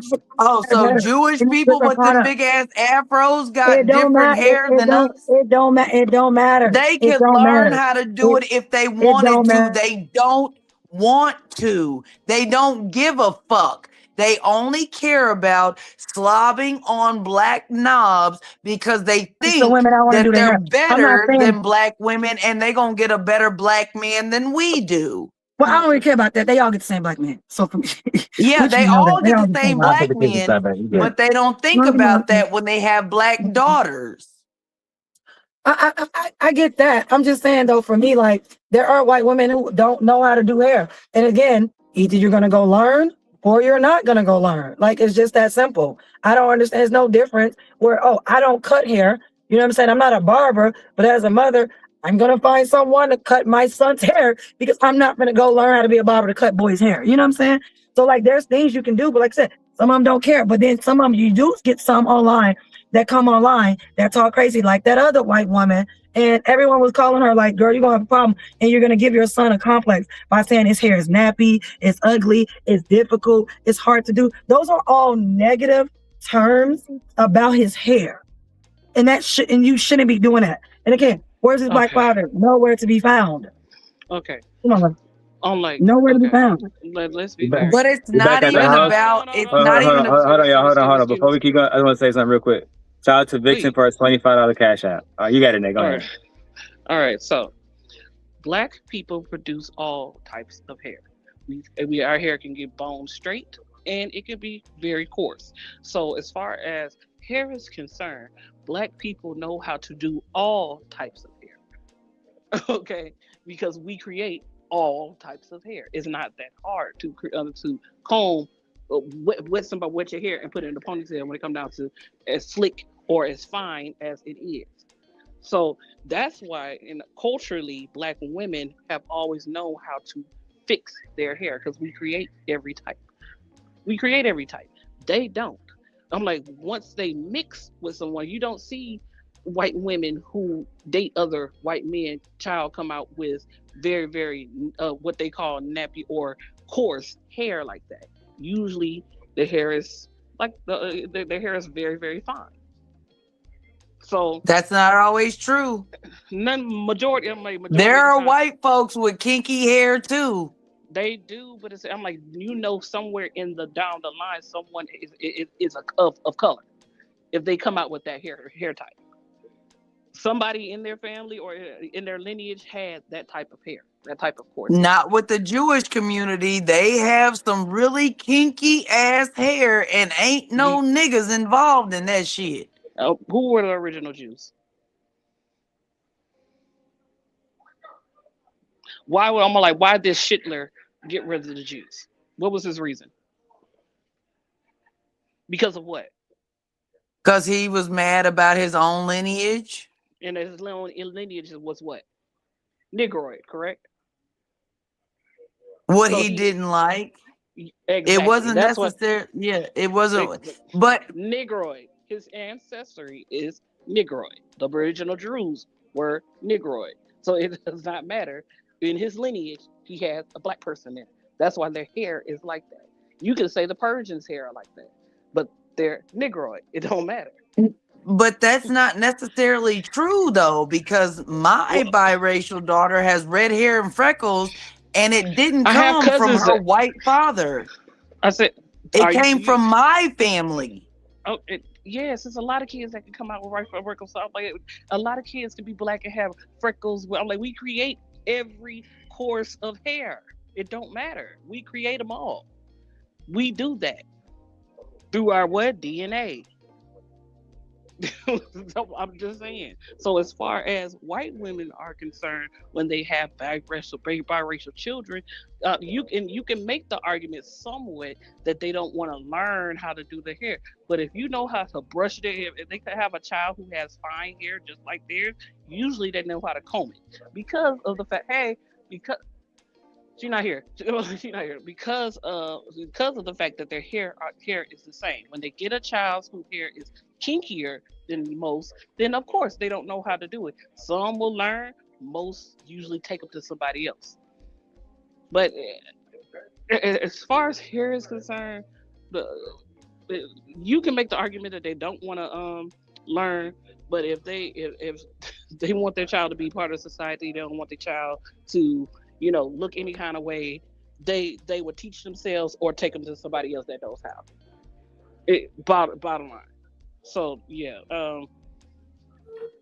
hair texture. All right, we're back in the studio. Yeah, the hair texture thing can be a broad spectrum when it comes down to that. I understand both arguments, but yeah, black women have always known how to do every course of hair because we create every course of hair. I couldn't agree more. Let me do something really quickly and switch back really quickly. All right, so we're good. We're Gucci. All right, now let me go back to Jazz video. Look at that. That was like what? An hour and a half it was gone. God damn it. And let me change my lighting on this one because you see it's super dark. Let me go change the ISO on here really quickly, guys. Okay, give me a second. Exposure. Okay. Y'all see how I did that real quick? How I changed that lighting? Child. I'm really Himothy. All right, let's go back to the video, man. Goddamn. Friend of that, so you don't even have to do that. So when they say something on the society, then you address them. And it's a society, but on this panel, no HQ. I'm going no HQ. Check this out. Check this out. HQ. Hold on. Check this out. HQ and Ghosty. What I'm gonna do is what I want to do. I'm a grown man. Good for you. That's what I'm gonna do. What I want to do. What I said, I'm gonna talk about what I want to talk about, how I want to talk about it. And I know y'all have an issue with that because you live in this age of pussified, effeminate men who bow down every time y'all shame them or tell them they shouldn't be talking about something. Screaming at the top of their lungs is super manly. I'm going to talk about absolutely what I want to talk about. And if you don't like that, Ghosty, maybe you should go shoot up or cry about it. Jesus fucking Christ. Angryman, I forgot that you was online calling this woman a fucking crackhead and saying that she should go shoot up. Why would you even tell this woman that she should go shoot up and do drugs? Why would that even be something that a black man of honor, a black Christian man, a black man of God, why would you even offer something like that to a woman? Why would you say, yeah, go shoot up, bitch? What are y'all talking about? This is coming from a man that's yelling and screaming and throwing a temper tantrum because he's wrong. You sound like a bigger bitch than I would ever be. Period. And we're gonna leave it at that. All that yelling and screaming and stuff like that, children do. And I was like, just because you can't answer a question, just say I don't know. Damn. Just say I don't know. Because I'm like, your fat ass has to contribute shit besides yelling and screaming online and making money of degrading women. At the end of the day, that's how we valuable, because you have a subject to talk about every day, right? Okay then, shut the fuck up. It seems that way, man. Shut up. God damn. I don't even understand how your wife deal with you. No wonder you stay downstairs. No wonder you stay downstairs. No wonder, she probably got a big, thick ass cement door to shut your loud talking ass away somewhere because you don't know how to shut the fuck up and make a good point. God damn. I can't see how. I'm like, do you be yelling and screaming when you're fucking too? God. Jeez. I don't understand why he be screaming all the time, because you don't have to yell to the top of your lungs to get a point across these days. You can just be a real nigga. You know what I'm saying? You don't have to yell and scream, bro. It's literally unnecessary. And it doesn't add to the conversation at all. It takes away from the conversation because nobody wants to be, spoken to that way. Nobody. Anyway, let's keep going. Why is he doing that? And the thing is, he's not having the real conversation. He never answered the question. How is a woman that works and makes enough money and contributes to society, works and makes enough money, pays taxes, not contributing to society? He never answered it, but you see, he tried to flip it and said that she never answered his question. And now he's going into all these ad hominem attacks, telling this girl she's a drug addict, and she admitted it. She's like, okay, yeah, I dealt with drugs. But it's like, Angryman, where's your neck? You talking about where's her drugs? Where's your neck? You got bigger fish to fry. But with Jas, what you gotta teach, like where you gotta start talking about is the fact that when these men get online and the only thing that they can tell a woman is some ad hominem, right? Go shoot up, bitch. Go do drugs. Go have a baby. Go do et cetera, et cetera, et cetera. I think it's absolutely crazy that we need to start focusing on the fact that these men are not educated. An educated man would not reduce himself to ad hominems. An angry man, he hasn't made any points at all. He hasn't made one point at all. And instead of him genuinely having a conversation, he clearly just want to shame this woman because not only is he okay with it, but Fatty said it's okay. Ali said it's okay. The only man that was there that seemed to have a problem with it was tomfoolery. That's it. He was the only man that it seemed to have issue with the things that these men were saying on the panel. And for me, I think it's absolutely crazy that men don't check other men these days about how they are speaking to women. Let me drop the link, man. I'm gonna let anybody come up. Just make sure you guys don't interrupt the content, please. You know what I'm saying? That's all I ask. And if you can't be on camera, make sure your audio good. That's the second ask. If the video is not there, the audio has to be on point. All right, let's get back to the video, man.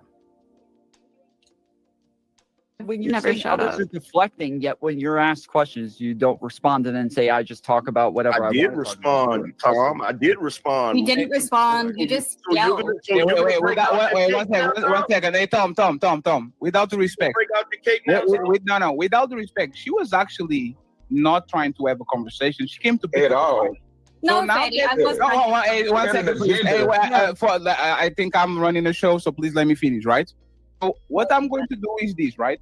Now that both of y'all got your rocks off, and I didn't stop it, I'm going to put more 5 minutes on the clock, so angry men and actually Mantis can have a conversation and address each other. If you start to dismiss another person conversation, I will end this one-on-one, read the super chat. Mind you, he just did this.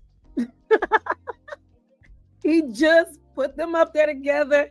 They had 8 minutes on the clock or whatever. Yeah, I don't understand it, Jazz. I don't understand it either. Why every single time it's time for a conversation to genuinely happen now, you got to be man versus the woman and woman versus that shit goofy as fuck, bro. And we just listen to them rant. And the thing about it is, I'll be willing to listen if Angryman genuinely had the conversation, but he's not even listening to have a conversation. He's listening to just talk shit. He's not doing that at all. And I don't like that shit. To me, it's goofy as hell, bro. I don't need you to come around and ruin the conversation. I really don't think that if he cannot control himself in conversations with women, I don't think Angryman should be talking to women. I don't think he should be having conversations with women if he's going to come around and yell at them and scream at them and not give them an opportunity to genuinely contextualize the point that they're trying to make.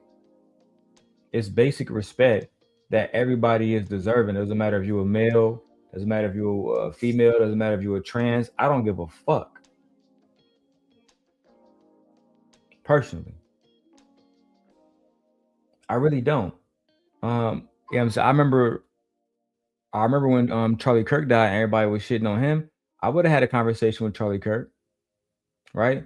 I would have exposed his rhetoric, but that don't mean that I have to show hate or order other goofy shit that he would do.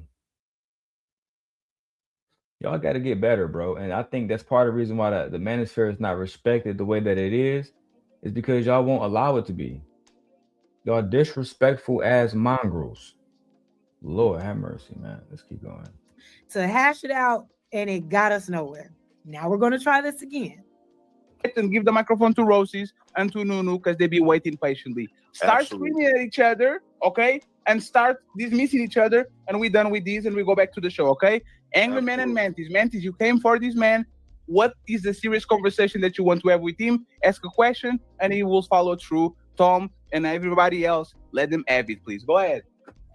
Okay. What I came in to say, although I was rudely interrupted many times, was that I have an issue with the way, like, some of the things Angryman says aren't, like, incorrect. I think he kind of puts subjective things and makes them very objective a lot of the time, which is just, like, false.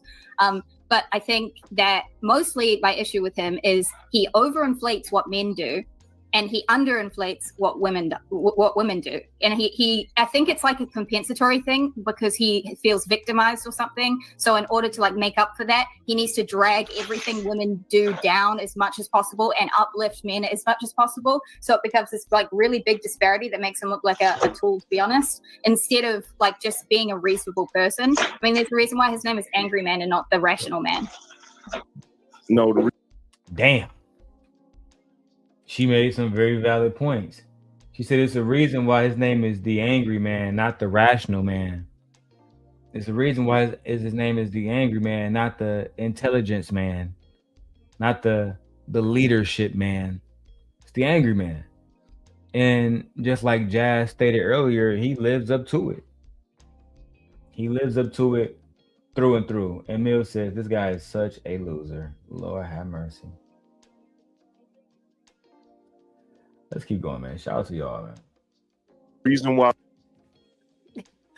I'm sorry, but I'm sorry. That was a read, girl. I have to give it up for Memphis. That was a solid read. She said it's why his name is Angry Man instead of the Rational Man. I mean, Jas laughing, but that shit's serious. I think a lot of things that happen to Black women, especially when it comes to violence, when it comes to interpartner violence, it happens because men just can't control themselves. To me, at no given time, no matter what a woman put you through, you shouldn't be putting your hands on her. Unless she's trying to literally take your life, there's no reason why you should be putting your hands on her. There's no reason why you should be slapping her up and all the rest of that shit. That shit's just goofy, bro. Shout out to my brother Victor in chat holding it down, man. Anyway, I got a lot of work I'm over here doing, guys. Lord have mercy. Shout out to everybody in the chat, man. So far, Vixen, I believe, is our biggest donator today with the $25 Cash App. And they make sure I give Vixen the money song.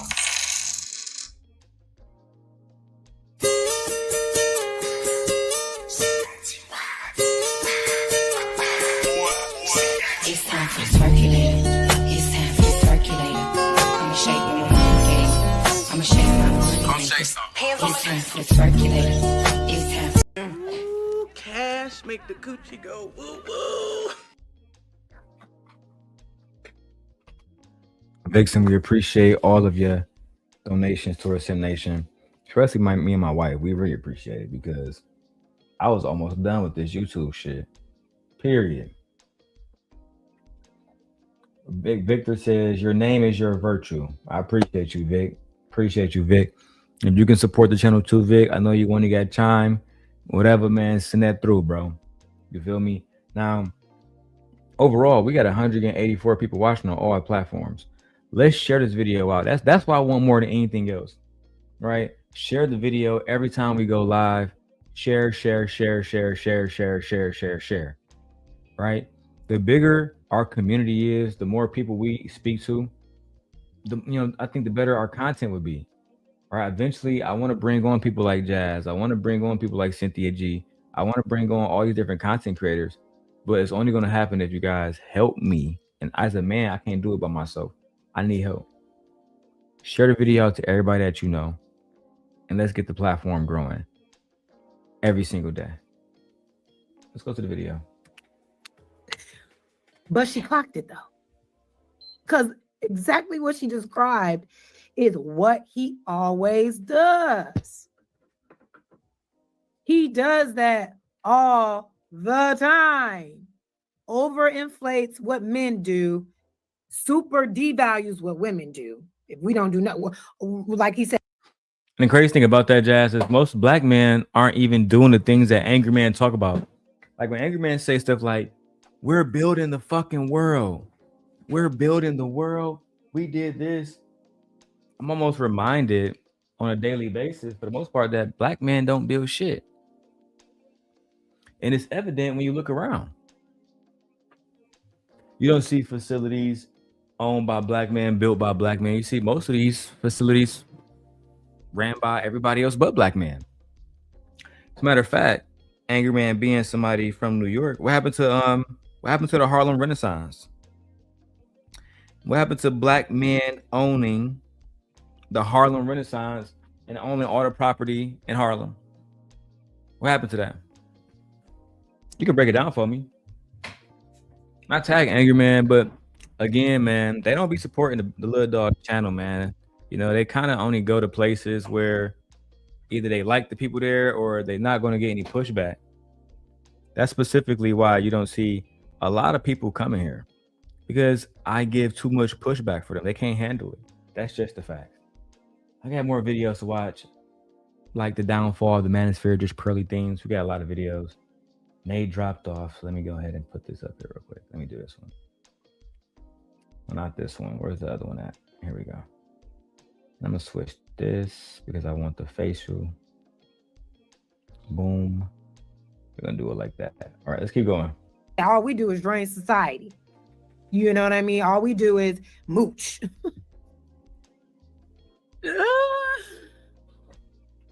That was great. I had to one more round of applause for Mantis. I appreciate it. Let's continue. My name is Angryman is because Izzy Man's younger brother, who is now dead, may he rest in peace, gave me that nickname. So Izzy Band's brother gave Angryman, may he rest in peace. Shout out to Izzy Band, shout out to his family. I'm not gonna say anything ever about my brother Izzy Band's family, and I'm not gonna allow anybody else here to do it either, for the record. But it seems like it was it was Izzy Band's little brother who gave him the name, but it still you still don't say why. He was like, man, this nigga's so angry, I'm gonna call him the Angry Man. So we honor the fact that the brother gave you the name, but we still want to know why he gave you the name. So my friend but it's like, I wonder why. Exactly, Jazz. That's all we wonder is why. Why would he give you that name? Why he give you the smart man, the intelligent man, the community man, the man who care about Black people? Why wasn't the intelligent man, the slow to anger man? Nay back. Shout out to Nay. Let me let Nay back up. What's up, Nay? You back? Yeah, my bad. I had a phone call. You good, my lady. Shit happens to all of us. All right, let me switch everybody back. Go back to the video. Why? Why would he give you the name Angry Man? Have you always been angry? Always been a yeller? Point a finger? I'm just curious. I don't want to get all the way into it, but that's a hell of a name to give someone. So my friend who's no longer here gave me that nickname, and that's the reason why I use that name is in his. You try to guilt me, like. Yeah, like why are you trying to guilt us with, you know what I'm saying, the brothers type shit, bro? That's not cool. At the end of the day, that's not cool. Why are you talking about, you know, my friend who passed away gave me this name? That's why, but it doesn't explain why he gave you the name. We understand why you use it, okay, because your friend passed away and he wanted to give you this name, but why? Why would he name you the Angry Man and not the man that's going to change America, the happy man? Why is it the Angry Man? I just don't understand that. That's all we're saying, Angry Man. But I'm not gonna harp on where you got your name from. Fuck all that. Let's get to the big topics. We're here for 5 hours. The woman would try and guilt someone with emotional manipulation. She's interrupting me, Fatty. She's interrupting me. She's not trying to have the conversation. Here you go. You got a lot of nerve. Interrupting me. Child. Interrupting me. Such a baby. Not begging Fatty for protection. That's what I see, Nate. Is that what you see? I thought that men don't have to beg other men for protection.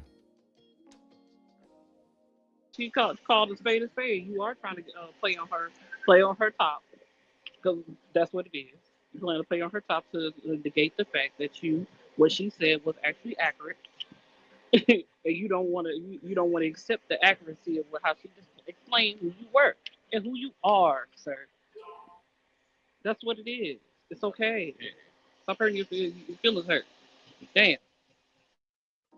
Lord have mercy. Let's keep going. About what I said then, not just about the irrelevant piece at the end. What I'm doing is I'm giving you context instead of allowing you to make an asinine assumption about. You don't like context. You always hand away context. I actually love context, and I actually love listening. So that's why I was listening to you while you were talking. which you're not Really. doing I've with been me. watching the whole panel. Which You're you're not not very good at doing. listening. Which you're not doing with me. I'll tell you what women do contribute to society. You contribute to the general confusion and bullshit. That's The 'cause you're a vast simple-minded majority, the vast majority, yes, simple-minded man. There we go, right there. The vast majority of Like you all haven't of been our- insulting of her all- this whole the time. the vast majority. Why are you even talking, Ghosty? The vast majority of our infrastructure that we utilize in our whole society is maintained by men. So because it's babe, have you ever seen women maintaining public structures in Chicago? Because I see it all the time driving through Wisconsin. I see women working on roads with men. I see women in construction. I don't see only men doing these jobs. I see women being fucking on the people that pour the concrete. I saw that woman driving the truck the other day. I talk to you all the time on the road, and I tell you how they have different roadblocks. They work on Wisconsin roads all the time, and it's not just men. I don't like the fact that he said society. In my mind, you don't get to use that as a talking point for women when men have literally barred women from every point of society from the history of time to contribute in those ways. The fact that he said men do all of the work and we built society, well, that's because women were locked out. Of That's because, society. right, women were kept away from that table. Women were told that, no, you don't need to learn math. You don't need to learn science. You just need to wear a skirt and raise kids and learn how to bake a cake. That's it. So you don't get to use that as a talking point. Like, no. He's stupid. He is. He's very like, yeah, I don't like him. Here you go back. This one. The fish one? Yeah. Okay. All right, let's keep going. This is a crazy reaction. Let me ask Gemini, because you know what Gemini got to say.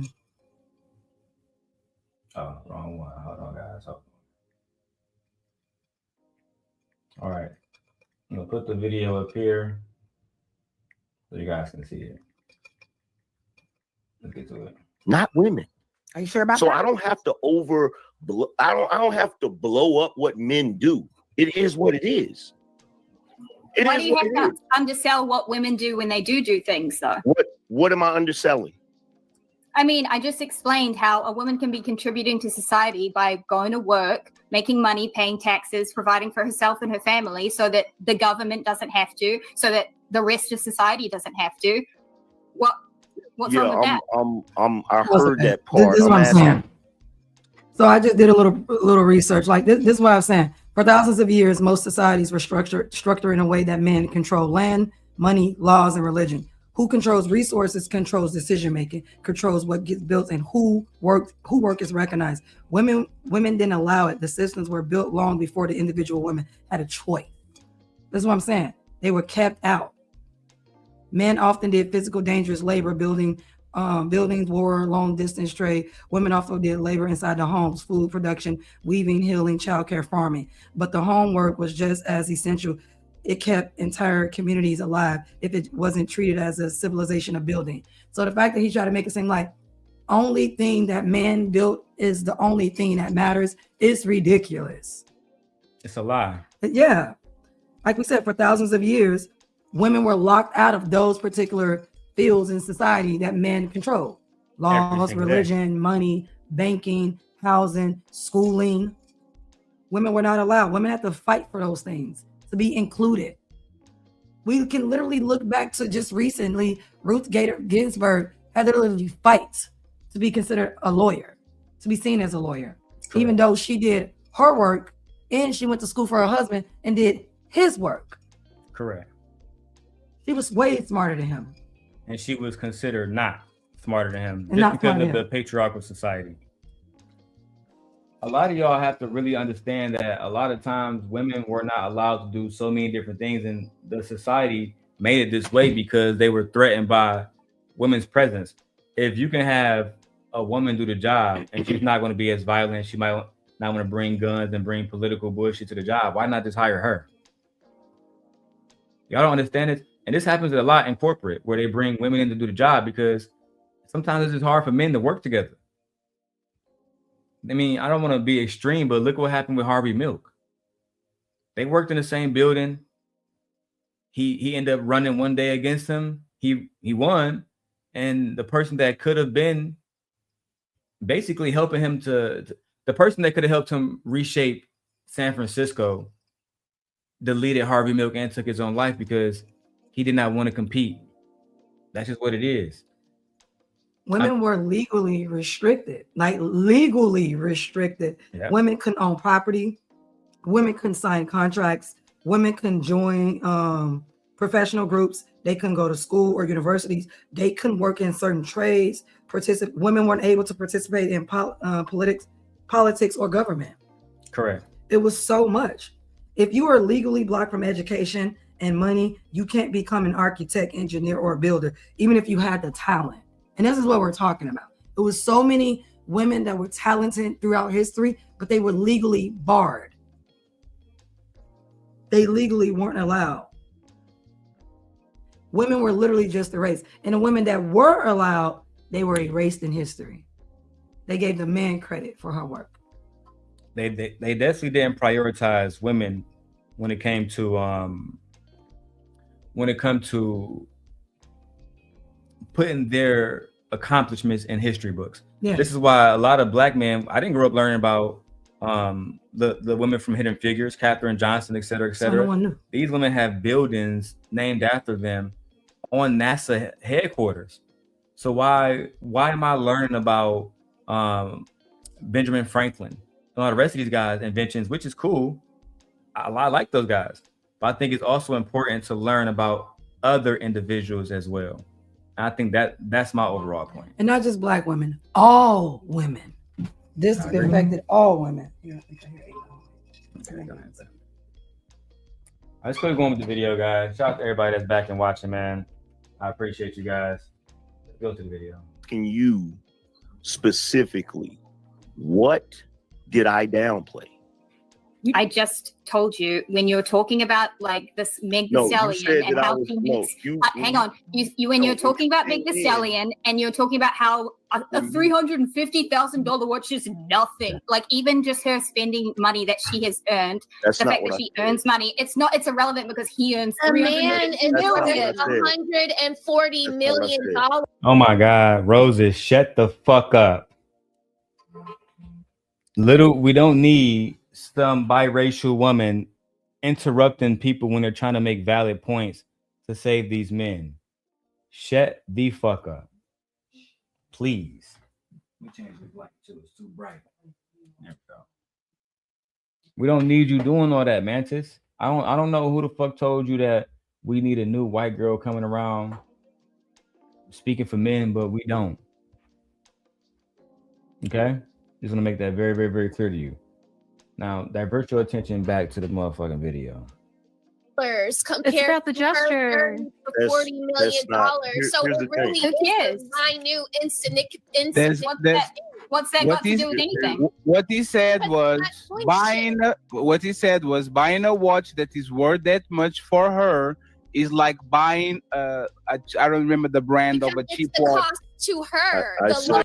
It don't matter. So what they're talking about right now, babe, is Klay Thompson, after I showed the video earlier, Mikhail Thompson, who is an NBA legend, who also happens to be the father of Klay Thompson, did a video somehow. It was the best Thanksgiving he's ever had. I seen that video. They ate the chicken off the goddamn bone. I seen it. He said it was delicious. And Klay announced that Meg Thee Stallion bought him a $250,000 Audemars. That's nothing to her. She's a millionaire. Now, Angryman was like, man, her buying a $250,000 watch is like the average woman buying me a McChicken. That ain't nothing. So, no, it's not. Buying a McChicken is never the same as buying a fucking Audemars watch. Let me tell you why. Let's say if you bought me a $250,000 Audemars watch, it's on my wrist and we out. Somebody breaking and steal all our shit. Guess what? I can take it off my wrist and sell it and get all of our stuff back. I ordered food. Go in the room. I ordered it. What did I just say? Let's keep going. What was the brand name, man? Not the Like I benefit. said, this is what I said. This is what I said, but hold on.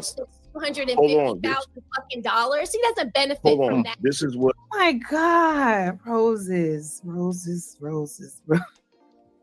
Well, no, see, and that's what we talk about, right? Jazz, now you're seeing that there are women who will literally uphold the patriarchy against all women. Mm-hmm. Literally, you see it for yourself. You see it for yourself, mama. You know what I'm saying? So at the end of the day, a lot of the times men feel compelled and they feel like what they're doing is right simply because they have another woman to back them up. If I got on here and said all women are trash, and then my wife was like, yeah, my husband, right? You bitches is trash. Why would I stop? Right? When you have women like Roses and other women that always agree with these niggas, it gives them no reason to want to say, you know what, I guess I got to rethink things. That's why they don't talk to smart women and intelligent women, because they give pushback, intelligent pushback. To compare a $250,000 watch to a McChicken, that lets me know how stupid you are. That lets me know how stupid you are. It's not, it doesn't, the thing about it is he didn't even compare the expense to it. The fact that he said a McChicken, that's like what, $4, $8? Yeah. And he said, and it has no value. Right. I was just like, gonna say, that's what I'm saying. And it has no value. So it's not the same. It's literally not even. You would have been better off that would have been a comparison for an average woman buying a man a car. Yes. That would have been better for him to say a car or purchasing him a home. Correct. I would agree to that. Yeah. So if we're gonna talk about the value, you can purchase a home for $250,000. You can purchase a home for less than that. But that's what I would have thought about it. But to say a sandwich, a McChicken sandwich, like, oh my God, crackheads can afford a McChicken. Homeless niggas. Homeless people can afford a McChicken. You can just go bag for that money on the street. All I gotta if they walk into the Audemars store, the police will be called. Right. all I gotta say is this. Has your wife bought you a $250,000 watch? Has your wife even bought you anything that's in the thousands? Damn. You don't think Angryman wife would buy him a $250,000 watch now? No, because all he needs is a McChicken, because he's an average man. Yeah, I'm like the way he depleting. Yeah, average. He don't need nothing else. Average. The way he's depleting the value of a watch that probably costs more than his house and his cars combined. I don't think his wife has ever bought him anything that expensive. And no shade to your wife, but we know. So I'm like, your wife buying you something, your girlfriend buying you something, showing appreciation or how much she loves you is nothing to you. That's what you're saying, and that's quite questionable. And I don't even understand why your wife didn't come slap you inside the head and be like, so I don't buy you clothes. I don't wash your clothes. I don't do nothing for you. Why would a husband not appreciate the things that a wife does in the first place? Whether it's $5, $10, it shouldn't fucking matter. It's your wife. You should be appreciative just because. I don't understand. Like, clearly, if she's able to spend $250,000 on him, that would tell me she's not using it for his money because she don't need his money. You would think that. She don't need his money. And on top of that, don't these men always say they want a soft life, a woman who's going to cater to them, provide a nice, maybe, didn't he say you want a woman to be your peace? She's his peace. So like, what's the problem? I just don't, that's why I say there's no pleasing these males. Don't pleasing them, don't shape shit for them. That's why I say women, you should just do you and be you and live to be who you want to be. Because I don't see the reason for you to even there's no reason to even try to impress these men. I don't care. I don't think women should care. The ones who do care, they're pick-me's. They want to be chosen. I agree. Because this makes no sense. This woman spent literal money on him. I don't know you care about me unless you spend money on me. I'm sorry. Hey, how do I know you like me? I don't know you like me unless you spend money on me. How do I know? So you must know I like you a lot. Oh, you definitely do like me a lot. Absolutely. Yeah, because you can give me all your little coins. Damn, not all my little coins. Dura gives me all his coins. He don't complain. He'd be like, all right, what you need? I need this, I need that. He'd be like, all right. He just send it up, put it right into my account. I do, because I am a simp. That's what simps do. What's up, Lala? Lala said I would never spend money on a man. And then she said that's a good man, Savannah. But Lala, that's what I do. I said that earlier. Like when my wife, when she had Aegon, she wanted to get a new truck. I had some money, I had some spare coins. So I went to the bank and I put a $10,000 out, and the rest is history. Yeah. That's what my wife wanted. And truthfully, God was working there with me because I came to get a Ford Explorer ST, being selfish, wanted to get a Mustang, right? I wanted to get a Mustang version of, I wanted to get a big ass truck basically. But what ended up happening was they was like, no, bro, we just got this new Hyundai Palisade, and the rest is history. Yeah. The rest is history. Let's keep going, man. Angryman, he's a goofy. He is. Shout out to Nate for holding us down. And shout out to Black Dahlia for holding us down. Black D, you still here? I think Black Dahlia's still here. She's still on the panel. Oh, okay. I didn't know if she left tonight. All right, let's go.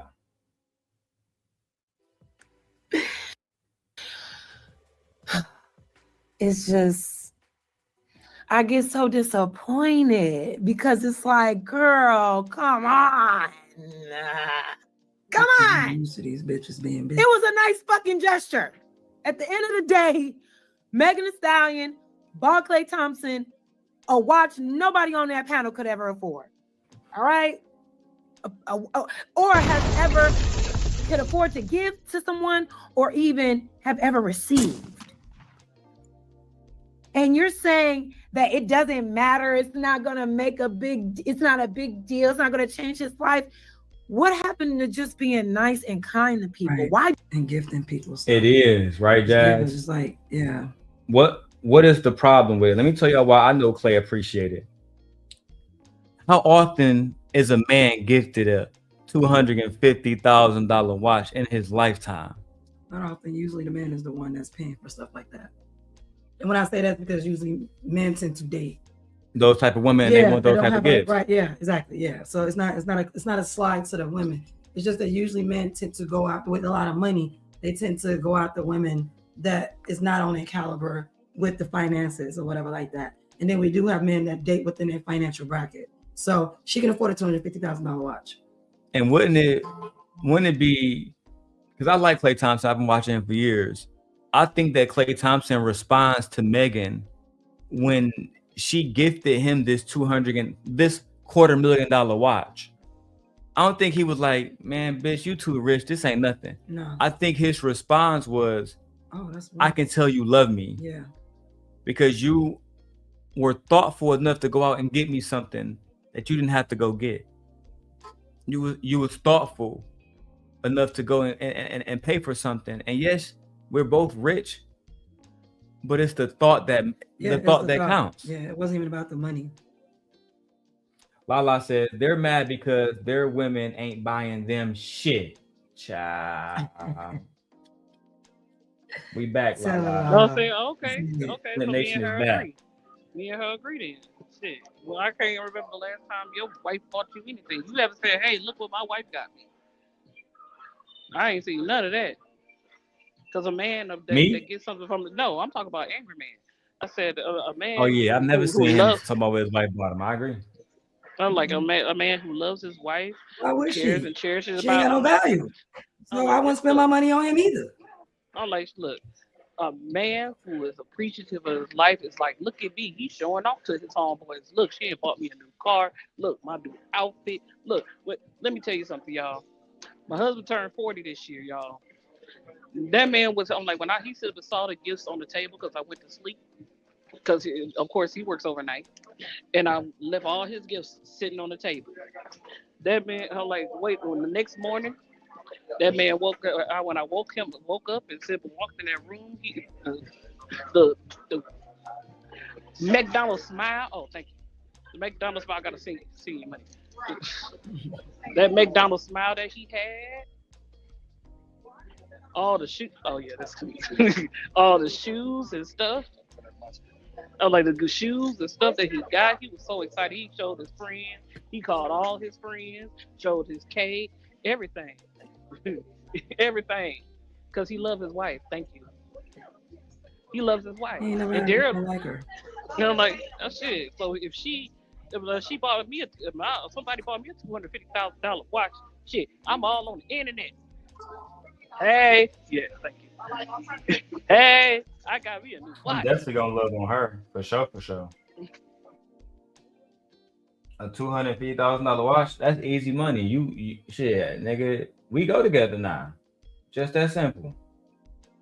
Let's go. Doesn't kindness matter anymore?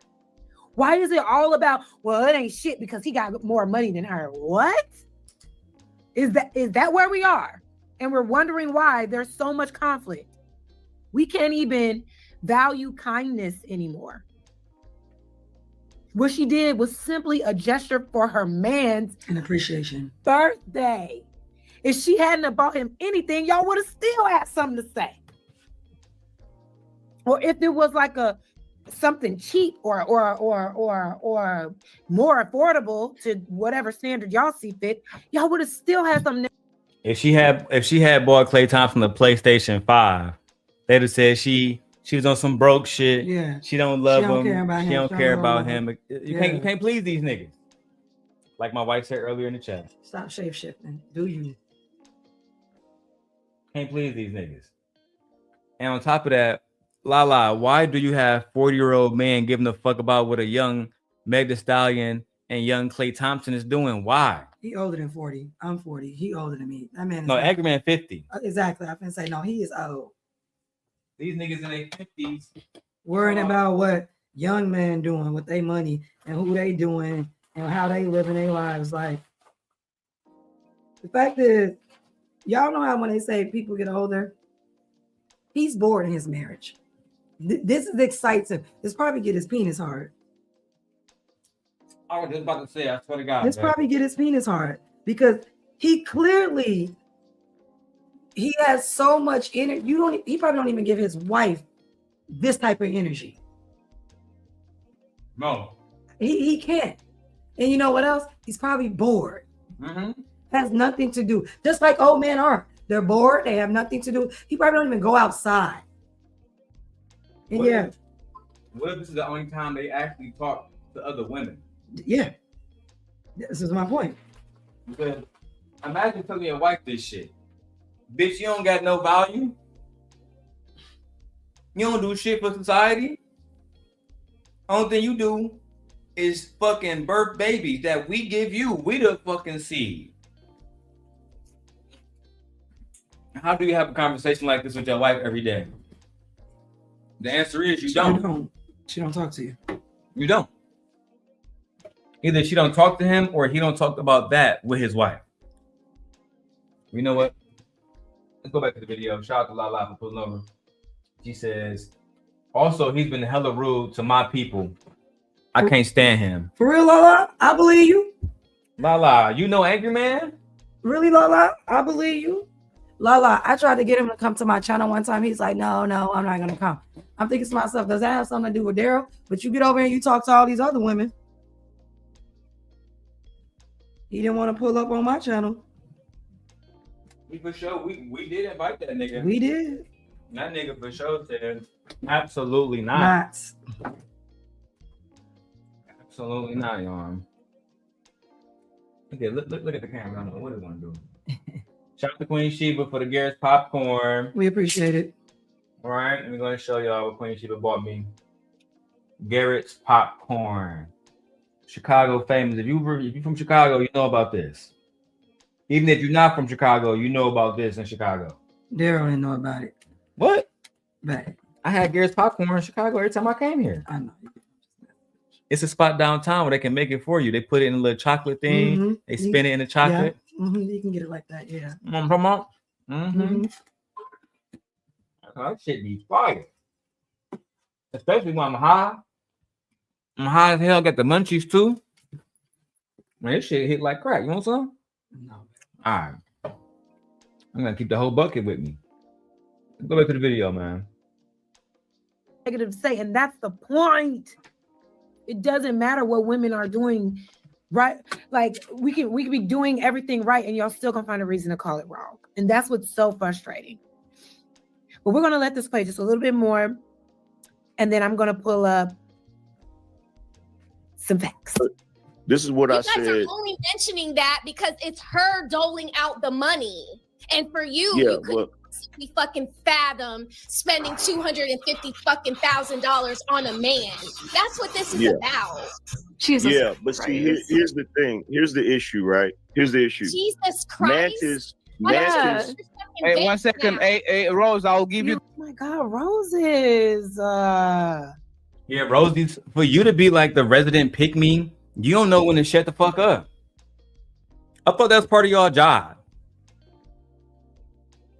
I thought part of your job as the resident pick me on the panel, as the resident mammy on the panel, was to shut the fuck up. You can't even let the men speak. And you were talking about something. You a fucking trad wife and all this shit, girl. No, you not. What I hear is a fucking hyena. I hear a fucking hyena screaming into the microphone every time somebody says something that she disagree with.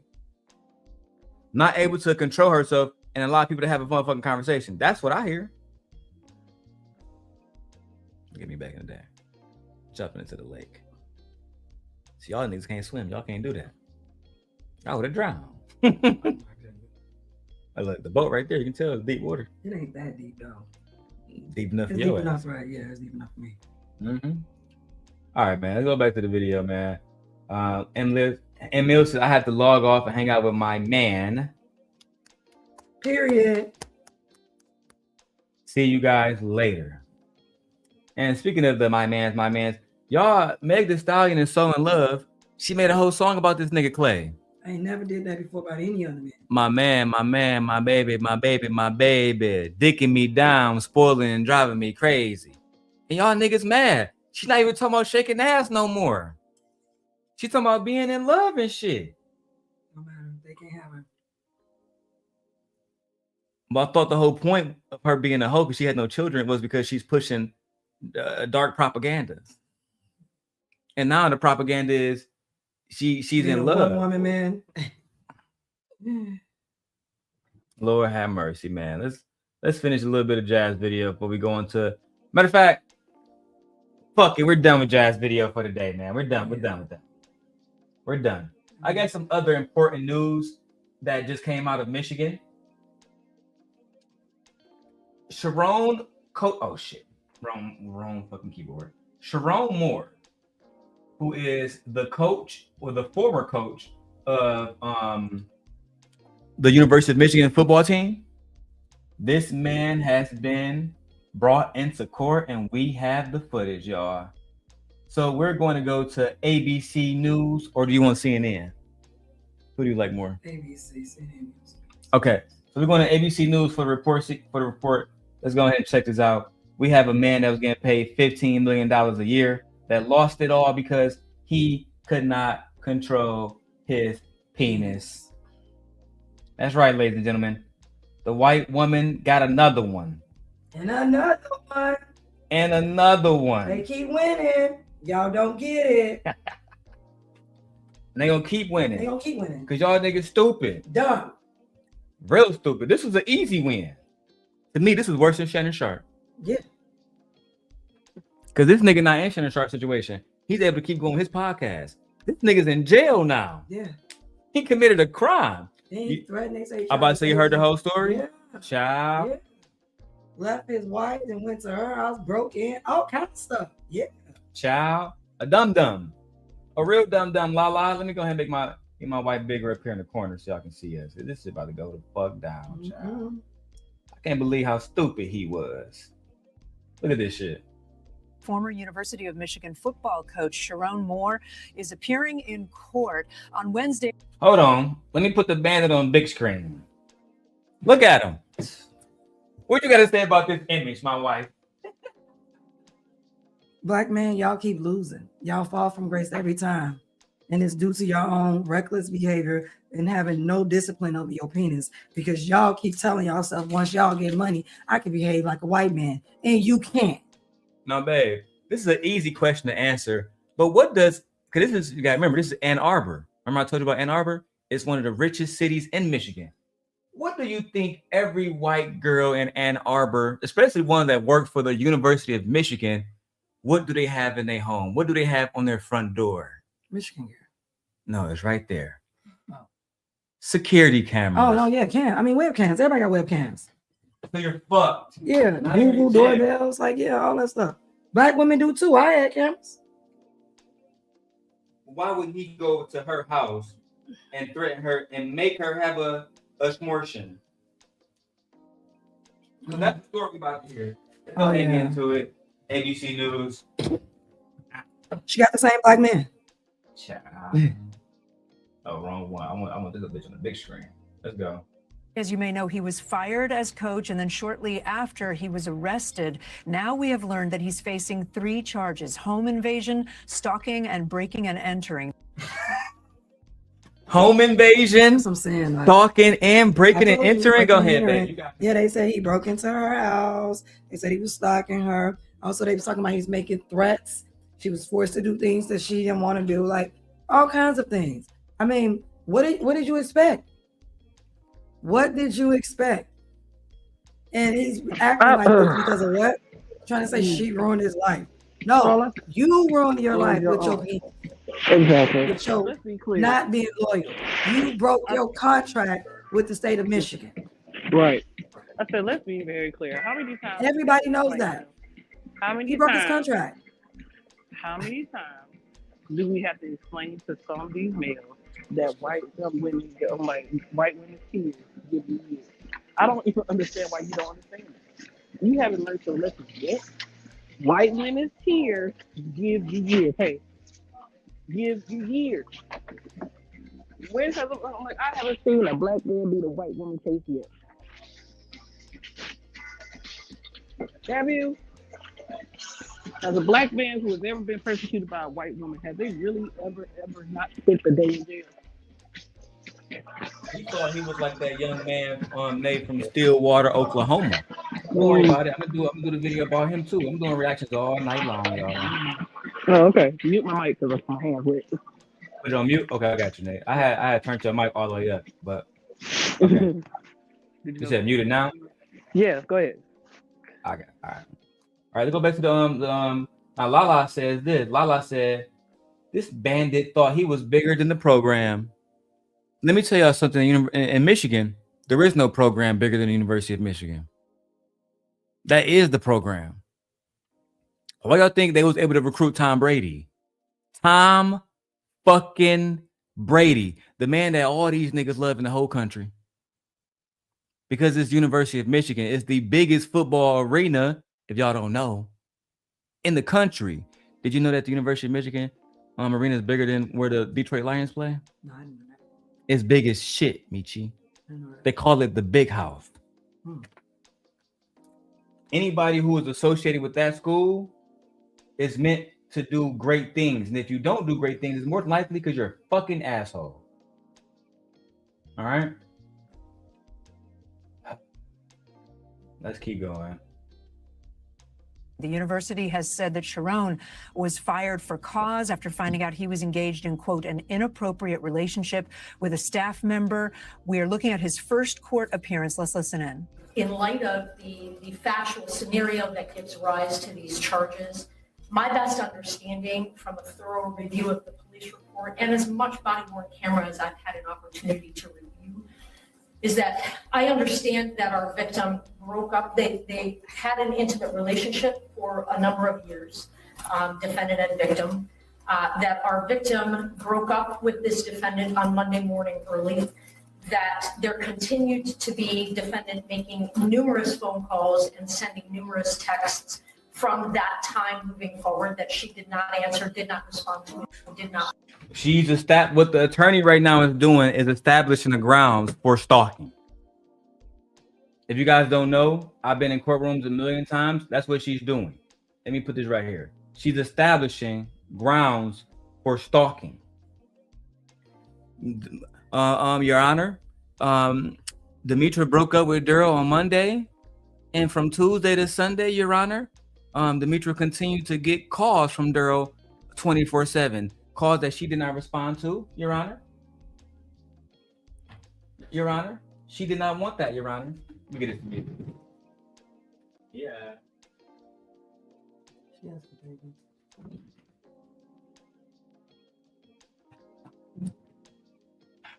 let's keep going, guys. So now they got you for stalking. They already had you on inappropriate relationship with a minor. Not a minor. Let me correct myself.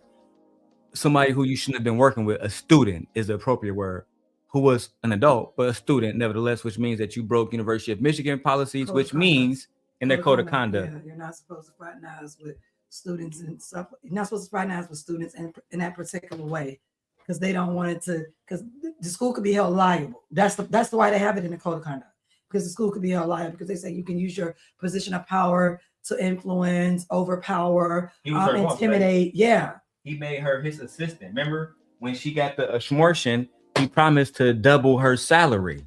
Yeah, and they don't want you doing that. But also, I find it amazing that this woman, who is a white woman, had a relationship with this black man willfully. She wasn't coerced, she wasn't threatened, and now all of a sudden she's saying stalking. This is right out of the white woman's playbook 101 when it comes to dealing with a black man. The best thing you can do, throw it all on him. You're a white woman. They're going to believe everything you say.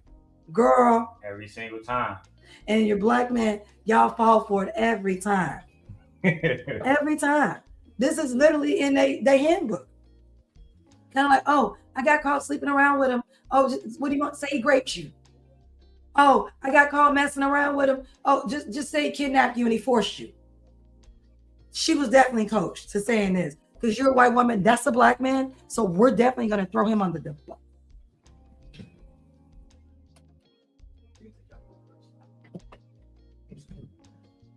I'll take it. Definitely throw him under the bus.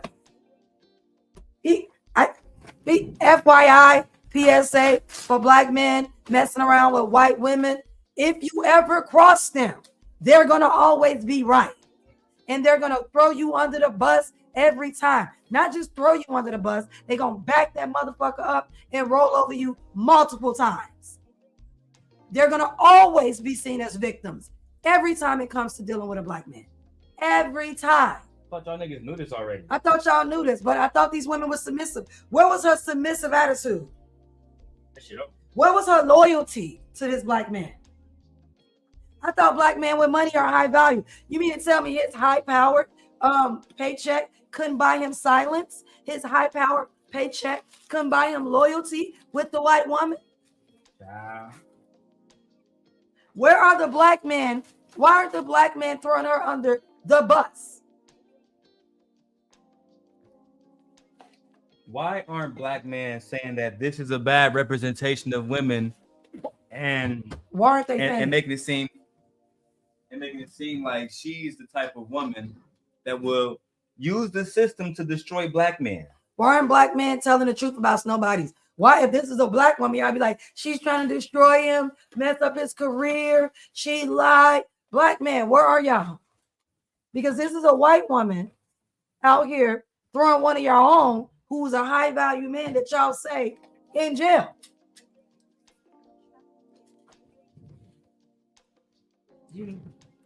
Uncle baby, you want to bring him in here? Oh, he's asleep? Okay. Yeah. Turn the fan on because I don't want him on because he still got his clothes on. All right, let's go back to the video, guys.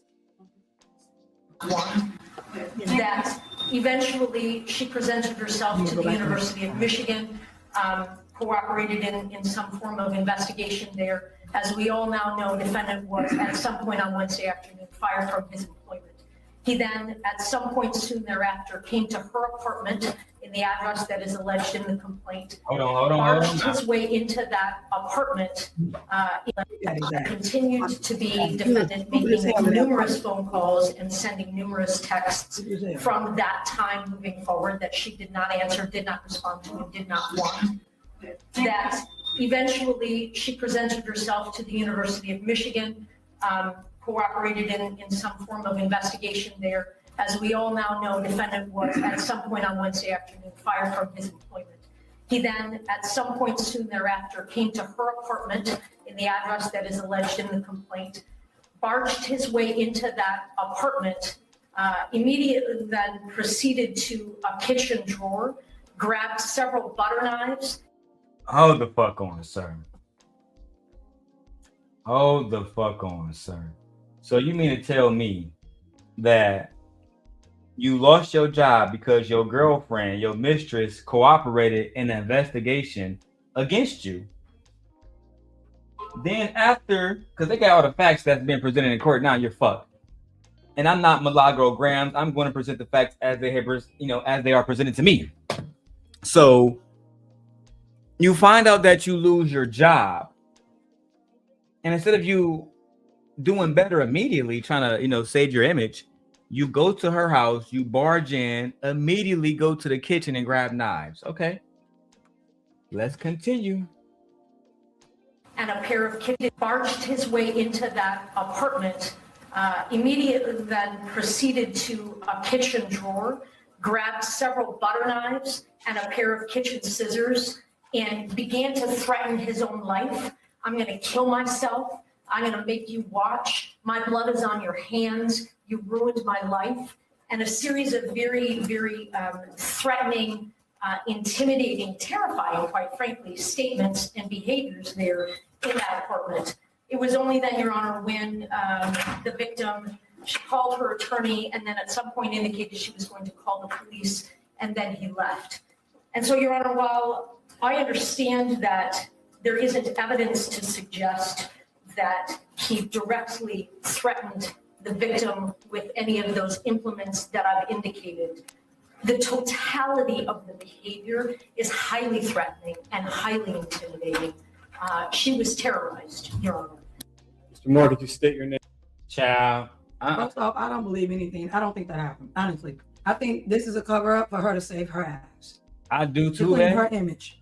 I do too. I really don't, because in my mind, you've been messing with this man all this time. No, he had a wife. Right. He's never been volatile. And so all of a sudden he lost his job and shit hit the fan and now everything's coming out. You know what they tell white women? Save yourself.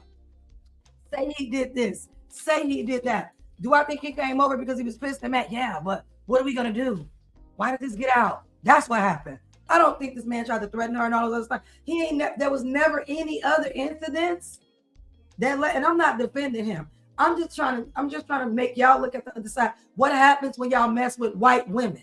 How they turn on y'all very, very quickly. Easily. But and you also married to a white woman, is what I heard. But I don't care. It's true.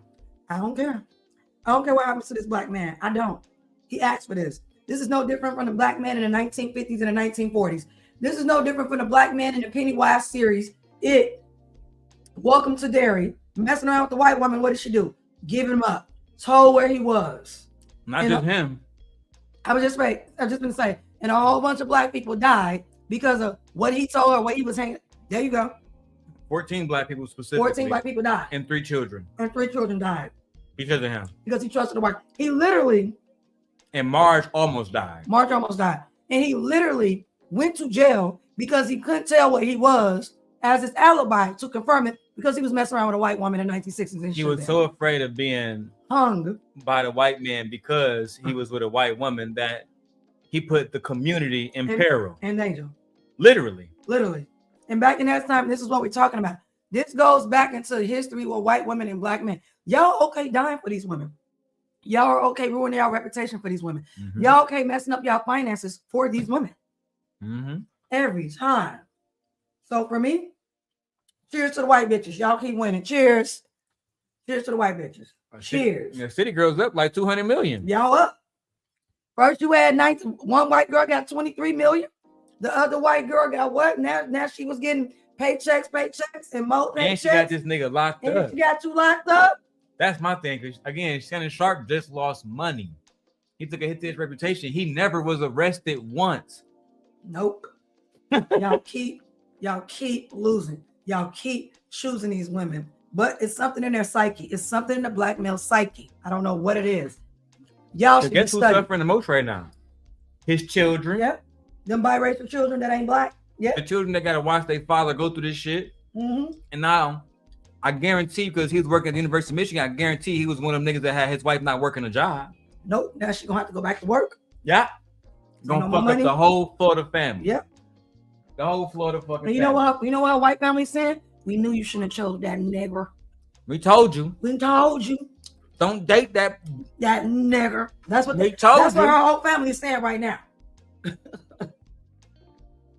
And guess what? Them kids gonna grow up to marry white people, and your DNA is gonna be erased. Do you want to end up like your fucking granddad, Sherrone, losing your job?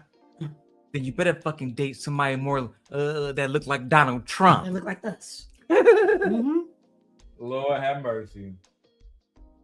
The lawyer told her to say that when she called the police. Exactly, Lala. Exactly, Lala. She called the lawyer before she called the fucking Oh, cop. police, right. So we know that this is this woman's story. These niggas plotting. Because she want to clean up her image. Because she has an image of messing around with a black man. Also messing around with a married man as well. Lord. Exactly. So this white woman has to clean up her image. Lord. She has to paint herself as the victim, Lala. Which is crazy. Mm-hmm. All right, fuck it, let's go. Name, please.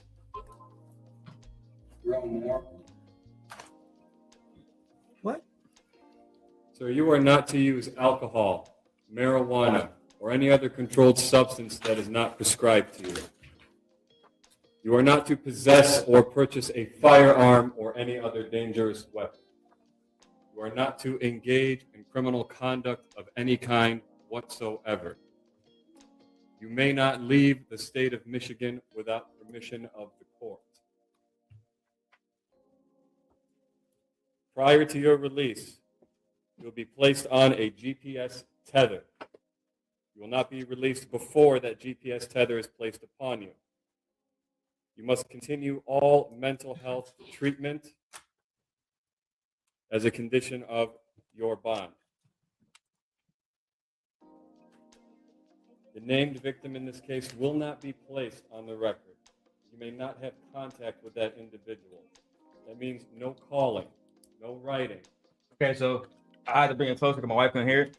So what they're telling this man right now, babe, is he is not allowed to have any contact with this woman at all. Which is crazy because he in jail. So they shouldn't have to tell you this while you in jail. Right. But the fact that they got to, nigga, they think you big stalker. They think you big stalker. And it ain't even that. But inherently, white people think that black men are dangerous. Inherently dangerous. And how many of those white CEOs happy to see the Oh, black yeah. man that used to be the football coach thinking he was Now better than he everybody gone. else? Now he in there Now eating he- the same food as everybody else. Right, now you know. Mm-hmm. Now he using the same toilet as everybody else. Yep. Now he gotta go take cold showers like everybody else. Mm-hmm. It's meant to dehumanize you, my brother. And it is dehumanizing you. Look at You went from being one of the number one figures in Ann Arbor, and they wanted to humble you. And they probably sent that white girl your way just to do it. They always do stuff like that. Oh, it's too easy. Yeah. Because black men are easily fooled and easily manipulated when a snow bunny come through and walk through. Y'all think that the epitome of success is having a white woman on your arms. Look at what Otto Hightower did to his best friend Viserys. He sent his daughter after that nigga immediately. Mm-hmm. Completely fucked bro house up on purpose. And Allison didn't give a fuck. She ran along with this shit up until the point where she was fucking captured. Yep. Literally. So, bro, y'all gotta stop this shit. Shit's crazy, man.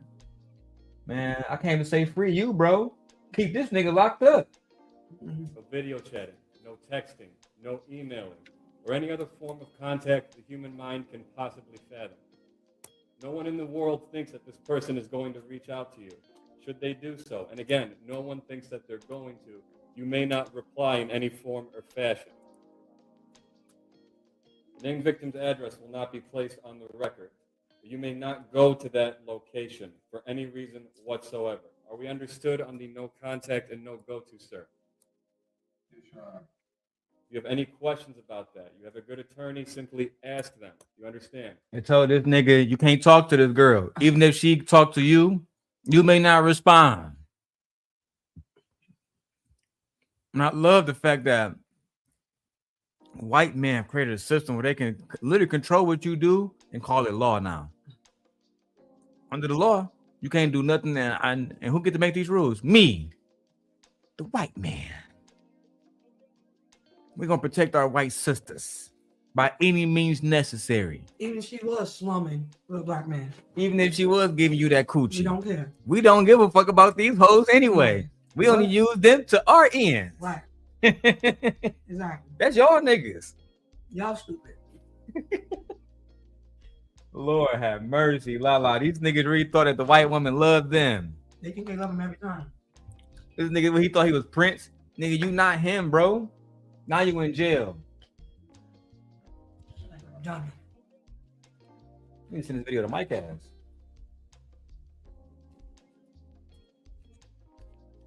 I'm about to sit past. I can hear this shit, man. Let's go to the fucking report. You're trying to paint her as a victim is wild to me. They saying that she was assaulted and all kind of shit. It's wild to me. Girl, no, you wasn't.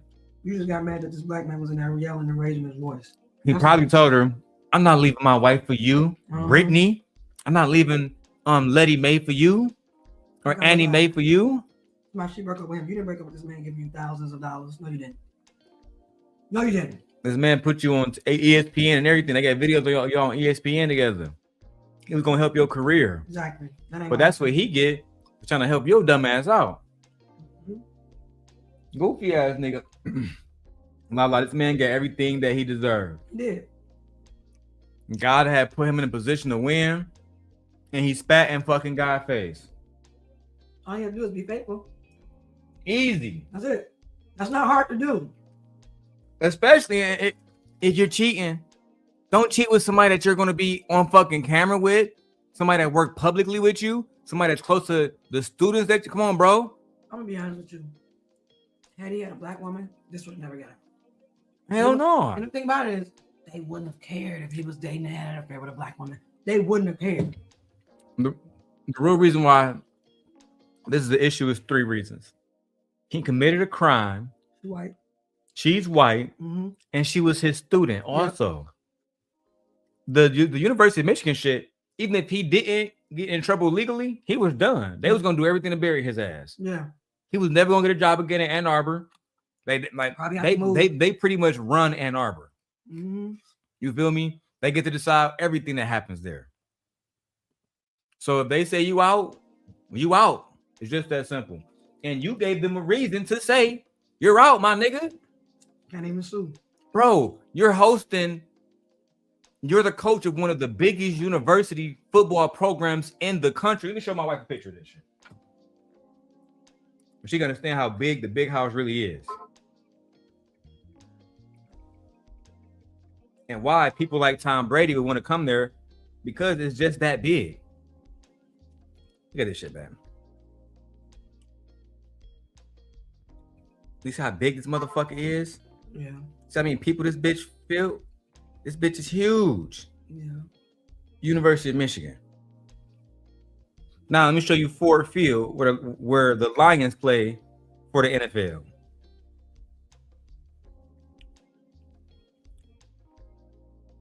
Oh my God. They're about the fucking same. No, that place is a little bigger. A little bigger.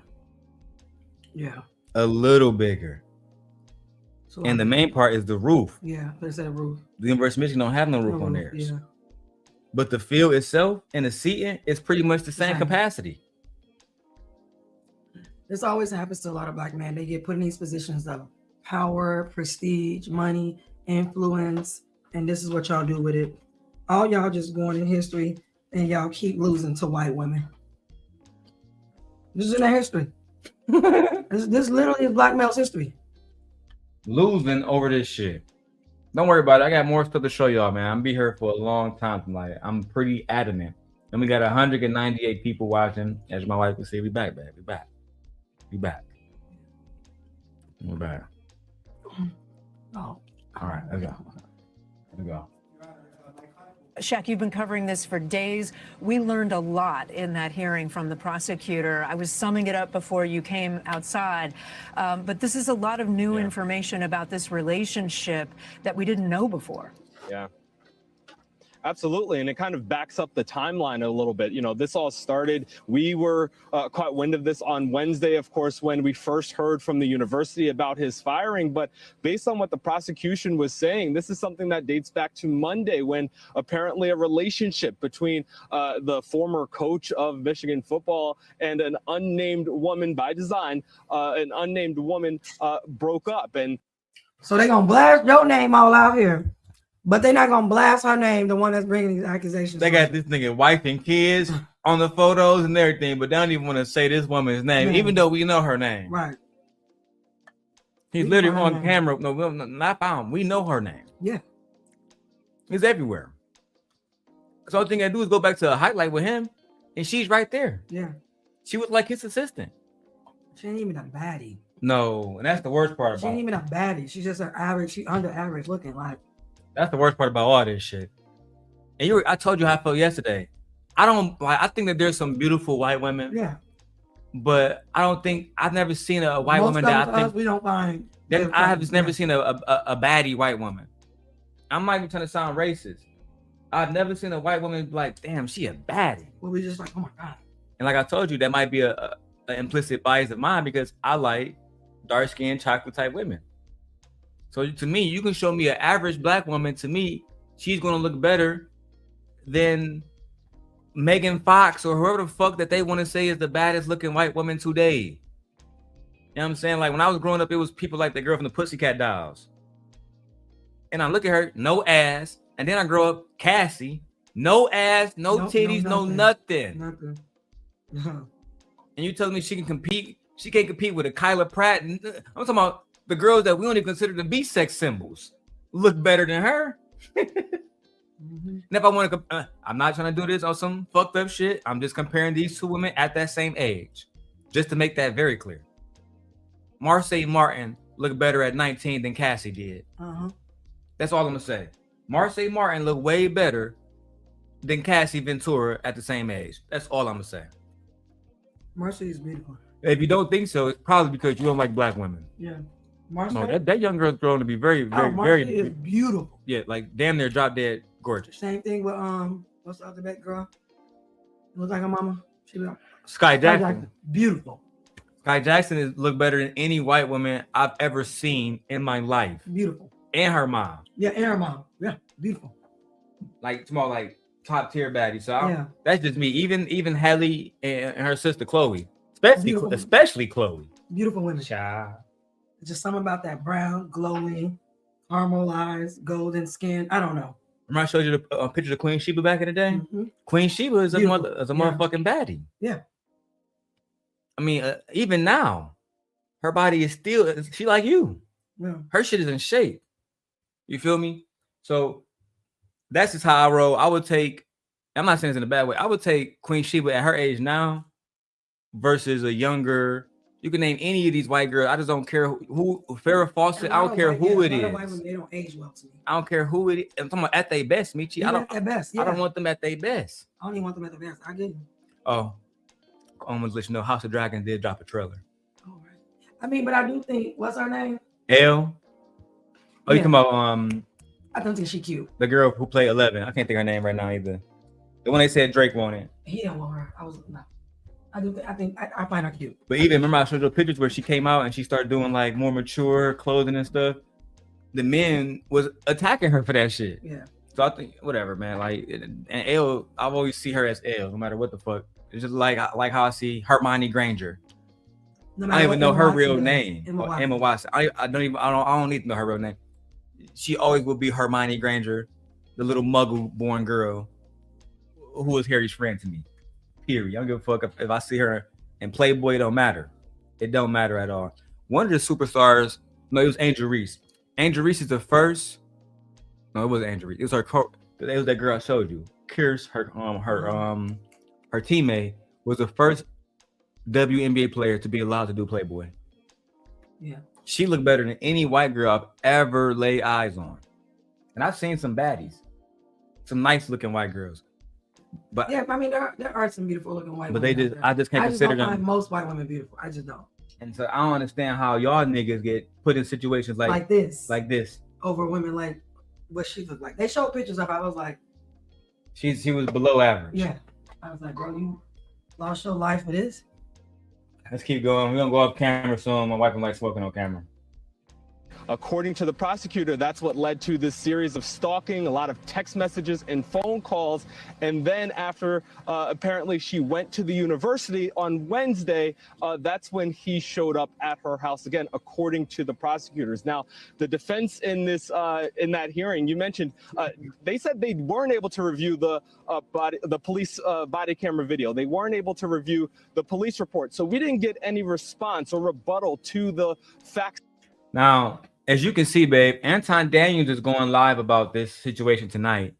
And the title is My Blood is on Your Hands. I want to talk about this because a lot of men that are covered this in the Manosphere, I know you don't watch, a lot of them are saying that women don't care about men's mental health and that he came to her not to threaten her, despite breaking into her home, going directly to the kitchen and grabbing knives.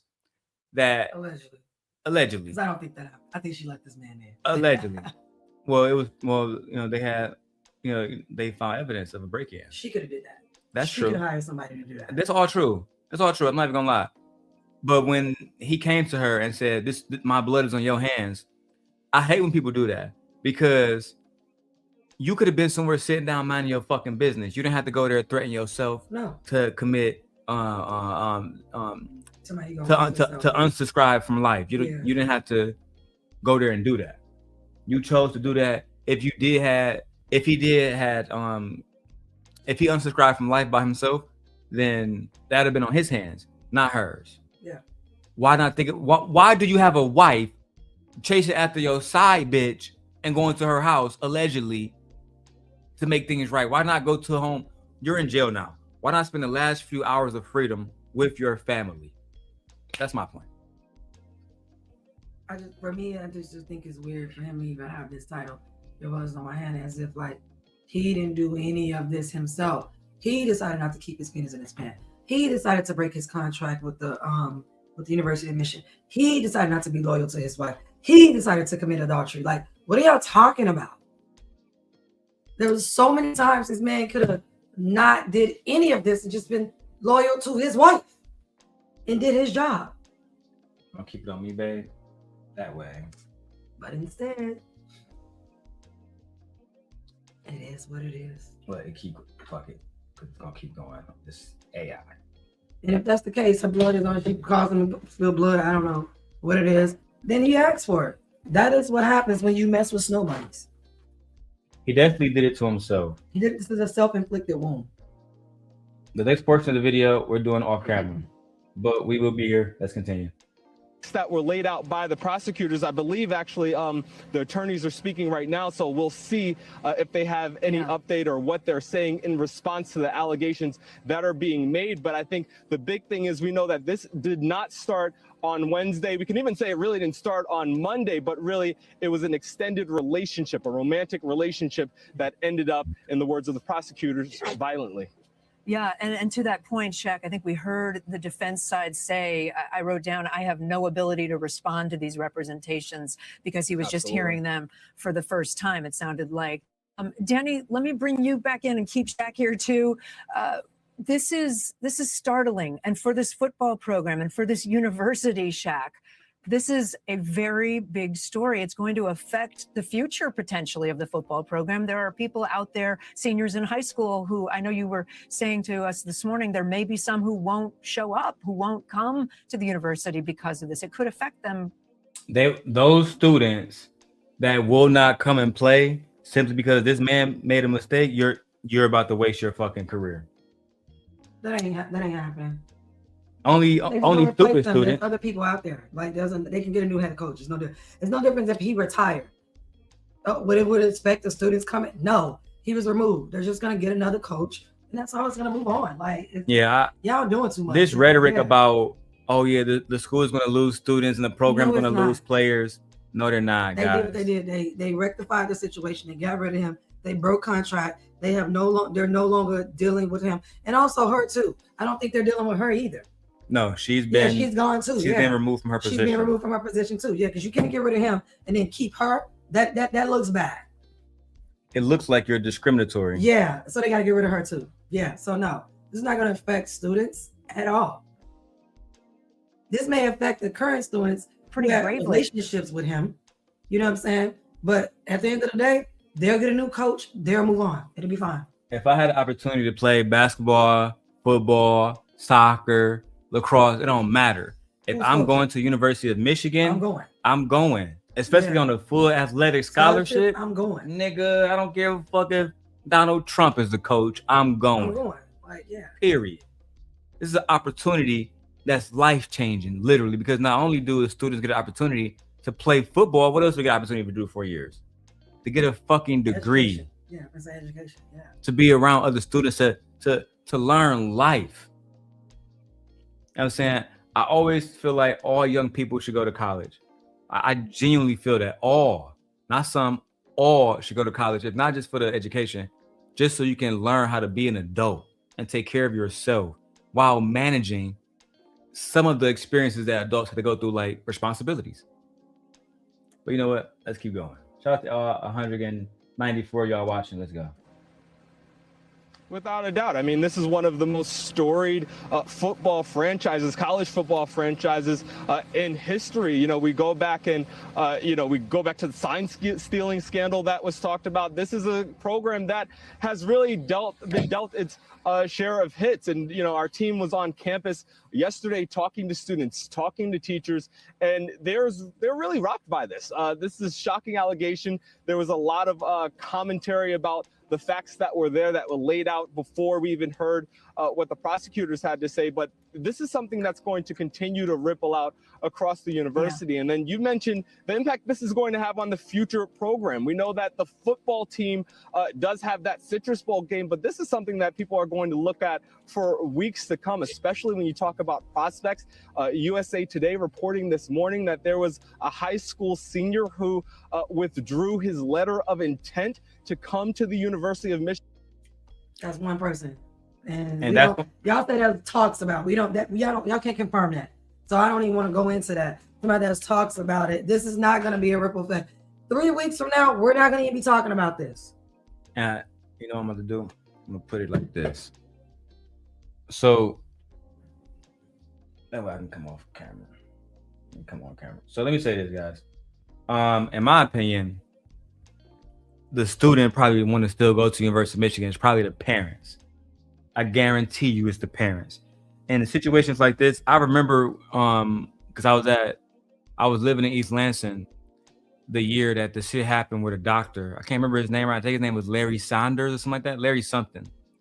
But he was the university doctor at Michigan State University. It also happened that he was an Olympic doctor too, because according to people, what's the little girl name? Simone Biles and other people, he touched those girls as well. The university, even though he didn't touch everybody, all the women there felt like, what the fuck is going on? On top of that, they was like, somebody else had to know.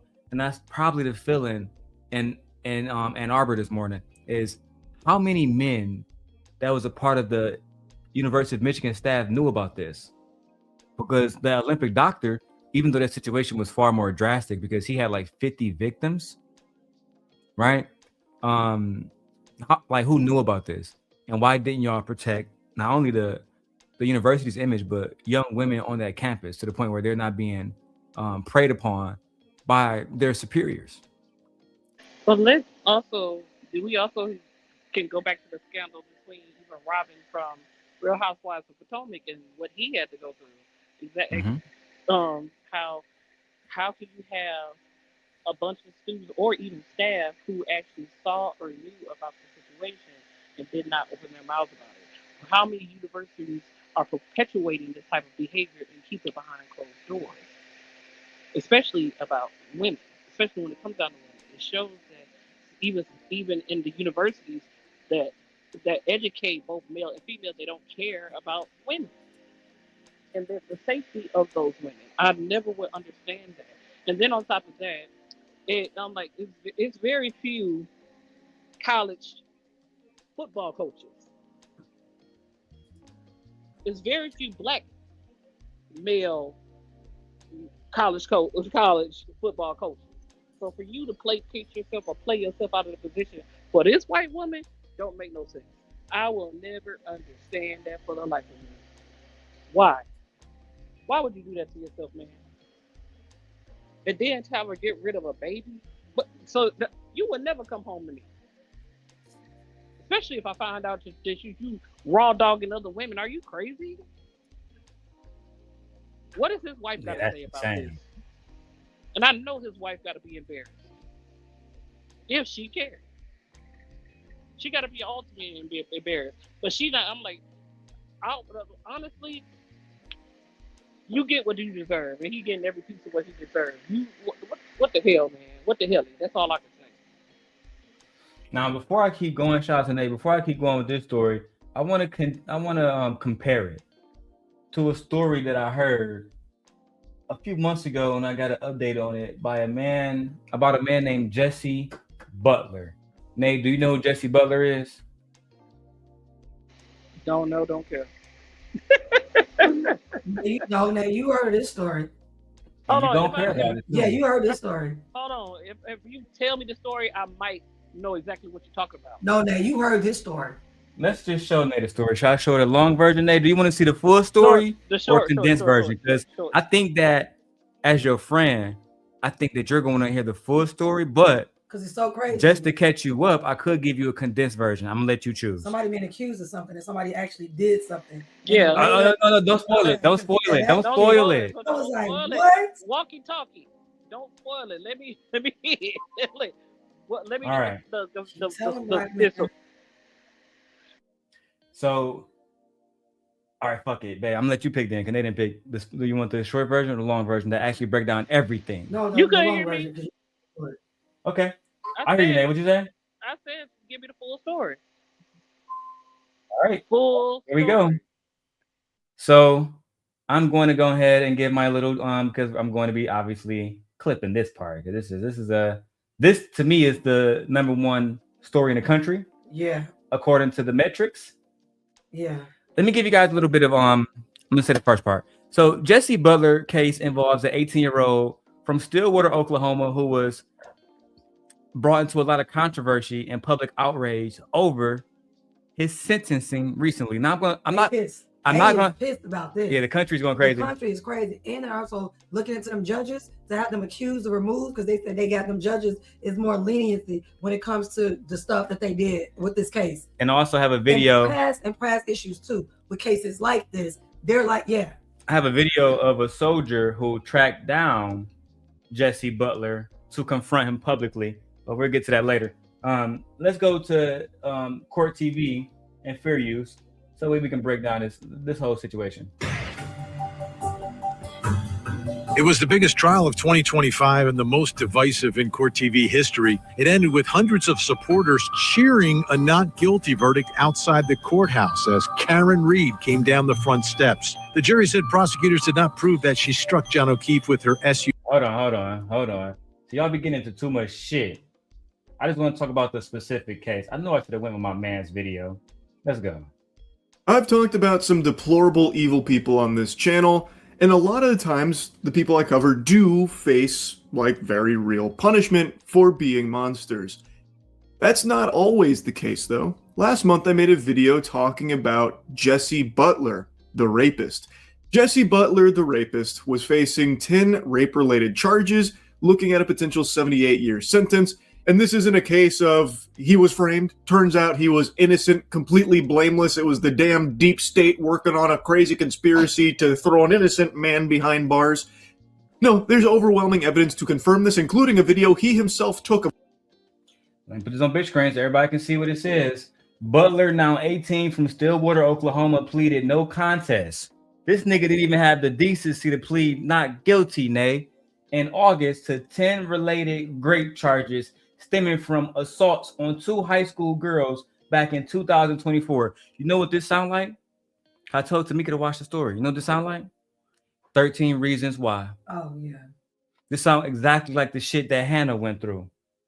But police affidavits describe repeated SAs, coercion, and strangulation so severe that one victim, according to a doctor, might have died had the pressure continue seconds longer. Investigators also recover a video showing Butler choking a victim unconscious. Now, let's keep going. He big as hell. This is a grown ass man, He's basically. big as hell. Yeah, he's tall. Yeah, just like Austin Metcalf was. Yeah. These are big boys. I can't listen. I can't say what I would have did right now. We gotta go offline for that. A strangulation on one of his victims that, according to experts, would have literally killed her if he continued for even seconds longer. He is a rapist. He is a turbo rapist, in fact.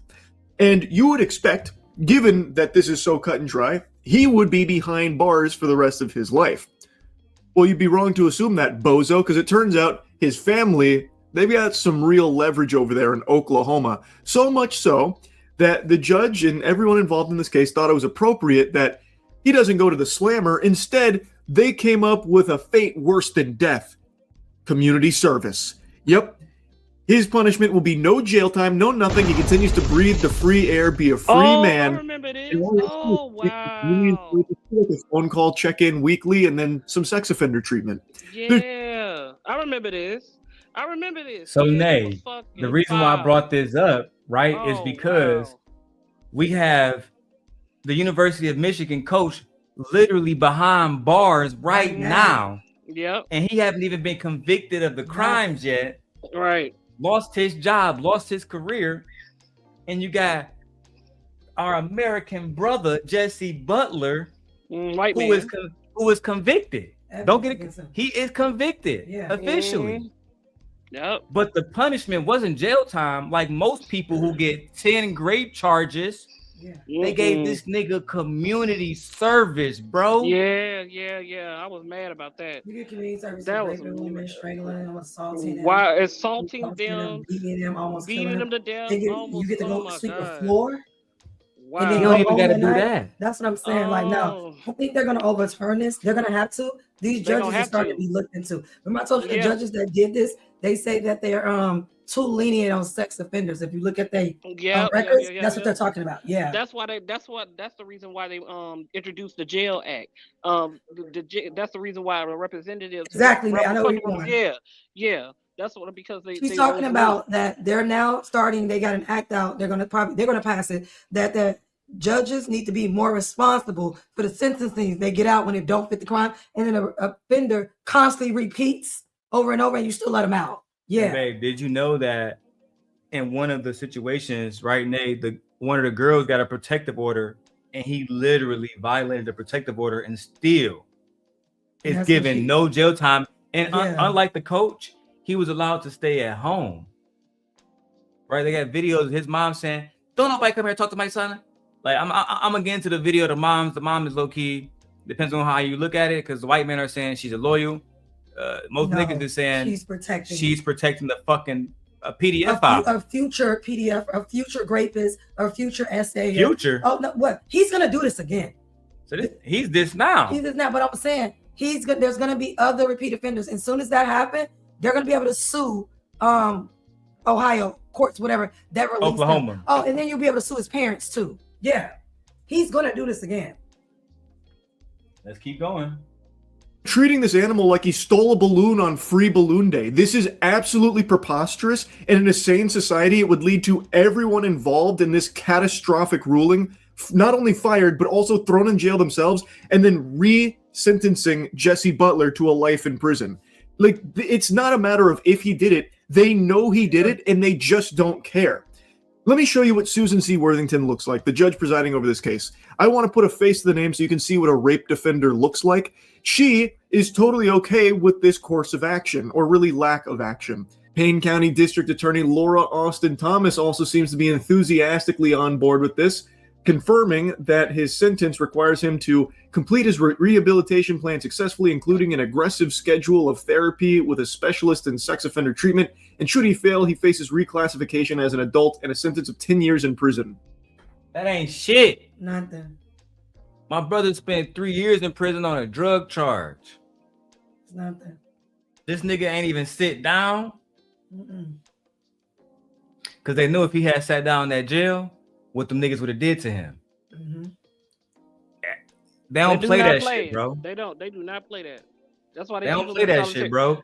And then one of his charges was rape by instrumentation, which means that he used an object. Oh Oh my Child. God. Yeah, I remember this case. Okay, yeah. And this is on my line on him. Name. It's right here. That is crazy. Yeah. I was highly upset. No, I think they're gonna do this over. And I think if I was the victims, I would sue the parents. No, somebody is gonna off them. That's what they're gonna do. I would sue the judges too. Not just that. Somebody gonna knock him out. Somebody definitely gonna do something to him. Let me show y'all something real quick before we even keep going with the Jesse. Remember the situation like I described earlier at Michigan State? Mm-hmm. Remember those little girls? Yeah. Let me see. MSU that MSU that Larry Court. I know it's gonna pop right. Here we go. I popped right up. Larry Nassar, that was his name. Larry Nassar was the one who was going around raping all those girls and touching those girls while he was working for Michigan State University and I think in the Olympics. In the Olympics. Yeah. Now, one of the fathers, right, Nay? One of the fathers of two girls that he did it to, he popped out in court. He popped out in court. And let me show y'all what happened, bro. He was like, I just want to talk to this nigga, man. Those are his two daughters back there crying. Let me show you what happened. I ask you to, as part of this sentencing, to grant me 5 minutes in a locked room with this demon. This nigga asked the judge, as a part of his sentencing, to please grant me 5 minutes in there with this man. Let's keep going. That's a real dad. Do that. That is not Yes or no? No, sir. Would you give me 1 minute? You know that I can't do that. That's not how it is. Well, I'm going to have to get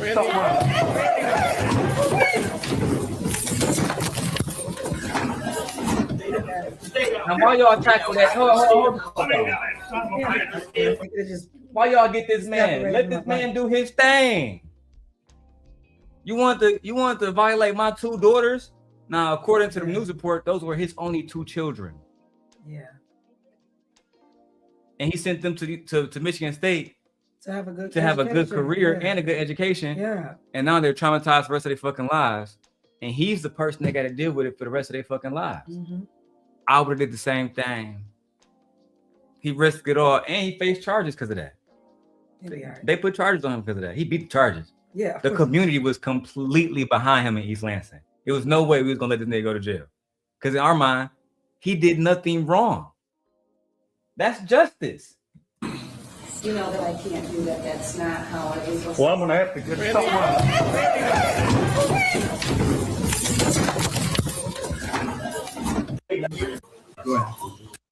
They had to tackle, bro. People don't play about their kids, bro. Shit be so real when it comes to niggas' kids. Let me go back to the video about Jesse Butler, and then we'll be done with this topic. That aggressive schedule of therapy, from what I'm seeing, is basically just weekly check-ins. Whoa! Holy shit, how is he going to survive that? Man, that actually might be harder than going to prison for 78 years. He has to call some... The 78-year sentence was the original. There was a prosecutor that was originally on his case. That prosecutor was removed, and this other prosecutor was brought in. And originally, it was offered that he do 78 years, which is I think he should do life in jail. This is But the new prosecutor said he deserved no time in jail. So here we are. Buddy, once a week to talk about like his feelings and probably still raping on the side. Like I said in the last video covering this, him getting away with this, the only lesson he's learned is that he can literally do whatever he wants and he's untouchable, he's invincible. So I imagine not long into the future, he will rape again, and this time he might kill his victim. He got very close to a fatal strangulation on his last one, and maybe the lesson he took away is that the reason he got caught is because his victims survived. So maybe next time around, he won't let them survive.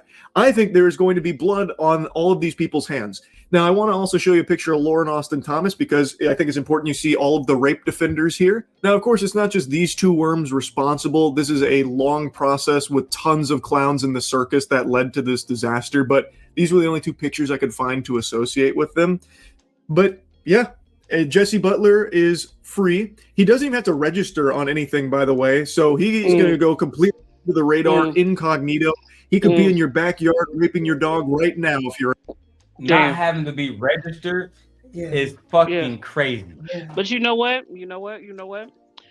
White men, this is all y'all will do. This is a system that y'all built for yourselves. Y'all built for yourselves to do the most egregious, nastiest things that you can do to people and things, and get off by doing it.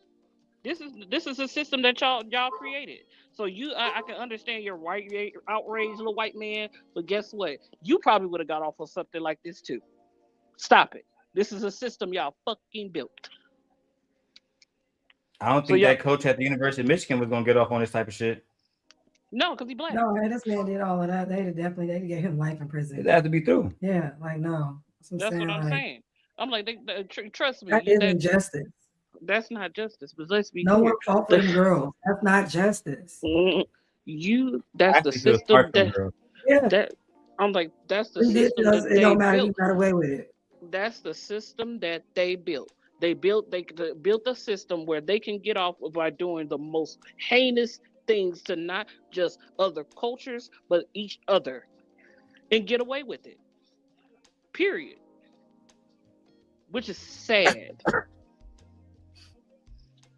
Sad. But hey, it is what it is. I appreciate you, white man, for being upset. But hey, you can get off on the same thing, sir. Trust me. Trust me. Oh man, so much fucking content. Now I did say I was gonna finish the Brian McKnight interview. Hey, what's up, Meek? Meek in the chat.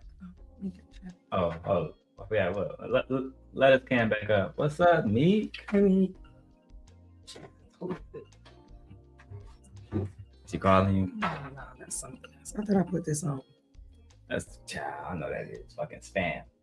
Yeah. Hey, Meek, we love you, girl. Mwah. Hey, Meek. Let's keep talking about this guy, Jesse Butler, and how he got off. In Oklahoma, sleep in fear. Just sickening, disgusting stuff. Susan and Laura have sent a very clear, very loud message to the entire world that if you're a rapist, come on down to Payne County, Oklahoma. That's a place you can call home. They'll even pop champagne to welcome you and do everything in their power to protect the rapists. Now, anyway, the reason why I'm yapping about this again is because Jesse Butler, the rapist, just had another hearing where a lot of people turned up to protest this complete affront to God that is unfolded here. Jesse, why did you rape those girls, Jesse? Jesse, why did you rape the girls? You have anything to say to the victims, Jesse? You have anything to say to the victims? Be loud, it's not a violation. Sir, you have anything to say to the victims? You have anything to say to the victims, Jesse? Why did you rape them, Jesse? Why did you rape the victims, Jesse? Why did you rape those girls? Why did you strangle them, Jesse? You rape those girls, Jesse. Do you have anything to say to the victims, Jesse? Why did you rape those girls? Are you as dumb as they say you are, Jesse? Is that why you were adjudicated a juvenile, because you're that stupid? Are you that dumb, Jesse? Why did you rape the girls? Jesse, why are you defending your rapist son? Why'd you rape him? Do you feel bad for being a rapist, Jesse? Why'd you rape him? From what I've read and what I understand, there were a lot of people that showed up to express their outrage over this whole situation here.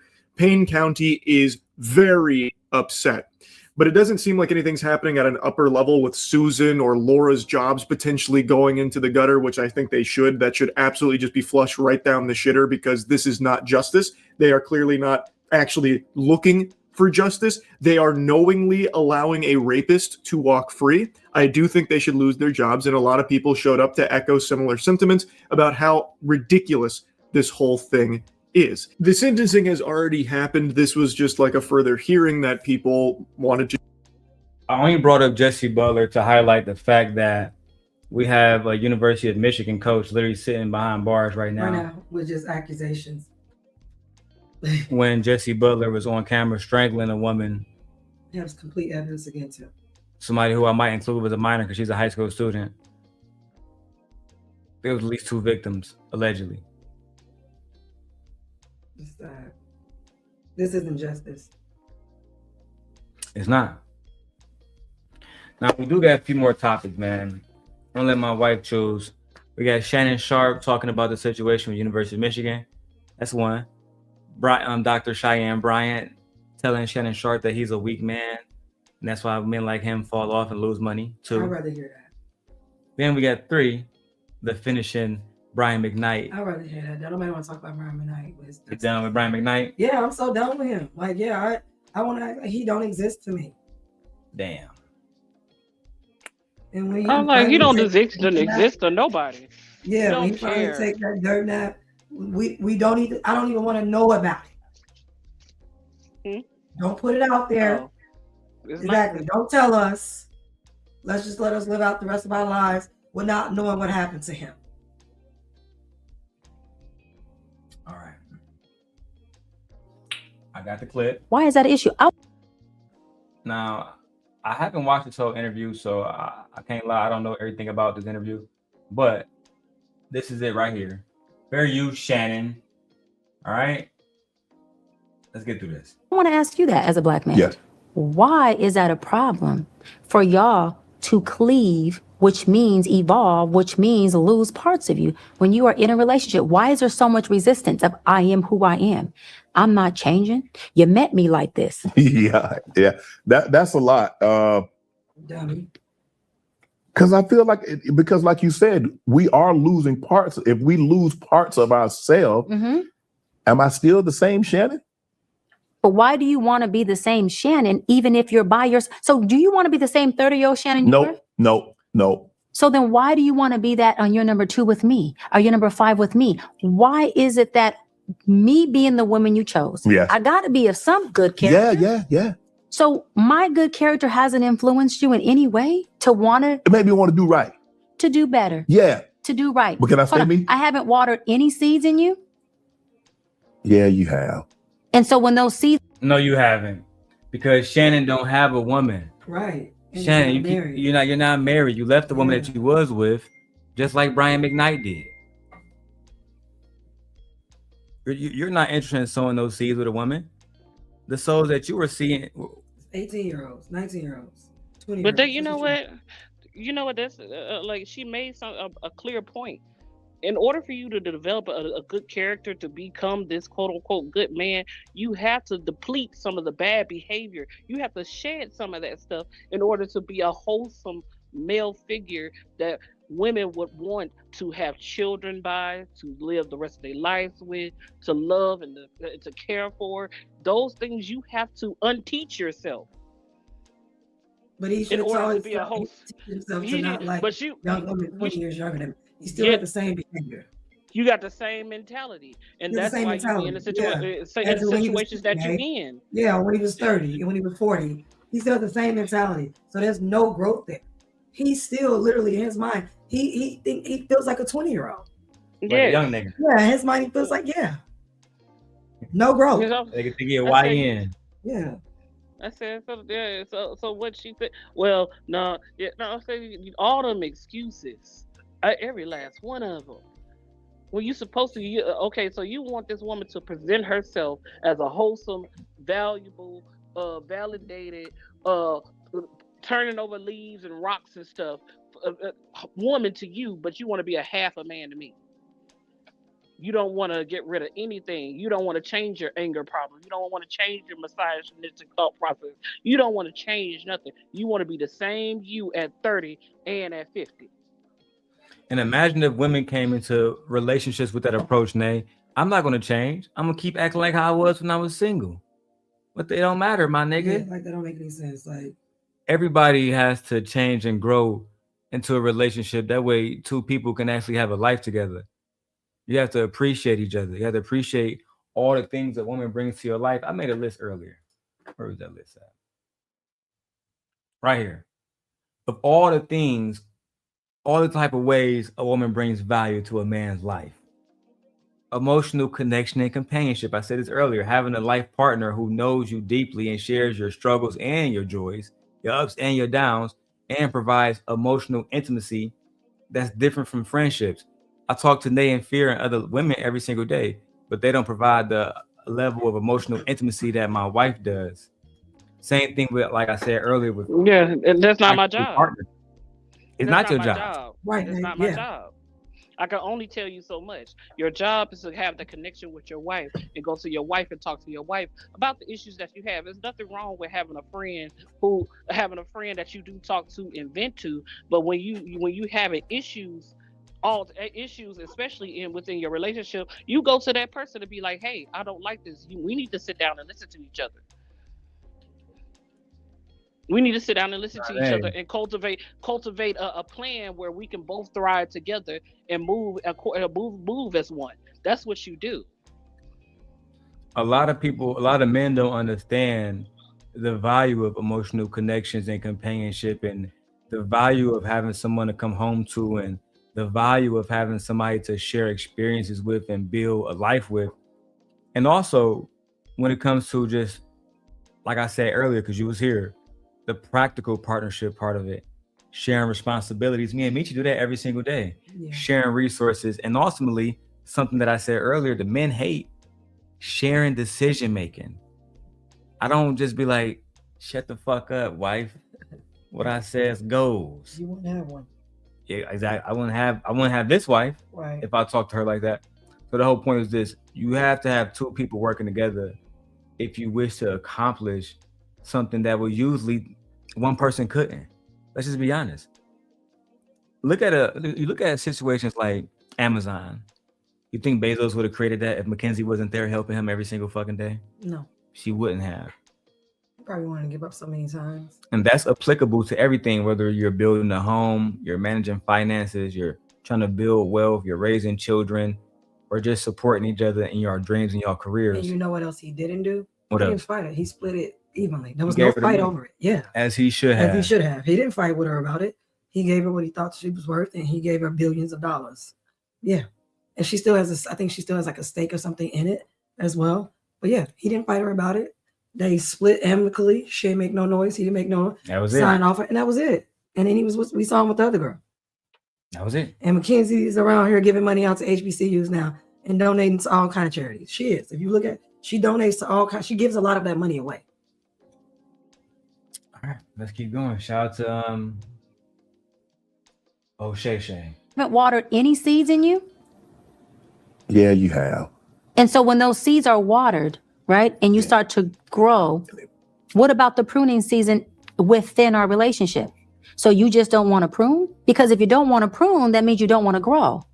Because it takes pruning for growth. Yes. So explain to me. And even when we sow up the soil to plant new seeds, there's seeds down there that get sowed up, that end up dead. So at what point do we grow together? This is one of the biggest deficits and issues within our Black community, of Black and men being in relationship. At what point do we grow? If you're not willing to grow, Fig Tree, at what point? And then when God curses this, basically, if you plant a tree, and it doesn't grow, then it's a bad thing. That's not supposed to happen. He don't want to grow into a tree. That means it's different stages you go through and change. No, babe, you know I like bringing stuff to like real life situations. What she just said sounded like exactly what you went through with Mike. Like you kept growing, and he didn't want to, or he was incapable, whichever way the situation, whatever way it worked out. Do you feel that way? Yeah, I feel like I outgrown him. I did. Do you feel like you could have put him up with you? I was pulling him up with me, and it was exhausting. But like to like your level, like you could have forced him to go to school and made him go get a master's degree. I was never gonna be able to do that. No. Never. Yeah, I'm not a musician. I'm magician. Magician, yeah, because I'm a magician. I'm not a sorceress or a witch. Right. You know, so. But it was impossible for y'all to grow together like she's suggesting. Yeah, it was impossible to stay on the same level because I always wanted more. I always wanted to have more and do more, and I always wanted to advance my career, whether that be trying different things and it don't work out and trying other things until like I kept going and kept going and kept going. He was just complacent with where he was in life. And yeah, it wasn't gonna work for me. Or maybe he wasn't stagnant. Maybe you're right. He was just complacent and happy. Yeah, where he was. Where he was. Yeah. And some people are. Yeah, but that's still some bump shit. Yeah. You know what I'm saying? All right, let's keep going. Shining Sharp. This went viral because she kind of checked you on here. She said you had no growth. You were 60, almost 60-year-old man, and you ain't grown at all. This nigga 60, 57, you're 60. marriage, head, because you covering me, because you refuse to be fruitful, multiply, Fig Tree. Then what? I didn't do my job? Or was I too controlling? Or was I trying to be your mama? Or was it that you chose to sit up there with branches, unfruitful, not multiplying, because you didn't want to be pruned for us to grow? I'm just curious. I'm waiting to know the answer. I wish I knew the answer.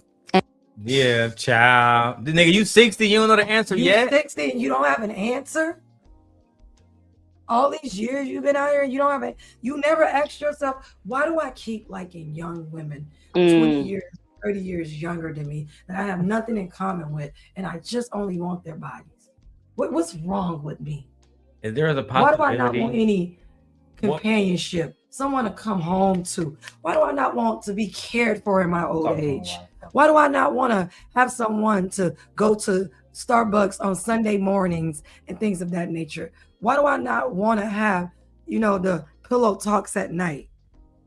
Why do I want to just only be entertained all the time? What is this void that I'm trying to fill, or a void that can't be filled? Why do I even have a void? Like, it's just crazy to me. And this is what I'm talking about. These men want to suck the life out of these young women. Stop giving these men your youth. What is wrong with y'all? And then you still give me your youth, and then look, it still turn out like this. I don't feel sorry for him, but this is a lot of black man's tale. You see him all on Kendra G's show at 55 and 52 and 48. Now they want to settle down after they old and used up and breaking down and falling apart. what I see is somebody who was comfortable with being with younger women because they never challenged him to any kind of personal growth. Intellect, none. You see, He's talking to her. Sorry, babe. He's talking to Dr. Brian right now, a woman that's intellectually challenging him. He cannot handle it. He has no answer for her. But has she been 20 and said, why do you want to settle down? He'd gave some stupid answer. But see, I think that he like dealing with these young women because they don't challenge him to be better. When, like in our marriage, it challenges us to be better. It challenges us to compromise. It challenges us to communicate better and communicate effectively. To grow. Right? To see perspectives beyond our own perspective. Right? Wives often help husbands develop emotional intelligence. That's a fact too. If they can. Because some niggas are just too stubborn. But one thing I do know for a fact is they help take care of their health. And my wife can speak to this. How much longer men who have wives live longer than men who are alone. Just go do some basic research. Having somebody to go through illness, job loss, family crises, like my father and my brother dying, it's always best for a man to have somebody there at all times. To have a support system. Let's keep going, man. And you look like you might be the only black man in this room besides the brother over there, and he's not in this interview with me. No. So why? You got to answer. You got to come up with some answer. Doc, if I knew that, I probably wouldn't be almost 60 and not married. And I've heard you talk about how you are in relationships. I am. I mean, And you're like you very- said, you got something non-negotiable. I got some Right, but you're very, and I don't say this to, poke you. I'm saying, wrapped in love. You're very stuck in who you are in relationships. Yeah. Yeah, you're very, this is who I am. Yeah. And when I want my space, I want my space. And I don't need a shift or change. You can do what's conducive to me type thing. Yeah. And so that is the resistance. But you just said as a single man, you would not want to be the same 30-year-old you are now. I don't, but I just. So why do you want a woman to be with you while you the same person you were when I met you? That's because black men say one thing and do another thing. They live in delusion. They have their own reality. She literally just said, this is what you said, but this is your behavior. So what do we call this? Cognitive dissonance. Yes. That's what this is. To the fullest. To the fullest extent. Your behavior is one thing, but then you say something else. And then your actions don't match the behavior or the thing that you say you want. Like that's like it's like a triangle effect. Like the men wanting virgins but having sex all the time. Oh, yeah. Yeah. That don't even make any sense. And I don't know if y'all noticed. I noticed, but did y'all notice how like boy like he got? How like he turned into like a little boy. Like a mommy talking to him. It literally made him play it back. But look, He but literally went listen into, like, this. boy mode. Yeah, like a little boy. But that's what I'm like. Sometimes that's what is neat. That's why we sit up and tell black males. Can y'all hear me? Go ahead now, yeah. I said that's why we tell black males it's okay to go get therapy, because most of the time you haven't grown. I'm like the person that's talking to you, especially the counselor or the therapist that you talk to, is talking to that inner little boy, and they want that little boy to get out of that little boy place, because you are a grown man. Stop acting like a little boy. See you later. I said that's what you a grown 57-year-old man and still act like a little boy. Little boys want to run around sticking their dick in everything. Little boys want to sit up and use their money to get what they want and play on people's top. Little boys do that. Even in the Bible, it say something. Is a verse that said to say, when I was a child, I acted as a child, I played as a child, but when I became a man, I put away my childish ways. That's what you're supposed to do. This is from the very book that man wrote, and you don't even want to listen to that. That's what. So I mean, but most of the time, when you have trauma, it usually you experience trauma in your youth. That's why it's good to go talk to someone so you can get over that trauma. Because he needs to really figure out why he can't develop attachments. Yes, I'm like, attachments. That's his problem. He can't develop attachments. He doesn't know how. You don't know how to develop attachments with women. I don't know what your mama did or whatever woman in your life done to you, but you need to go talk to somebody and get that little boy out of you and turn into a man. I'm telling you, he got Nate. Did you see it? He got real boy like. He got real calm, and you like, yeah, you right, yeah. You he got real boy like. If you go back and play it, baby, say he got he got real boy like another personality came up like. The shark went back, and then another personality came up to present himself, like the 9-year-old or the 10-year-old little boy inside of him. Okay, I went back a little bit. Okay, now pay attention. Or in relationships. Yeah. Yeah, this is who I am. Yeah. And when I want my space, I want my space. And I don't need a shift or change. You can do what's conducive to me type thing. Yeah. And so that is the resistance. But you just said as a single man, you would not want to be the same 30-year-old you are now. I don't, but I just... So why do you want a woman to be with you? Are you the same person you were when I met you? I'm working. I'm a work in progress. It's taking me longer than anticipated. You know, I had to repeat a couple of grades. Okay. 16. You've been in school for It's taking way longer than anticipated. Right? For how old he is, you're literally okay. So let's do the math. So 8th grade is 8 years, right? So let's go through 8 years. There's 4 years of high school, right? And then if you do another, so that's 8, 9, 10, 11, 12, 13, 14, 15, 16 years that we at right now. So that's elementary, middle school, high school. We're going to go 4 years of college, right? So say for instance, you go ahead, you know, you're going to be a doctor, residency. That's another 4 years and maybe like 2 years, make resident. That's another 2 years. So you've been at the same grade level for 20 years? You're not even in school that long. Doctors are not even in school that long for the amount of time that it's taking you to actually figure out why you are still a little boy inside and you can develop healthy attachments to where you only want to continue to be with young women. What is wrong with you? This is beyond the whole point when they say, oh, women mature faster than boys. No, I thought y'all told me that men are more logical, reasonable, understanding. They think better. He is 60 years old, and that is not true. Bro, see, I'm still learning. He said he's still learning. He's still learning? At 60 is crazy. At 60? I think by the time you're 60, you should have learned some shit about relationships, bro. How can you lead and you don't even know what shit. you're doing? But he wants somebody to follow him and be on his program. He don't even know what his program is.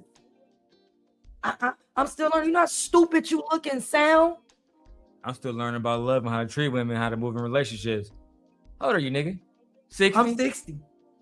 What? Nigga, it's almost over, cuz. Right, you literally got a good 30, maybe 45 years left, bro. Nigga, It's done. 30 is a blessing. Yeah, it's done, bro. What are you talking about? 10, 15. 15 at the most. Like, real talk, nigga.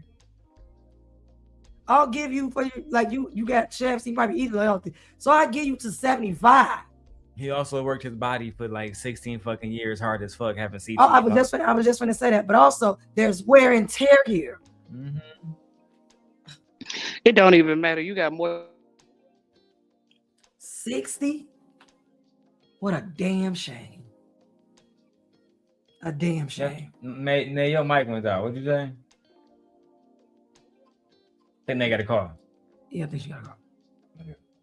To be honest, Doc, I don't know, like I don't know, maybe like you say you had this vision of being married. I don't know if I really deep down inside thought about I was going to ever be married, because I was just, my whole focus was to get my family out of the environment that we was in. Right. And I didn't necessarily think, I thought I needed a wife in order to do that. Mhm. So it was just work, focus. And I don't do a great job of multitasking. So I can't do my job and love this person like I love this job. So are you telling me that black men don't know how to fucking compartmentalize and multitask and build relationships and be fathers and husbands while still have a career? Babe, What the? we're talking about one of the greatest college football players of all time. Now, in order to stay on a college football team, what do you need? You know what? No. In order to stay on a college football team, what do you need? What do you mean? You need a certain GPA. You should have been talking like to play. I don't think somebody say, I'm thinking something like other people like work on a college football team. No, in order to like, play on the team, oh yeah, your grades, certain grades. Grade. So clearly, you had enough time to go to football practice and go to class. But I just don't got enough time to love no woman, though, my nigga. I just can't love these hoes. But that's a lie, because you had time to love hoes. So you could have replaced that time to love hoes with that time to actually look for a real, meaningful, fulfilling relationship. Stop saying that. You didn't want it. Somehow I was focused on they give a lie and excuse to everything but the truth. I would have had more respect for him if he would just said, that I didn't even care. That I didn't want to be married. I just wanted to have plenty of women, spend my money, and do me. I would have respected that more. But to throw that on my family and I had to get us out of poverty. Who did you bring out of poverty with you? Nobody. I'm just trying to see. I never heard him say he bought his mama a house. His uncle and cousins got this. He putting kids through college. He paying for daycare for and babe, cousins. I know you don't watch the NFL. I used to. I don't know more, but I do know this for a fact. And I think Nate might know too, because she in the South. You don't have to get your family out of poverty when your brother is also an NFL fucking player. That's I'm like, he an NFL. That wasn't him too. He's straight lying. But wait a minute. Wait, pause. Go ahead, Nate. Go ahead. Pause. But this is coming from a man. You had to get your family out of poverty, but you didn't want to pay for your own daughter's wedding. I'm confused. Me too. I'm real confused. Then what is that? Girls no extra money. He did. Same girl that the same man that should have had to get another girl out of poverty. His older brother is actually 60 years old now. He was already in the NFL. He was already in the NFL playing for the Green Bay Packers in Wisconsin. Yeah. You didn't have to get them out of poverty because your older brother was already pulled y'all out of poverty. Yeah. So stop making that as an excuse on why. And just for the record, his older brother's name is Sterling Sharp. Okay. And let me show y'all Shannon so I can show my wife. He is the younger brother. Shannon Sharp is 57 years old. Sterling is 60. For 3 years, he was in the NFL getting contracts, getting money, my nigga. Yeah. You ain't had to pull shit out of poverty. No, you ain't pulling nobody up out of poverty. He just used that as an excuse. A sympathy play. Yeah. Well, I was feel bad for me. Yeah, because I couldn't focus on a relationship. I couldn't tend to myself because I had to pull my family up. But yeah, that's the tactic. Ain't that the same tactic that Angry Man tried to use on old girl? Well, the reason why I got the name Angry Man is from my trying to. Why are you trying to play on my top? You talking to a side? You know where Shannon Sharp is from? Chicago. Chicago. But yeah, I'm. Why are you trying to play the sympathy card like I'm supposed to feel sorry for you for your actions? I'm not gonna feel sorry for you. So sorry for you. When you still doing the same shit. I could say, oh, okay, if you haven't healed from anything, you haven't developed from anything, I'm not gonna feel sorry for you, grown ass man, especially grown 60-year-old man. bro. Like, no. you're not He doing it. literally tries to, just because we're women, most of the time we're women and we're more empathetic than men are, you try to pay on my empathy. I ain't gonna feel sorry for you at 60. I'm sorry, because I'm pushing 50. Yeah, how long you been pulling these niggas out of poverty, bro? Right. Like, I'm not nobody got And when you time was for paying that. 50,000 a cheek, you could have really been looking and courting a real relationship with a woman. You really could have. Child, if you don't go find a cliff and jump, end it all then. Shit. If we gonna believe that. We Lord don't have have mercy. women don't have time to be doing all that. Feel sorry for me. No. We got enough on our back. For the world never feels sorry for us. He had plenty of suitors, plenty of Suitors, exactly. I don't want to hear that. He was around, he had access to like some of the most, I won't say beautiful, but affluential women around. He had access to women. Yeah, I mean, there were black women around. I'm pretty sure it was beautiful. Hell yeah. Like, yeah, absolutely. So I don't want to hear that. Ron Shannon, hell yeah. Yeah. Not only was Shannon an NFL superstar, literally, he was basically a sex symbol. Like, women, if they didn't love anything else like 50 Cent, they loved his body. He was, and I mean, even now at his age, amongst his peers, he is a sex symbol. It's not even close. But child, let's go. That's the hardest part because I've always put work first. Work has always come first. When I played, it was the most important thing. It was the only thing. You play second, or if you can't play second, just we ain't no sense in you getting in the car. And so it's so hard for me to turn that off because I've done it for so long. And now that I have so many people counting on me, you know, brother, sister, mom, kids, it's just hard for me. And you know, the thing that I got, that's all you do is work. The only thing that you care about is work. And sometimes I think that is true. Because I've gone on one vacation in 57 years. But what are you overcompensating for? But nigga, you think nigga.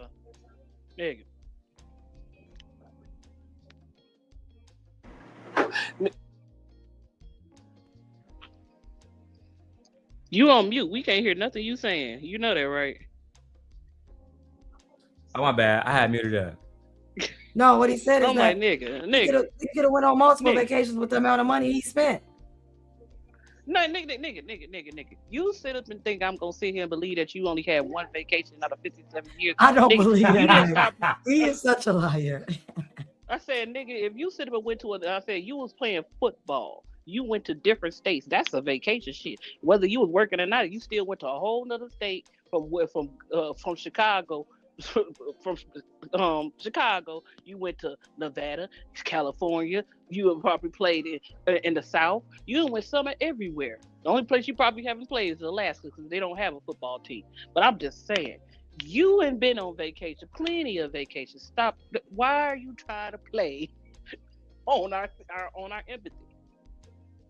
Do you think I boo-boo the food? Do you think this highly educated woman is a boo-boo the food? All I had to do was work. Work for what? I hate when they say that. Or I hate when people come up with the most sorriest excuses on why they don't develop themselves. What you mean? What are you overcompensating for? You was a rich kid. Your brother bought you out of poverty. You was a rich kid. So what you was trying to be better than your brother or something? And I don't like the fact that he keeps trying to say, oh, I'm taking care of everybody.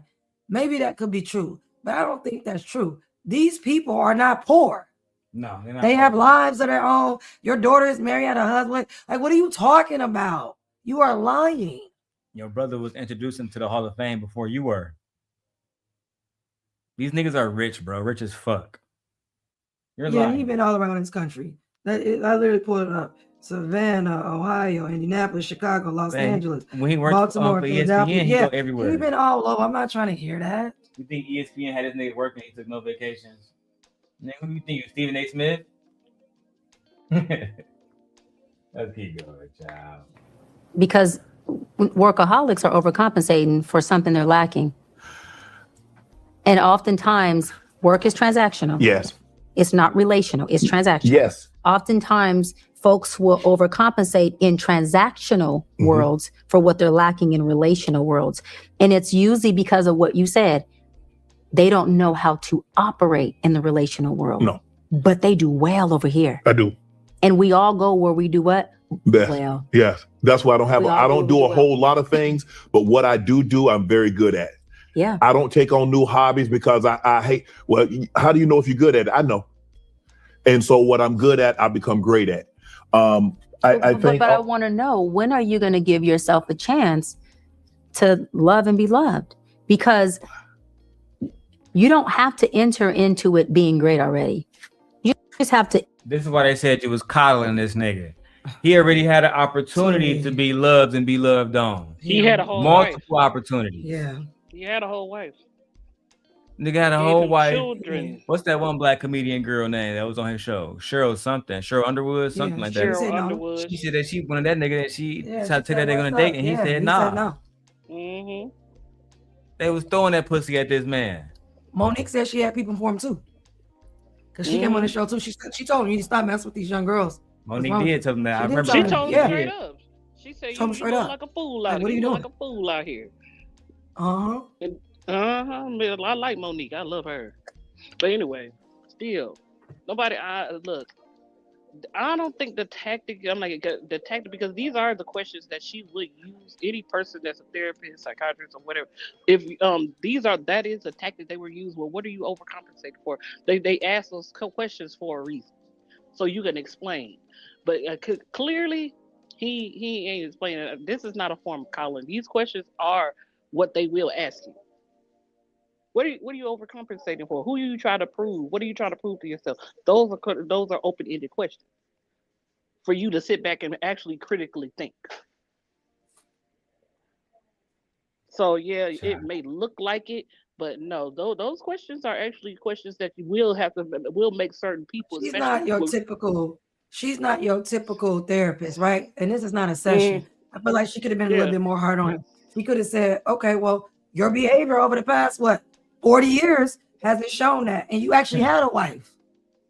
Yeah, I'm like, we got to continue to watch, but I guess she's her soft approach. I can see where you're going, where it could be a little harsh, but it may. This may be her tactic to make people comfortable, or just talk. Already comfortable with her. She fine. That's why he comfortable. I'm like, she fine. I'll be comfortable too. Yeah, he already comfortable with her. He got a beautiful woman in front of him. Easy. She was way harder on Cam Newton. Yeah, she needed to be. She needed to be, but the Cam Newton is aggressive. And she made him look like a fool too.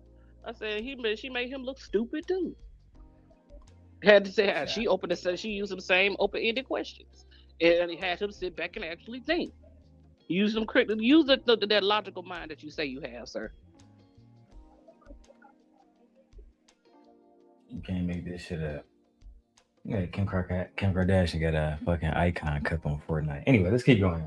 We got 200 people watching. Let's go.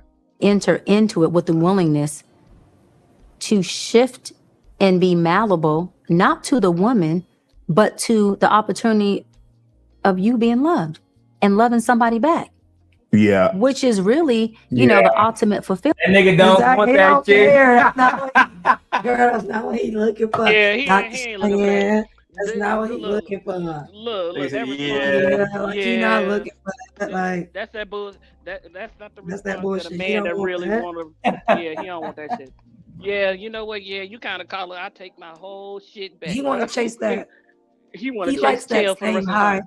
on the field, off the field. He likes to be praised.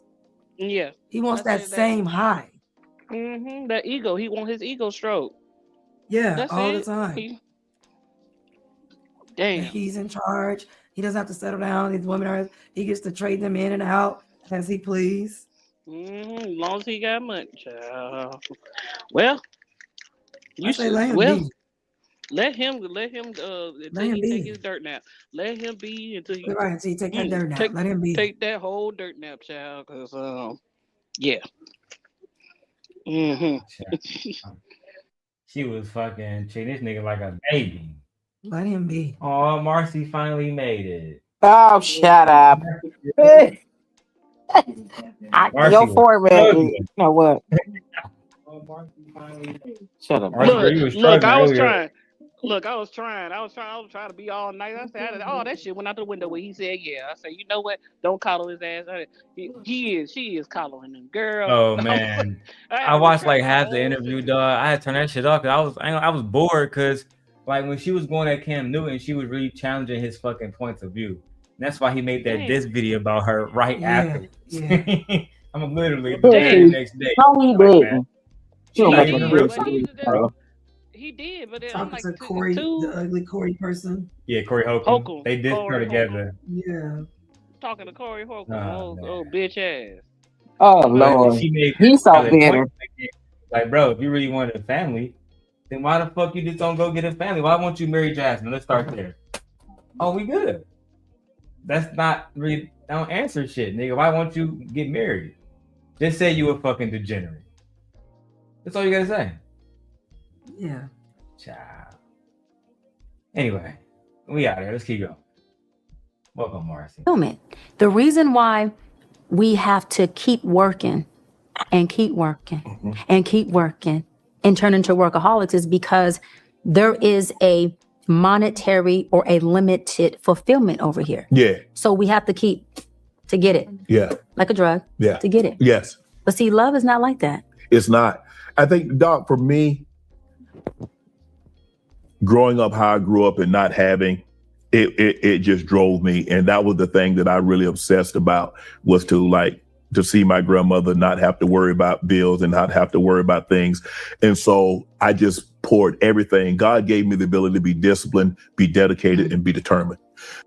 God did not give you nothing, right? Don't put this on God. What are you doing? God didn't give you nothing. So he gave you all of that, but not to mess with 18 and 19 and 20-year-olds. He gave you all of that, but not to fill a void so that you can grow old with someone to actually find love and be loved. And if you learn discipline, then why weren't you disciplined in a situation with Gabriela Zuniga? Yeah, why'd you give up? She literally took more money than you made in your NFL career. You made 19 million, she took 23 million. God damn it. So you still owe her. Wow. You know niggas gonna learn. Now, Marcy, you got the black man University of Michigan taking the ultimate L. Taking the ultimate L. Oh yeah, I'm gonna go ahead and smash with Shorty. You know what I'm saying? Look, she gave him the coochie. I'm a real nigga. University of Michigan. Oh yeah, you're a real nigga. Go ahead and arrest that nigga, man, immediately. So greedy. You think greedy. you would? Nigga thought he was a white man, Marcy. Let me go ahead and press play on this. And so for me, Wait, but not to a woman. No, because if there was a choice, Doc, if I had a choice between work or woman, I'm choosing work. But that's because work is safe for you. It is. What is someone safe for you emotionally with the woman? I think for me, I haven't had the best luck with women. Why? But I haven't been best for them. Talk about the luck. Why? What is your Hold on, because that's the part me and Queen She was going over.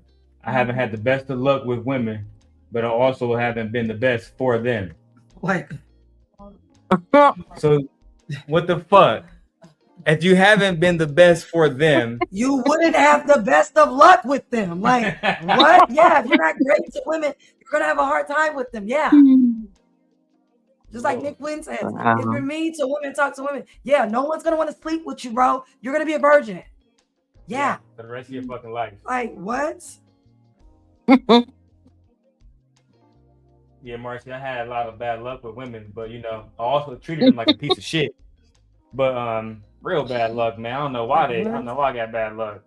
I wasn't the best to them, but don't know why I got bad luck. Oh my God. The fuck?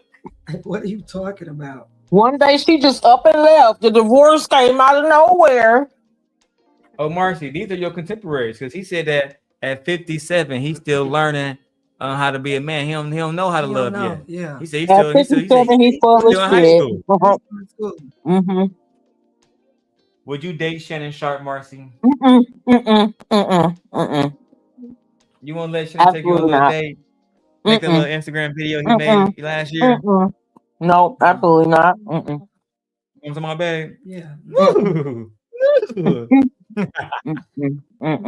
Oh, Shannon. Also, he can avoid those fucking gay rumors because he took that man out and they went out to the Yeah. Los Angeles game. Lord have mercy. Let's go. You haven't had the best luck with women. He hasn't, and he knows it. What? Them That's okay. with women. Why? But I haven't been the best for them. Let's talk about the luck. Why? What is the narrative around you haven't had the best luck with women? Because I've never given them all of me like I have a job. Well, that's why, loser. What they couldn't hurt. I only gave them what they couldn't You wanted them to have your scary. What do you think that means, Marcy? What do you think that means? He's scary. He's scary. He's scared to lose control or be vulnerable or open himself up to new things. He's scared. So this is why.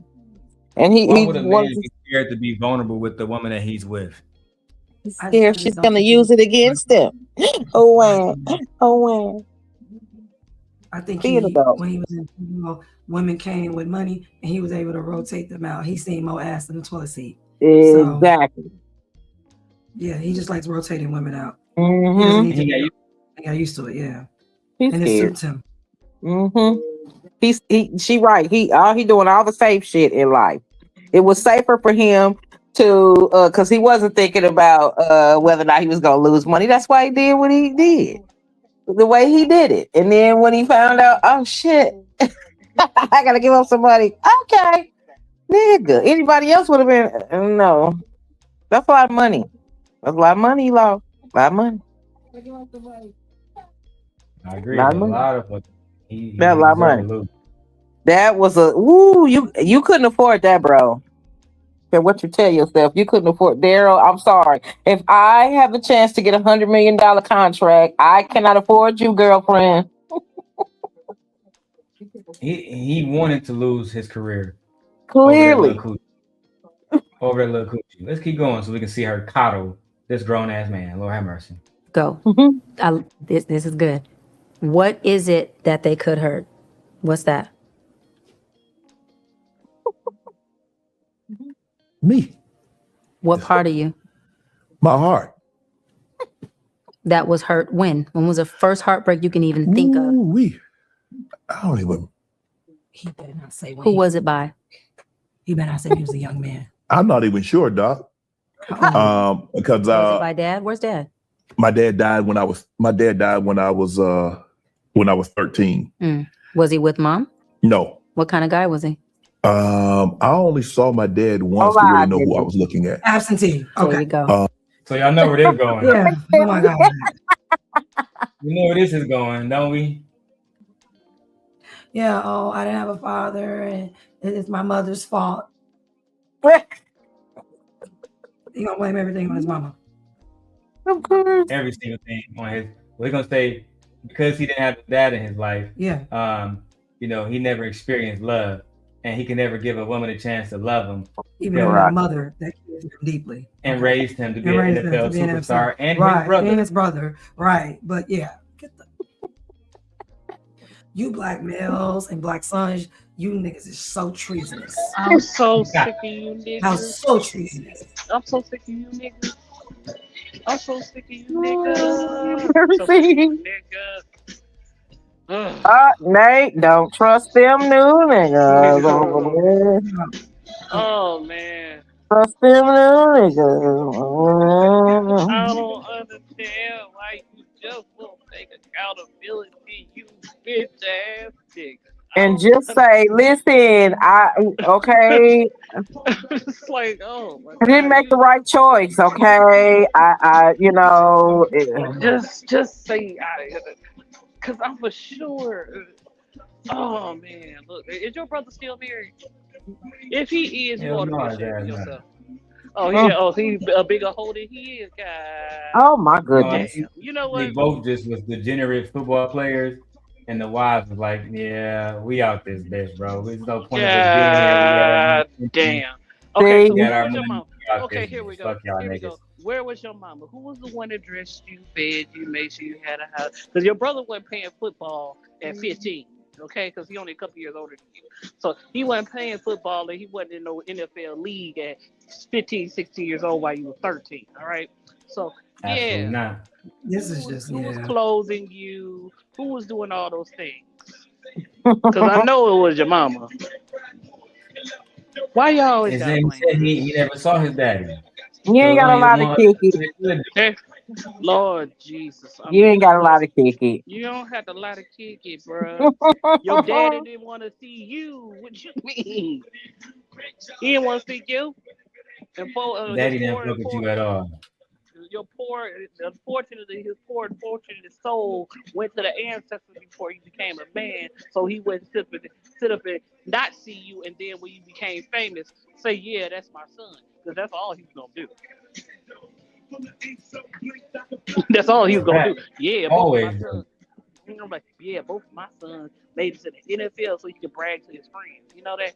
Like they, most of the time, that's what they do. You ain't bringing nothing of value to him, even your own father. Sometimes they don't even want to claim it. So, yeah. All right, Shout out to go Fear ahead. over there holding us down. Come on. Let's hear your sob story. How your mama ain't did nothing but love you, and you still don't give her the credit that she deserves. All right, let's hear it. No, he more focused on the love he didn't get from his dad. Let's go. There you go. So that abandonment, wound. What is your narrative about your father? What kind of guy was he to only have seen him once? Well, when he and my mom divorced, my grandfather, growing up how we grow up, get divorced, the kids are going with the maternal grandparents. And that's what we did. We came down to South Georgia. But let me word it different then. What kind of father would you have to be to only see your child once in 13 years? I think he was embarrassed. About what? Not being what he wanted what he thought he should have been. What? Not giving this nigga a pass. So exactly like what? I think he was embarrassed. You don't know what he thought because he wasn't there. He was just a fucked up nigga, cuz. Let's just put it like, I don't give a Why fuck. wouldn't you say I'm embarrassed? Why wouldn't you just say for a father not to show up for a kid? That's not a good father. That's not a father at all. You were abandoned, bro. Literally, he left you and did come back for you. They give these men, these absentee males, so much praise, so much love. I think he was embarrassed. So you about to soften a blow for him, a man who was never there for you, who didn't give a damn to come back for you, to check on you, who didn't give a damn to even raise you. Oh my God. It's so fucking. This is yeah, like what? What are you talking about?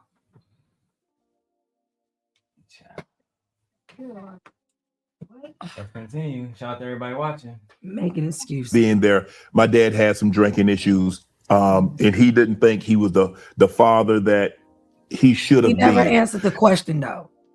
He never answered. He said, "What kind of father?" Well, I think he was embarrassed. No, he asked you, "What kind of man is it to not come back for his kids or to not be years. for 15? What kind of man would you think that would be?" Any other man that's not your daddy, he'd be a bum ass nigga. Right.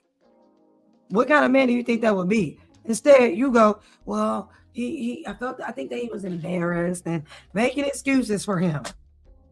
He was weak. He didn't want you, bro. He left you. He crumbled under the pressure. Yeah, your mom was just a nut rag, as Daryl would say. I would never left Leia in that situation. Hell no.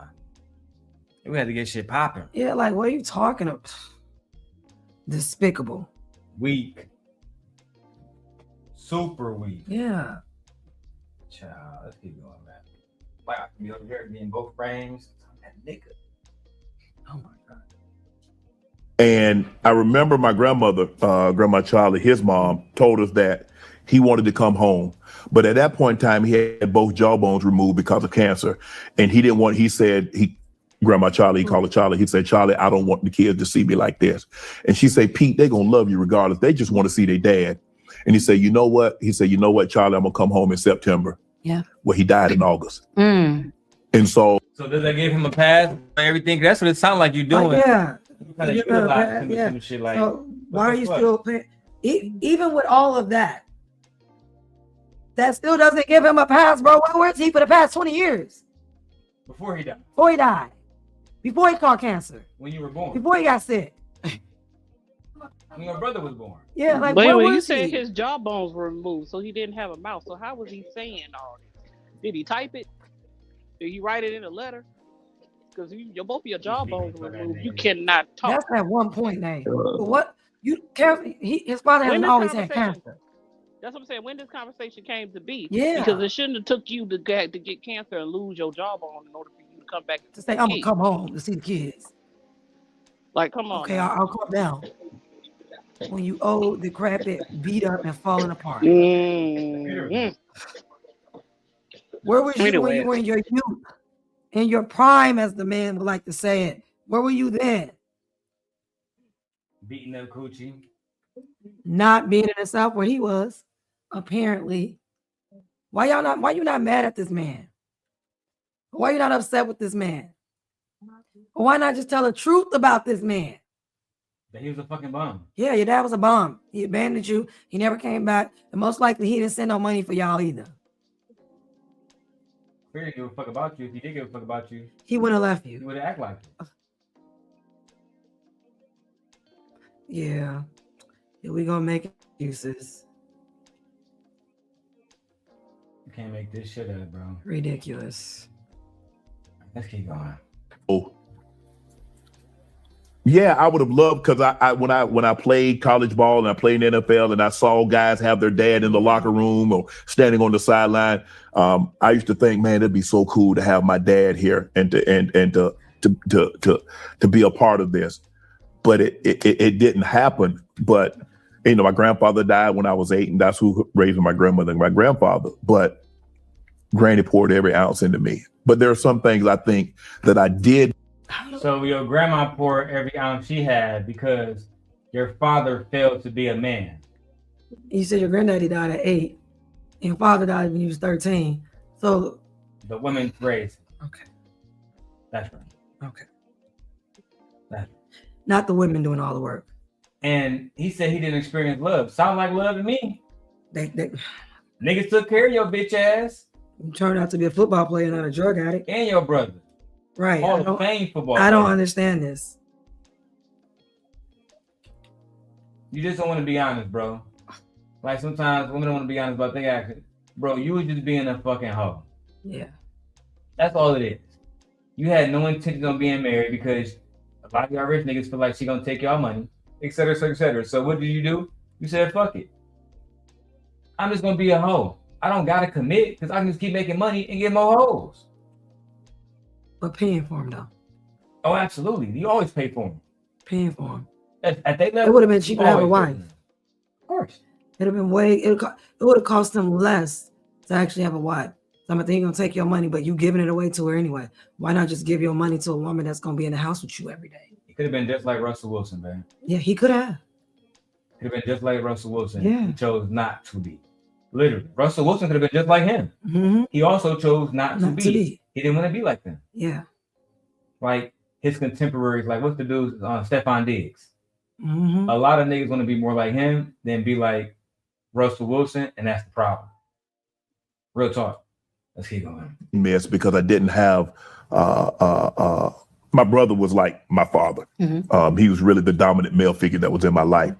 But that's Doc, I mean poverty, that's what kind of shaped me.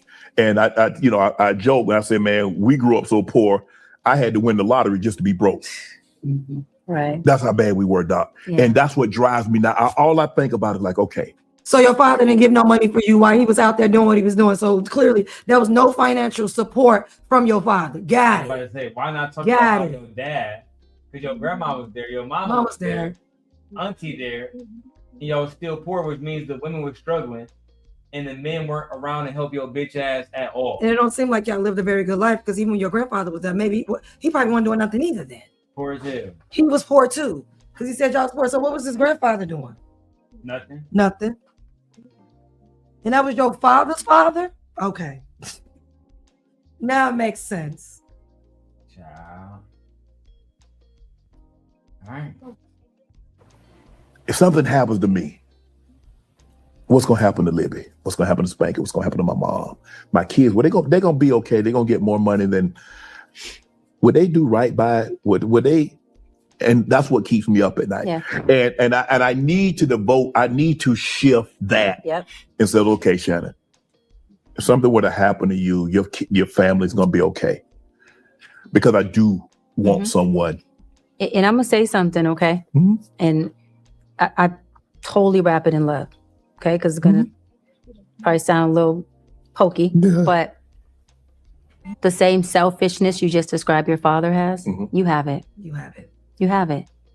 And the pain that his selfishness and his pride and his ego implemented in you is the same pain that you're implementing in everyone you come in contact with, including your girls and their mothers. What your father taught you was nobody, not even y'all, were good enough for him to come around or stay around. And nothing has been good enough for you to stay around. Not even your kids, because you obviously are not or were not with their mothers. Right. And it doesn't make you a bad man. It just makes you a man that needs to be aware of your makeup and how you're built, because you can't change that. When we talked about it earlier, you can manage that once you realize, damn, I'm him too. So until you realize that ego, that pride that he has taught you. What are you trying to teach this nigga? I'm lost. You need to be telling this nigga, stop dating young women. Right. Stop tricking on fucking Instagram models. Right. Go raise your motherfucking kids. Or be a grandfather, someone, get to know your kids. Do anything except trying to be with young girls, and stop acting like these young men out here. Like, be your age. That should be the only message you send to this man.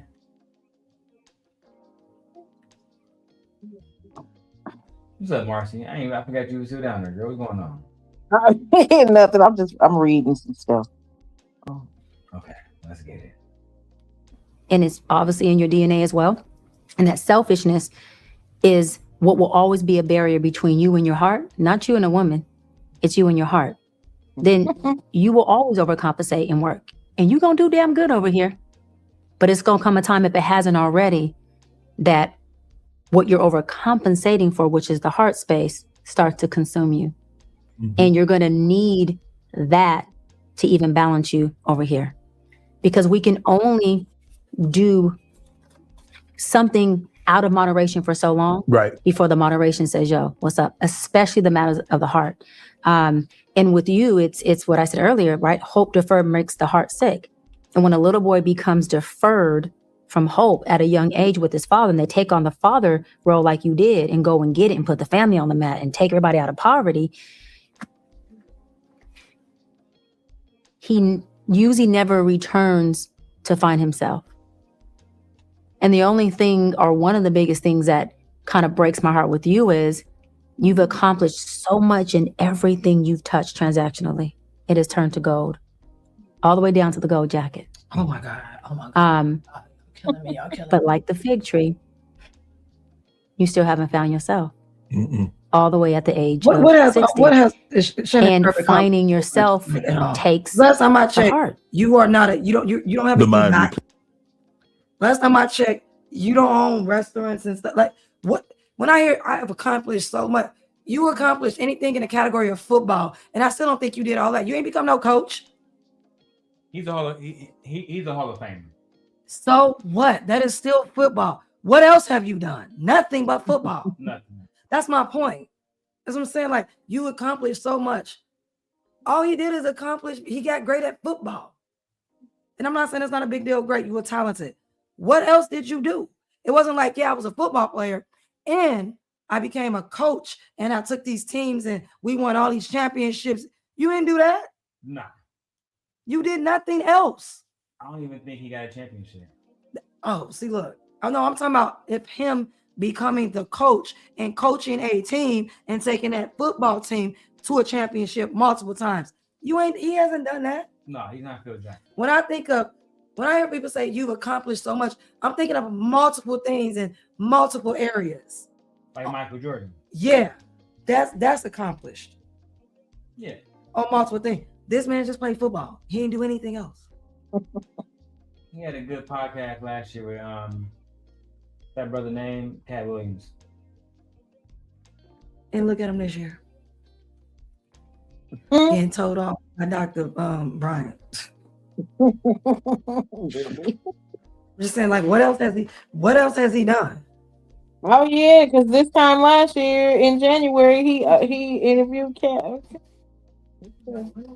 He did. I just don't know what else he's done. What else have you done to have so many accomplishments and what? He has accomplished shit. That's what I'm saying. Like what? She was just babying that nigga like they always do. All right. For the coddling, because he should just was coddling. Damn, I had hope. I thought she was hope, and that just went out the window. The whole window. You took that shit and chucked it out the window so fast. It was like piss. God damn. I was born. Anyway. Oh, you been there. Our last video, because I'm not doing Brian McKnight no more. My wife said she didn't want to do it. I don't want to do that. Man, nobody want to hear about that. Nobody care about that. Brian McKnight, we done with him. Now we got to talk about the last topic, which is the end of the manosphere. At least according to Brittany Venti. Let's go. I was born kind of chopped. I always knew from a young age I was kind of mid, not necessarily beautiful. I've always been certified. I always knew from a young age I was kind of mid, not necessarily beautiful. Damn. Pearl always knew you was mid, not beautiful. Kind of mid. That's why you talk all the shit you do to other women, because you know you ugly. You didn't do you went and spent all that money for whoever that was to get you some clothes instead of getting a freaking makeover for real. What you need to do is chop your damn hair off, dye it fiery red, put some fucking makeup on and look like a woman instead of a damn. Let me shut up. I'm sorry. All right, let's get it. Marcy said what the fuck she said. Always been a certified mid. You know, I would look at women more attractive than me that would get more opportunities. I've always been a certified mid. Nothing screams self-worth like having to explain to your audience how mid you are. But apparently, she also thinks that she looks better than Sydney Sweeney because her simp said so. This is Pick Me. Wow. Talk about That's the girl I watched. That's the girl I watched. She had a video where that girl spent a ton of money. You should have seen them clothes they picked out for her. No, I saw that video. I covered that video. So I remember that video. I remember everything. When a stylist fucked her over. Or her own body fucked her over. Whichever way you're going to go with it. Ciao. That same dress on my wife was really good. But Pearl has no shade. But Pearl, for you to say you look better than Sydney fucking Sweeney, and I don't even think that girl's fine as hell. No, but she's not, but I seen that, baby. She okay. Compared to Pearl, she looked like a fucking dime piece. Period, Pearl. Lord have mercy. Let's keep going. Pearl. She's called that because so many guys want to pick her over Sydney Sweeney, of course, which is why she dated a homeless guy. Let's pick up where we left off. Pearl took it upon herself to run her catfish awards on Shitter. She took an 8-year-old edited photo of me after she saw I said that I was retiring from YouTube and used it to say that I'm a catfish. Brave choice, Pearl, especially when you have me blocked from replying. I'm sorry that we can't all be natural beauties like you. She chalks it up to makeup here, and yeah, Pearl, it does take work to develop the skill to learn how to do your makeup properly. You know, so that you don't look like you're using your grandmother's 20. Jesus Christ, she put up the moments when Shorty had the makeup on. Damn. Not diabolical, God. Yeah, that was nefarious right there. It was Damn. I love dastardly. Brittany and her narrations. Lord have mercy. That hurt my feelings for her. God damn. God damn, she be dragging bitches on here. Shit, that was a Let's whole keep going, read and then some. Shit. Year-old drugstore eyeliner. Here's a tip for Pearl. Lightweight concealer is really good for not settling into premature wrinkles around the eye. Pearl does a really Damn. good job at not looking Well, into. Here's a tip for Pearl. Lightweight well, concealer is really good for not settling into premature wrinkles. tell her, baby. Tell her. You can use a little bit. Why you sitting up talking about black women? We know about concealer, okay? Damn. Hold on. Blurring powder. Go ahead, She said Marcy. that shit hilarious. Listen, because she's right. She's absolutely right. You know nothing about makeup, nothing about any of that. You know nothing, and you still haven't got picked. Well, if you're not gonna get picked, you might as well get into yourself. Get into yourself, honey, because you could use it. Mhm. What's your thoughts, babe? I just think a lot of white women don't age well. She looks like she's about 35 to me right now. Listen. So when she's 40, y'all know what she's gonna look like. She's gonna be through. She's gonna be through. And she knows that I've she's seen her been mother. Around So the eye. unfortunate looking her whole life. you She should know see her white mother. women- Total beautiful opposite. woman. You should see her Not mother. unfortunate. Not the poor unfortunate soul. Even Ursula from the Little Mermaid can't help her. God. No, absolutely not. Her mother. You should see her mother. God. You should see her mother. She don't look nothing like. I'm like, that's your mom, girl. What she my find mama- you? I'm like, she knew that child was unfortunate. That's probably why she didn't teach her shit. Oh She was Lord, like, have mercy. oh God. Her mama looks younger than her. I put it like that. Look, I mean, she in her 30s now, but Is she? yeah, Oh, she got to be at least 31 now. oh. Yeah, she made me look like I'm 20 and I'm I see 35. my daughter, so I don't understand. She's 33. That's what I'm saying. Ooh. Jeez. I know. You poor. All right, let's keep going. Fucking man. Hi. Pearl does a really good job at not looking her age. I can't believe she's 28 years old. What up, guys? Welcome to another episode of Pearl Daily. Today we have a special guest. Listening to this clip when she opens her mouth is like a flashbang. What up, guys? Not everyone knows Pearl's lore, so I'm gonna go ahead and give a quick rundown. Jesus Christ, the editing is crazy. I can't believe she's 28 years old. What up, guys? Welcome to another episode of Pearl Daily. Today we have a special guest. Wow. Listening to this clip when she opens her mouth is like a flashbang. What up, guys? Not everyone. Hey, that is the crazy thing about it is It do sound like she's speaking on stuff that because Brittany Venti, if she's not feminine in real life, she present herself extremely feminine, and it's the exact opposite of what Pearl tries to do. Like Pearl tries to present herself as this feminine, soft woman for the manosphere, but she just can't do it because it's just not. It's not in you.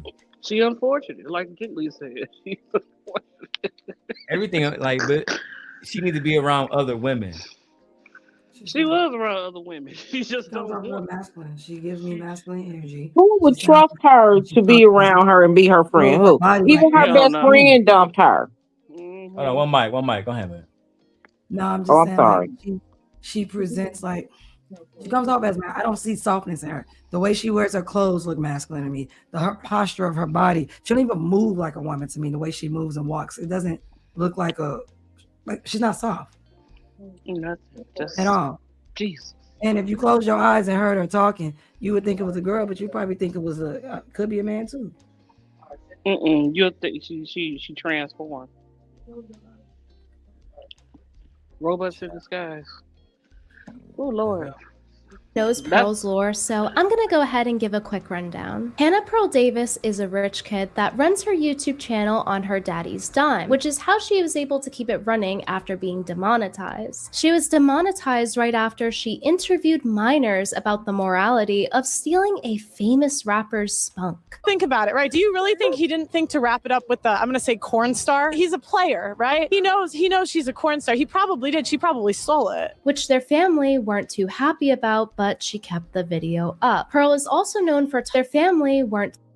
So Pearl interview, she went to a black school, and this black woman was the one who got her demonetized, well, allegedly, where she did this tweet that says, the TikToker / YouTuber Pearly Thing stopped my 15-year-old sister and her, I guess it's a sister, and her school friends on the street to ask them invasive questions about sex on her YouTube channel. She made the video and has been subjected, go close that door for me, please, and has subjected them to abuse from the red pill community. Ciao. Let's go. Too happy about, but she kept the video up. Pearl is also known for talking about how 16-year-olds are hotter than 25-year-olds, showcasing her about how too happy about, but she kept the video up. Pearl is also known for talking about how 16-year-olds are hotter than 25-year-olds. Pearl, what the fuck would possess you to say that 16-year-old chicks are hotter than 26-year-old chicks? Because she hung around. It's almost like you want niggas to go to jail. That's because she hung around you know who team. Anyway. Team Portugal? Ciao. My wife getting sleepy. Known for talking about how 16-year-olds are hotter than 25-year-olds, showcasing her feminine maternal instinct to protect children. And this idea that women are somehow nurturing and motherly is just the biggest lie that we have ever told in our society. As feminine as she is nurturing, she's known for preaching to her audience how men want women that are feminine, docile, pure, and beautiful. She leads by example, making so much effort in her minimal skincare routine, as well as her hairstyling and her girly gorilla posture. She's doing a fantastic girly gorilla posture. I told you, I said I like the way she walks and carries her body. It gives masculine. It doesn't feel like soft. Like, you ever seen women just get up and just walk and their body just flow? Not her. Like, she looks masculine, lumpy. Like, yeah, her clothes don't look good on her. Yeah, she's built like you built like a Lego girl. You need a real stylist, but she ain't gonna get close enough to anybody to even. Nobody's gonna want to get close enough to her to even bother.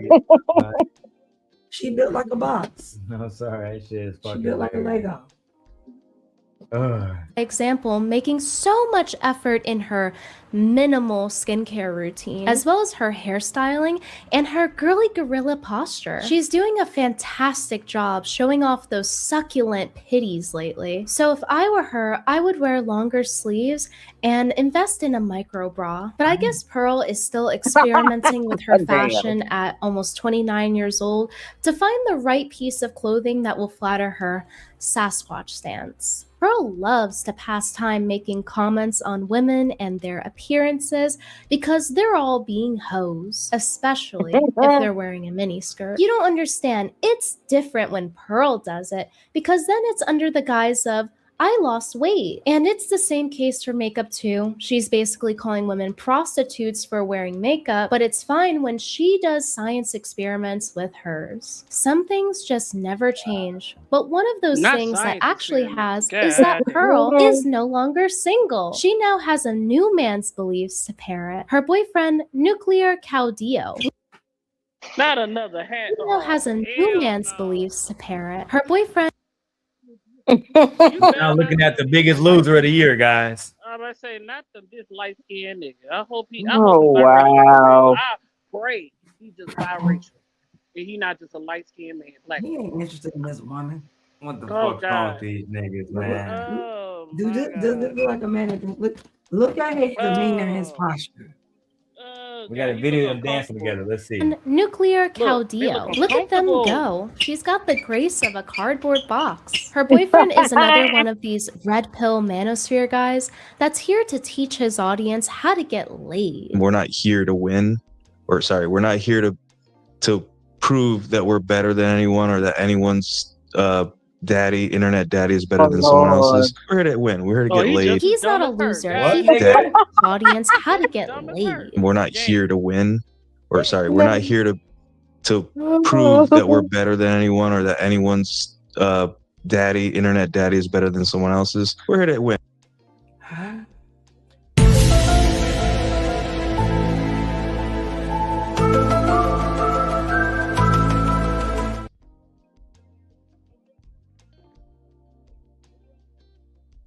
Go against other. And we're here to get laid. He's not a loser. He has strategy. Like using an app that fakes live stream viewership to get women to twerk for him at parties. His channel is about teaching men how to extract sex from women with the lowest investment possible, which is how he got Pearl. Unfortunately for Good one, Brittany. So well done. So as always, she never leaves me unfulfilled watching her videos. So well edited, so well thought. Good job. Good fucking job. For him, his alpha red pill selfies just weren't enough for him to be Pearl's first choice. Because Pearl says that the female fantasy is to get someone out of their league. And that's why Pearl is always thirsting after other guys, whether it's the whatever podcast host that she's worked with. Wow, he was really cute back in the day. He just got fat. Or her bowing down to this black guy that isn't her boyfriend, calling him king. I'm not here to lower your confidence.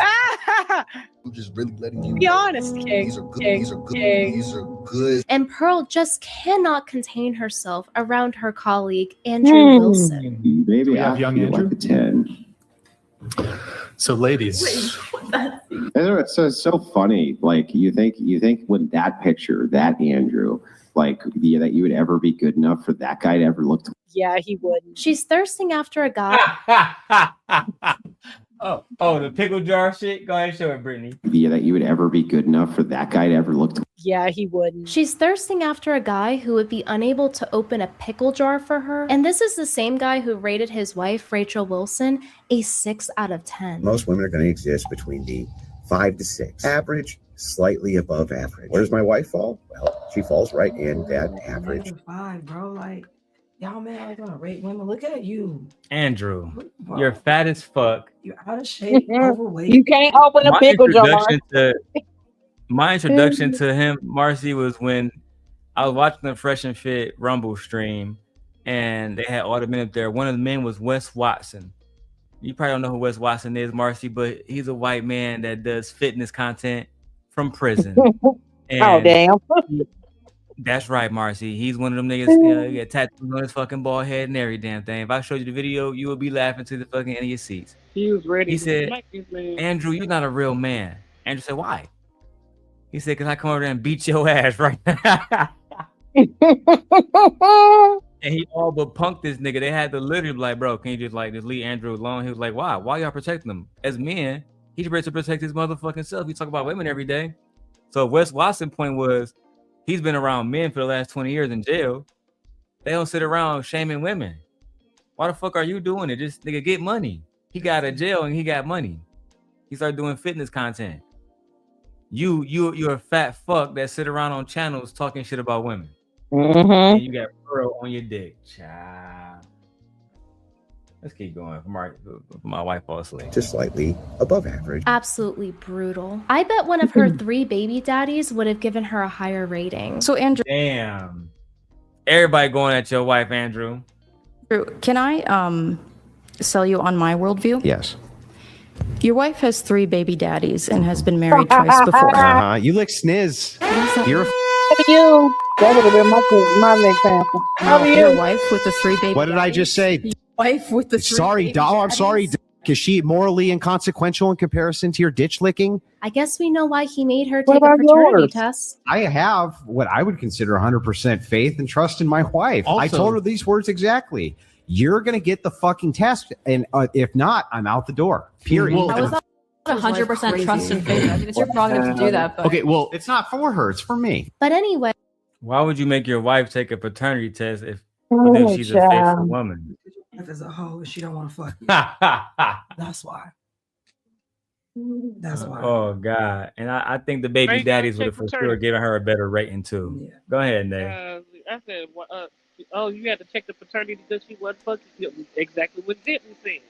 I said, you need paternity for what? If I had told Michi that, motherfucker, you're gonna take this motherfucking paternity test, I'm out the door. Michi would start packing my shit for me. I threw that shit out the door for you. You out of here then, bitch. Football kicked your ass out the door. I would have tackled your ass out the door. I would have flew to Chicago and dragged your ass out the door. That just shows you how much Rachel Wilson thinks of herself. That's all I'm gonna say. Pearl's new boyfriend has some very exciting and high energy content for us to watch. All right. So the next one, someone mentioned it, or I think someone mentioned it, is the sports bar, and that is B tier. Yeah, he may look confused and sad. And Best friend was wrong. This nigga's channel so boring. His last video did 263 views, and Pearl's your girlfriend.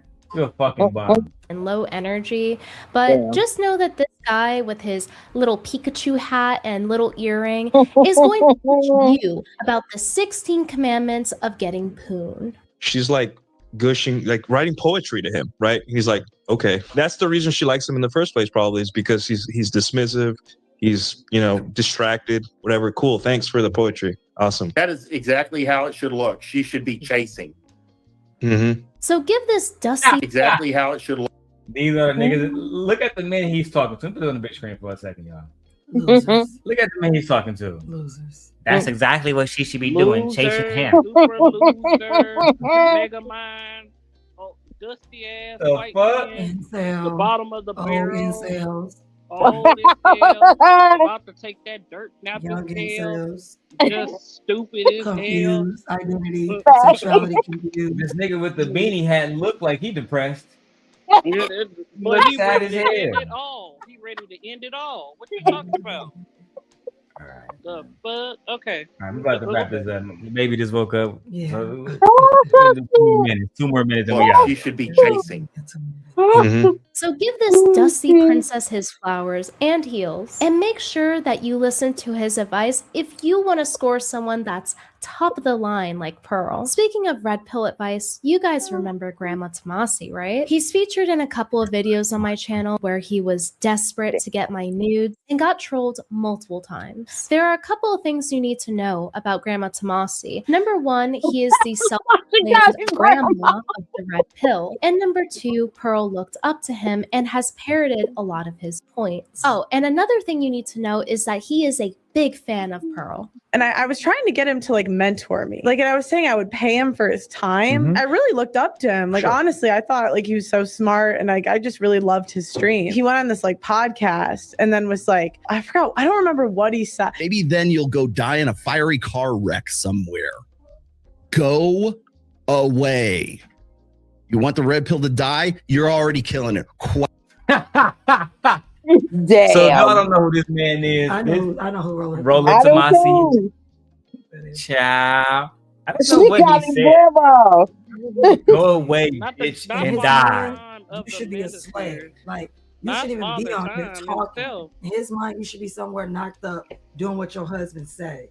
But you want him to mentor you, girl. And we got on that point. I'm gonna play that last part and we got. Maybe then you'll go die in a fiery car wreck somewhere. Go away. You want the red pill to die? You're already killing it quite well. Thank you very much. It really hurt my feelings, though, to be honest. Pearl's boyfriend is Child. We out of here, guys. Baby woke up. I will see y'all on the next one. Look out for our streams. Thank you, Marcy and Nate, for joining us today. Peace out. Have a good night. You. Bye. Bye, guys. Bye.